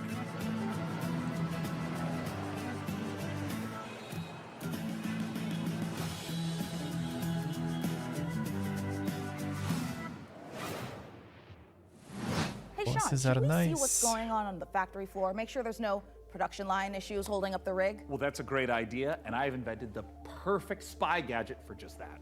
Hey, Sean, there is a big window right behind us. We could just look through that. Oh, look through a window? What is this, the Stone Age? You know, I'm pretty sure they didn't have windows in the Stone Age, Sean. Why would I use an obsolete Stone Age technology when the wristwatch I invented is capable of tracking my steps and hacking into any camera system on the planet instantly? Okay, that's actually really amazing, Sean. Well, I'm glad you like it because I took the liberty of making a Mika model a gift from me to If it you. wasn't Here, for the people, tap I on mean, the icon and true. you'll instantly hack into the warehouse cameras.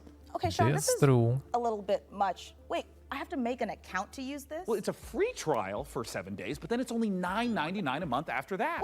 And look, two-factor authentication for safety. Sean, this is and now I have to connect my Steam account?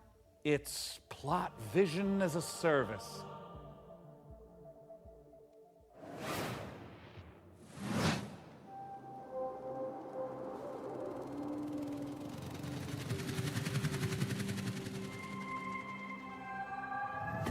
Video XLSC.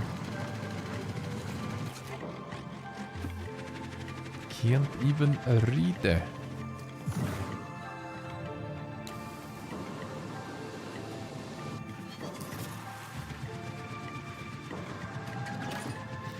True save, sure. Not the worst offer then, if you think about it. If you think about it, it's not even the worst then.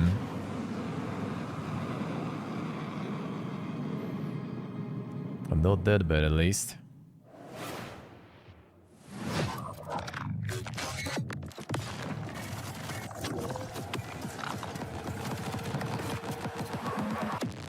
So is that one. I saw this one in one of the showcases, not in the summer one though. Or some other time. In the Game Awards or something. And we're the rats in this cage. You're going to get us out of here. We better get to work.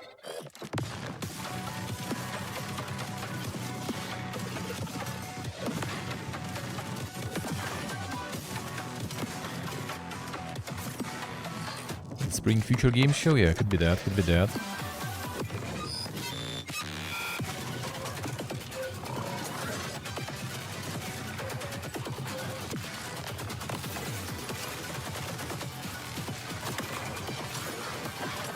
Doesn't exactly seem like my jam, not gonna lie.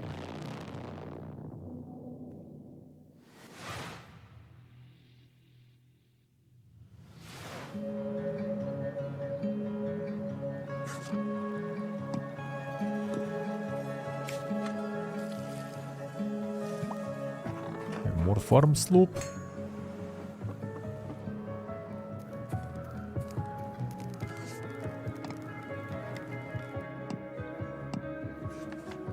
And this 17 plus and driving buses is 3 plus. Well, I guess you're not like romancing conductors there or something. Not solving some murders.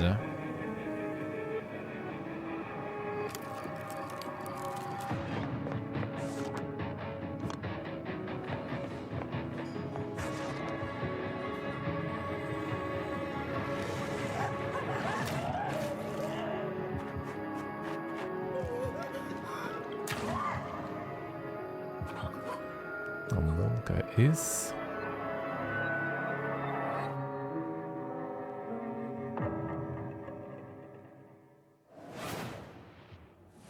You know, it's about time someone made a cozy life sim filled with supernatural horrors, just like my everyday to-day life.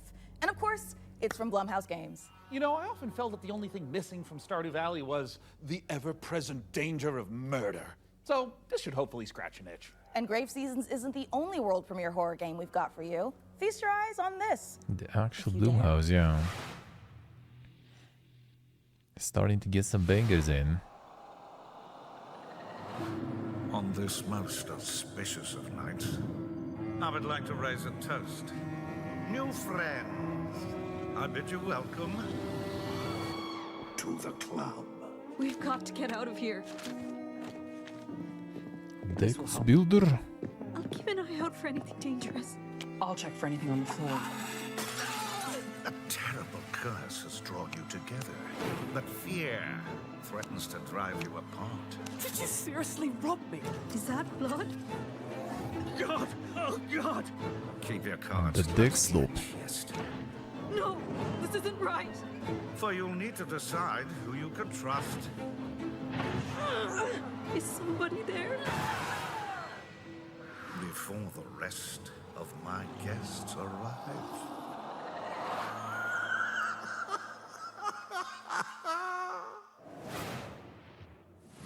Born of the Abyss, Vampire the Masquerade, Bloodlines unofficial patch, Doom 3 Phobos, and more mods join GOG. Pre-installed and ready to play, Damn, smooth son. as never before. Just add the mod to your library, click download, and install it. It's that simple. GOG has teamed up with modding communities to bring you iconic fan creations. Yeah, which, by one of the restoring cut beasts content, itself. fixing long-standing bugs, to introducing entirely new quests, That is pretty characters, good, and eh? experiences, breathe new life into classic titles.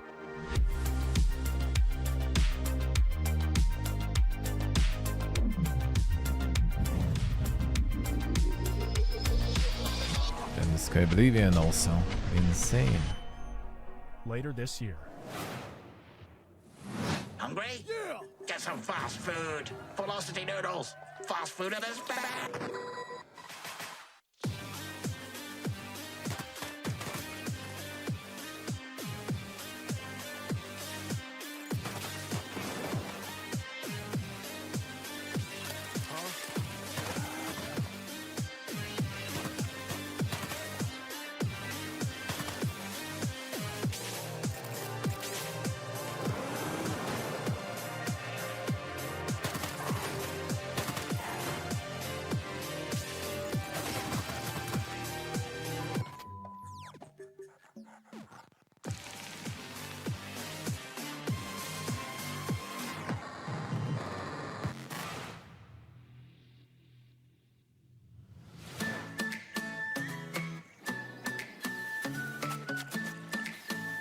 violence. This one, Monka S.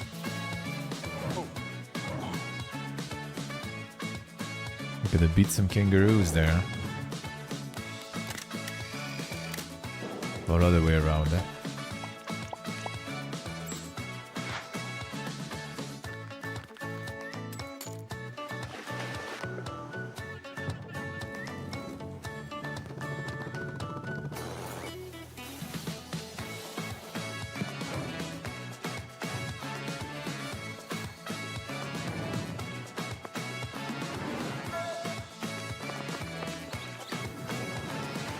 Gigabees.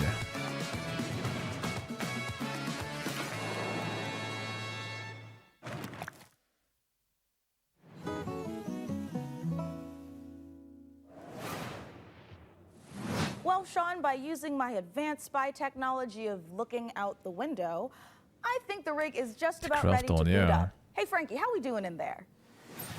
I think we are just about ready to power this bad boy up. What do you think, J-Money? She's ready to roar. Sean, would you like to do the honors? Oh, you guys, I thought you'd never ask. Ugh. It's alive!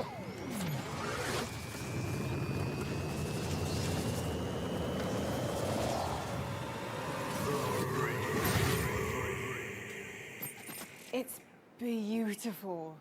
It calls to me. I love it more than any parent could love their child. As a mother, I take offense to that. But in this case, I'll allow it. And if you are watching this now, this very PC could be yours. Mika, what do they need to know? That's right, you could be the proud owner of the rig. In all of its top-of-the-line AMD-powered gaming glory. All you need to do is follow the link below and fill out the PC Gaming Show survey, and you will be entered in a chance to win. I mean, I'd like to enter myself, but I am public enemy #1 in 14 countries, and I'm not about to add another. So head on over to PCGamer.com/survey now. Get your hat in the ring. So our build might be finished, but we've still got more games to show. So let's take a look. A US or UK only. Classic, classic. Protect me from the evil within. May the Lord protect me from the evil within. May the Lord protect me from the evil within. May the Lord protect me from the evil within. May the Lord protect me from the evil within. May the Lord protect me from the evil within. May the Lord protect me from the evil within. May the Lord protect me from the evil within. Oh yeah, that one.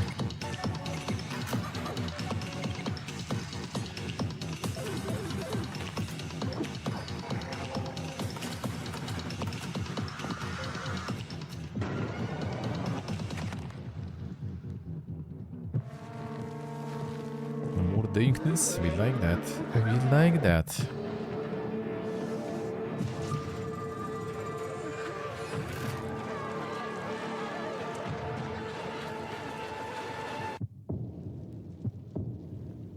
Calypsium. We like the dankness.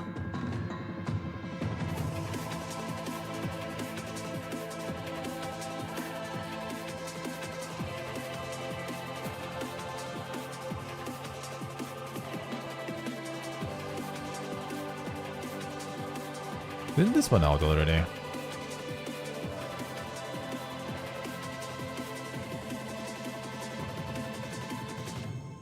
The Abyss, August 12th, alright. We're PlayFusion, a studio done playing by AAA rules who still believe games belong to players. Descendant is an FPS capture the flag reimagining where strategy collides with chaos. Oh yeah, it's that one. The skip like.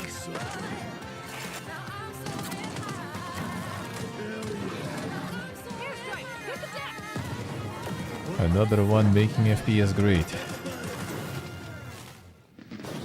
It's like capture the flag on crack. Edmund McMillan of The Binding of Isaac. This here's Tyler Glale. Yeah. We're coming to you from Santa Cruz, California. Hometown. Number 1, this is not a wig. Yeah. Number 2, we got a game coming out soon. Yeah. Here's the trailer. Yeah. What seems to be going on with the little guy? Yeah, I think my cat's sick. Yeah, he's got a broken neck. He has horrible IBS. His mouth and one of his ears are missing. His soul was removed by a Kandarian demon. What was that last He's one? taken a shotgun to the face a couple times. What? He's got rabies, I'm pretty sure, and he's made a deal with the devil. He was stabbed repeatedly in the neck, chest, face, and hair. He's incredibly dehydrated. He has depression. Who doesn't nowadays, right? He appears to have a conjoined twin. He has a gambling addiction. He was probed by aliens. He was mauled by a large headless beast. His tail appears to be growing a head. He has ADHD.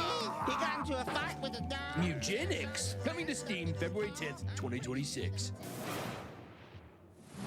Magnificent dank games and a games. magnificent gaming PC that you could win. Once again, head over to pcgamer.com/survey for a chance to claim the rig. Sì, so che sei. Mika, have you noticed that since powering her up, we've been hearing that annoying, super ominous voice? Yeah, kind of like we tore the very fabric of our plane of existence and brought through this terrifying unknown being drawn in by the awesome processing power of the rig.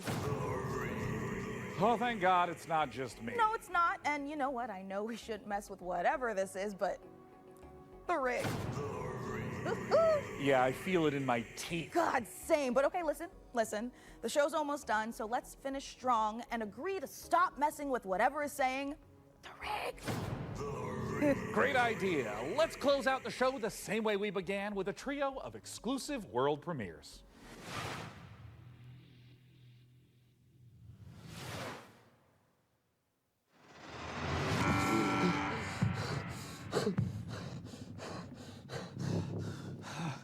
Paul Mason, 34, former surgeon at Westwood Hospital. You've been brought here to perform a surgery.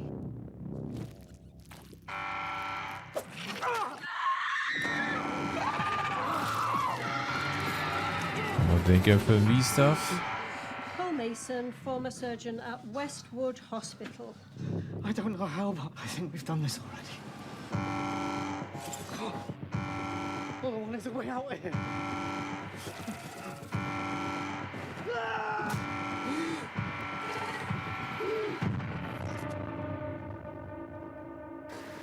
Warning. Specimen containment breach. Interactive horror, I see.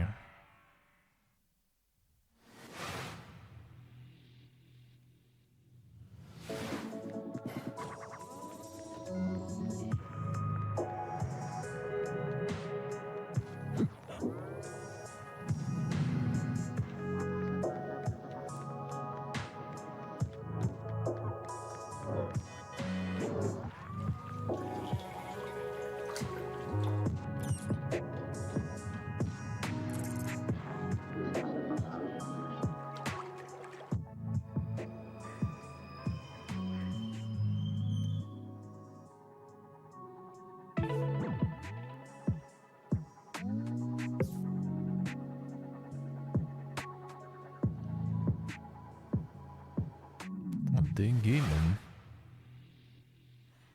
Just wander around there.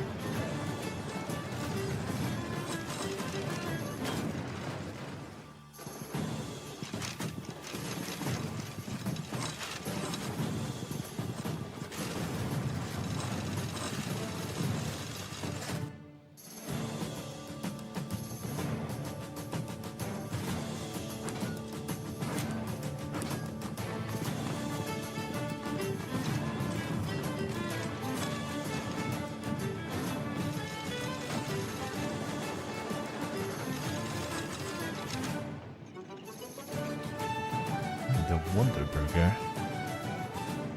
Dink stuff. No limits, yeah. What Guess a not this spectacular time. show that was. The games, the rig, the gadgets, the non-lethal electrocutions, the thermal paste. Oh my God, the thermal paste. And speaking of gadgets, we've got time to show off one last little invention of ours. Oh, goody! Inside this keyboard is a hidden compartment for storing hand-encrypted messages, and I've left a special farewell message for the viewers. We have just got to crack it open.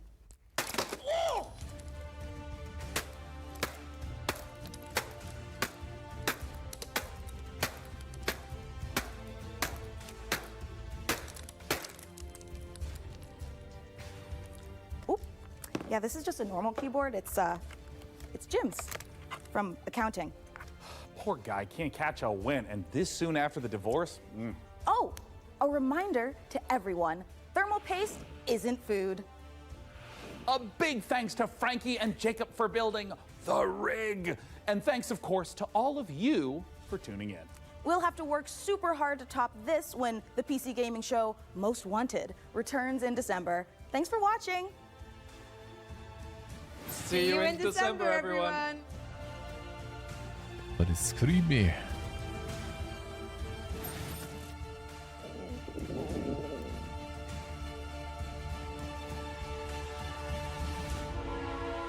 We're going. All right, it's time. Tell me when. Hello, everyone, to the PC Gaming Show pre-show. I'm exhausted from that. Trust me, you do not want to miss it. What the? Oh yeah, I guess they also had the pre-show and stuff, and just were watching Xbox stuff. Oh, hi, Mum. I'm currently on set at the moment, building a PC. It's alive! You went like this. Yeah! It's alive. Oh. Shots for everyone. Mum, I'm currently on set building a PC. There it is. Oh, did you hear that? Jesus, Joe. I'm a monument to vanity. Me. Hurry up, we don't have any time. Oh. Mum, I'm filming right now. I'm seducing you. Are you aroused? I can just, and I know how to read words. I went to college. No Heroes of Might and Magic Golden Era either. There it is. Shaken my SMH. I inhaled my spit. Better hurry up. This is starting to hurt, my guy. I can hear you, and so can the rest of the crew that I'm currently filming with. Let's take a look at our next game. That's a good take. If you dare. Spooky. It's quarter 2. Should be out already. Soon. There are 3 days. Soon it should be out. 12 p.m. Pacific, but oh, it's on the end of this cruise show. I'm ready to. Say hi, viewers of the PC Gaming Show 2025. Let's just get ready. There it is. Incredible. Scorn 2 there, son. That might have been my greatest take of all time. What will be the sequel even for that one? Now, what will be the sequel even for that one?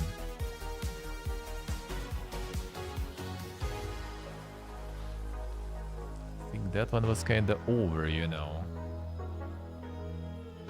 In somewhat of a definitive way. Kinda, I guess. Acting like Scorn 1 had a story. I mean, sorta, yeah. It sorta did. Not to mention you pretty much kind of like, you know, the last thing that is like walking some sort of path to ascension. Everything is decrepit and falling apart already, so going kind of past that is already tricky. Some sort of maybe like prequel into that civilization when it was still kind of, you know, around and kicking. That could be interesting, but that's totally not like the 2-hour walking sim. That would be something more dank probably. That probably would be more dank. Scorn picked the suck machine. Well, Scorn in general was pretty good. If they wouldn't try to force that PPG combat on you, just to show you the cool animations on the weapons, then it would be amazing.